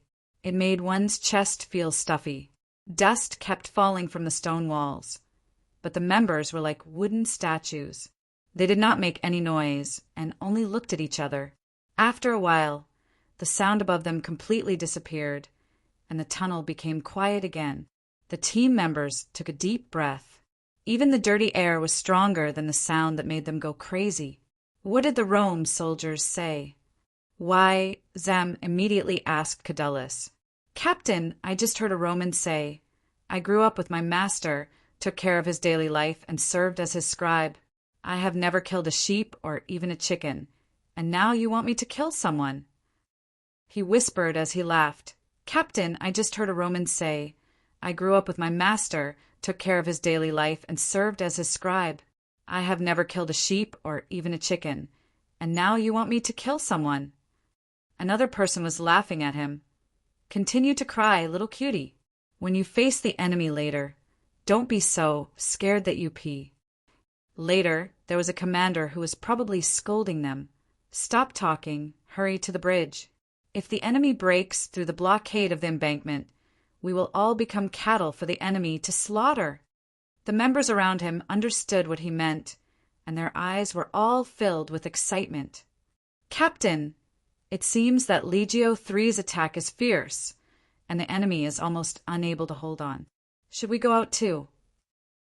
Before Zam could speak, one of the members in front exclaimed, "Look at the water!" With the beams of sunlight that shone through the gaps of the stone slabs, they could see that the dirty water that was originally black and yellow with all kinds of filth was now gradually dyed red. "Could it be that our army has already attacked from other places?" A captain exclaimed. "Quiet." Zam made a shushing gesture. Facing the anxious eyes of his team members, he had to make a decision. He looked down at the bright red blood in the waterway, and then listened to the sounds on the street above. After thinking for a while, he finally said in a low voice, "No matter what the situation is in other places, the task given to us by His Majesty is to assist Legio 3 and the Third Fleet to break through the defense of the embankment and enter the city of Rome. Right now, the enemy's reinforcements have just passed, and the street above is still very quiet. It seems that Legio 3 is still fighting fiercely, so we still need to wait a little longer. Seeing that the team members next to him were unwilling to give up and wanted to say something, he immediately said, "However, since the people of Rome have also sent slaves who do not know how to fight, it shows that they do not have any extra troops. We only need to wait for a little longer, until these Rome reinforcements have entered the battle, and when they have no more strength left to stop us, we will go out and attack their rear. But first we need to find a way out. Captain, we have already found a way out in the early hours of the morning." Tarentus raised his sheathed dagger and pointed it above his head.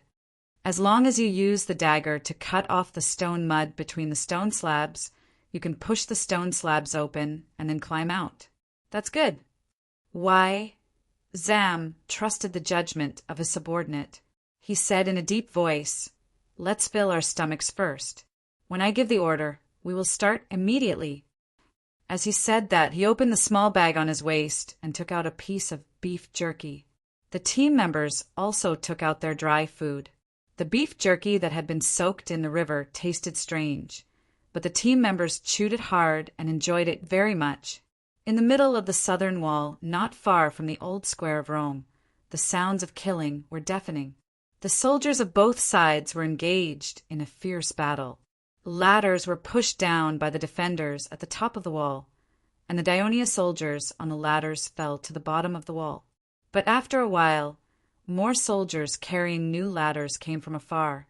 They crossed the trench and rushed to the bottom of the wall, setting it up on the empty section of the wall. From time to time, the shielding vehicles in front of the trench were ignited by the fire arrows, but this did not affect the light infantry of Daionia to continue to hide behind the burning flames and continue to shoot arrows at the top of the wall.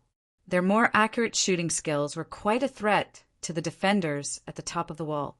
If it were not for the fact that most of the soldiers fighting in front of the battlements were heavy infantry, and if they could not hit the parts that were not covered by armor and cause greater damage, the defenders would not have been able to stop the soldiers of Daionia from climbing up the wall. Chapter 793. Compared to the light infantry of Daionia, the siege towers posed a greater threat to the defenders. Every time the belly bow was fired, the Roman soldiers would die a horrible death. The Roman soldiers who were facing the siege towers were terrified, and they quickly retreated. As a result, a few small empty spaces appeared on the top of the walls. Of course, as the siege towers advanced, the angle between the belly bow and the top of the wall increased. Since the belly bow could not be raised high, the arrows could not accurately hit the top of the wall, and the threat was greatly reduced. However, the harpooneers at the top of the tower began to show their power.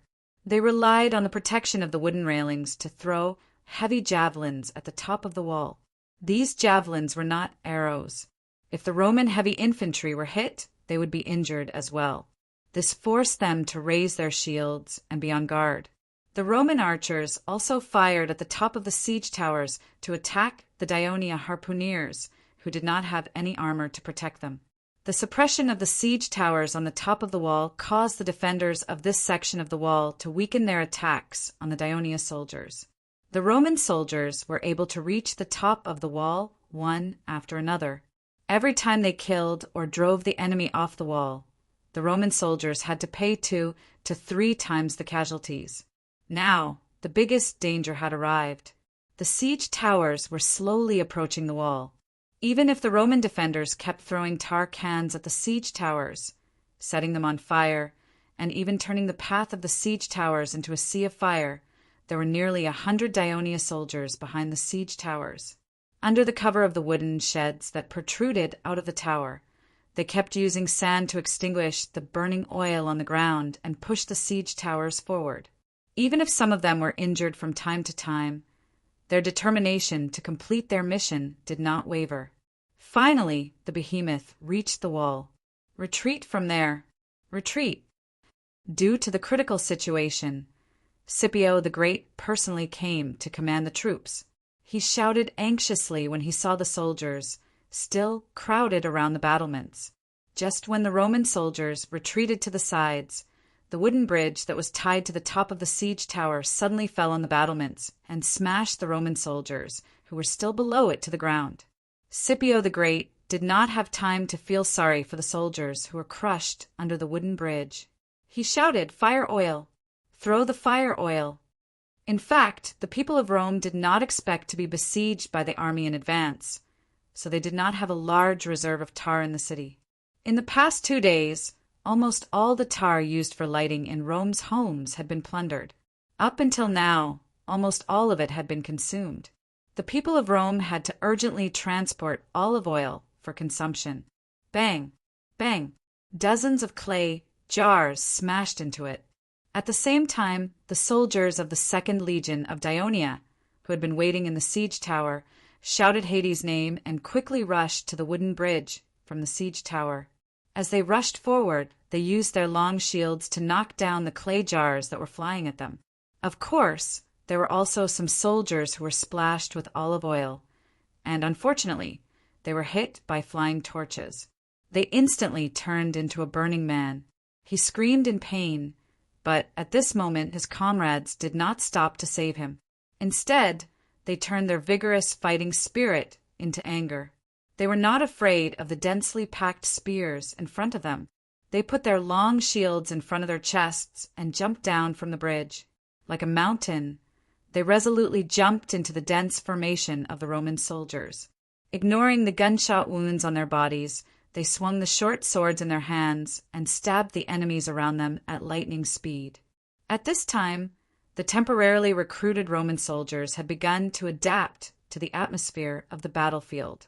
Inspired by the belief of protecting their homeland, their fear of death had been diluted. However, they were either too young and lacked combat experience, or too old and lacked physical strength. The soldiers of the 2nd Legion of Dionia were all elites. Each of them was like a ferocious tiger, messing up the formation of Rome's defenders. Most of the screams came from the defenders.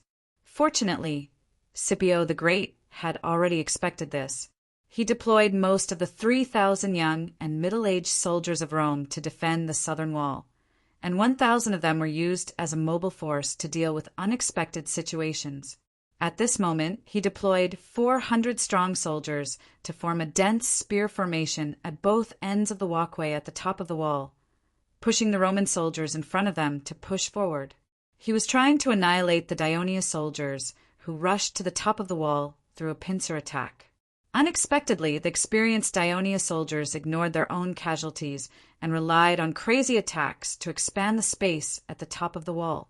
The Dionia soldiers behind them braved the growing fire and continued to rush to the top of the wall.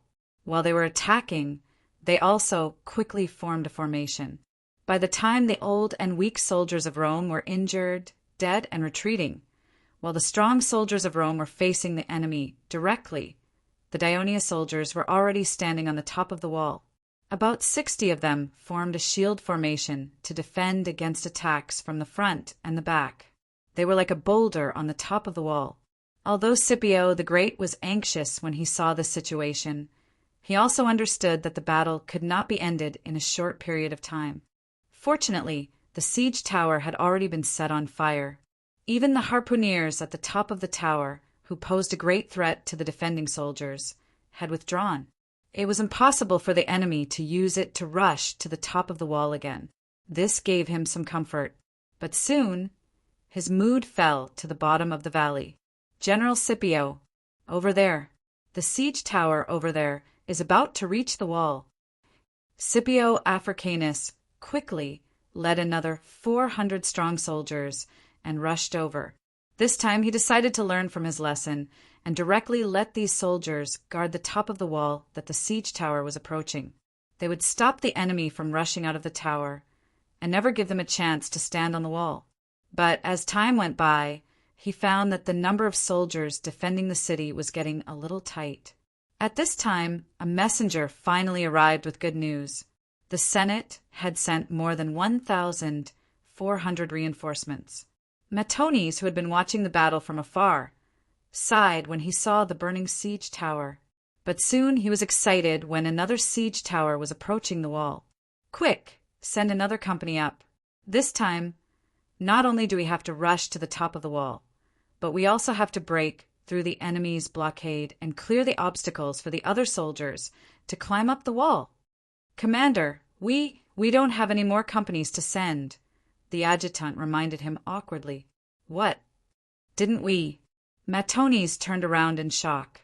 Not far behind him, there were many people, but more than half of them were engineers and craftsmen. They were still anxiously busy, rushing to manufacture the siege weapons. There were also some personnel from the supply camp. Not only were they in charge of pushing the completed siege weapons, they were also carrying the wounded soldiers on the way back. There were also some doctors and nurses from the medical camp. They were carrying the wounded soldiers back to the front line. They were carrying out urgent battlefield treatment. Matones once again looked at the bloody battlefield in front of him. Many of the armored vehicles in front of the trench were burnt. Thick smoke rose into the air and blocked most of his vision. The frequency of the light infantrymen shooting arrows was much slower than before. They were probably tired as well. Below the wall, the heavy infantrymen of the 2nd Legion were half squatting on the ground, hiding their bodies under their long shields. At a glance, it seemed like the ground below the wall was black. Ladders were erected like trees leaning against the wall. The Dionia soldiers, crawling on top of the ladders, dyed the gray wall black. There were soldiers falling from the ladders, and there were soldiers coming up from below to replace them. From time to time, a ball of fire would rise from the bottom of the wall, accompanied by a shrill scream. Every time, Matones felt his heart clenching. 3 of the 5 tall siege towers had been burned down. One of the siege towers had fallen into the trench because some of the sandbags were not compacted, causing the siege tower to break into pieces. Its axle was broken, and it could not move forward. It could only be used as a platform for the archers and javelin throwers to attack. In Matones' sharp eyes, he also saw some wounded soldiers struggling under the shield formed by the soldiers below the wall. Due to their severe injuries, they could not move to the rear and were successfully rescued by the supply camp. Then Matones thought of the dozens of soldiers who were surrounded at the top of the wall, and he began to feel anxious. If they could not take down the city of Rome today, those soldiers who could not retreat would end up in a tragic state. When he thought of this, he forgot what the Devers told him before the battle. Preserve our strength and reduce casualties so that we can deal with the upcoming battle. He said loudly, "Get the buglers to blow the bugles and urge the soldiers to attack. And hurry back to the camp and tell His Majesty that I request for another heavy infantryman." Legion commander, the adjutant reminded him, "I have received a notice that the camp has already sent out 4 brigades to stop the reinforcements from Rome. There are only 2 brigades left in the camp. I'm afraid. Stop nagging and go."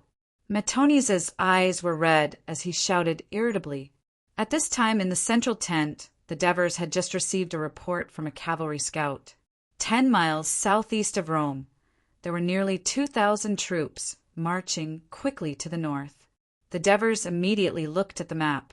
At the same time, Clausus, who was in charge of analyzing the enemy's situation, quickly made a judgment based on the previous information. "Your Majesty, this is still the reinforcements from Prinister, Bonnet, Gabi, and other Latin city-states." He pointed at a place with a red dot on the map and said, "Their target is most likely Legio 6. Most of the soldiers of Legio 6 are attacking the city."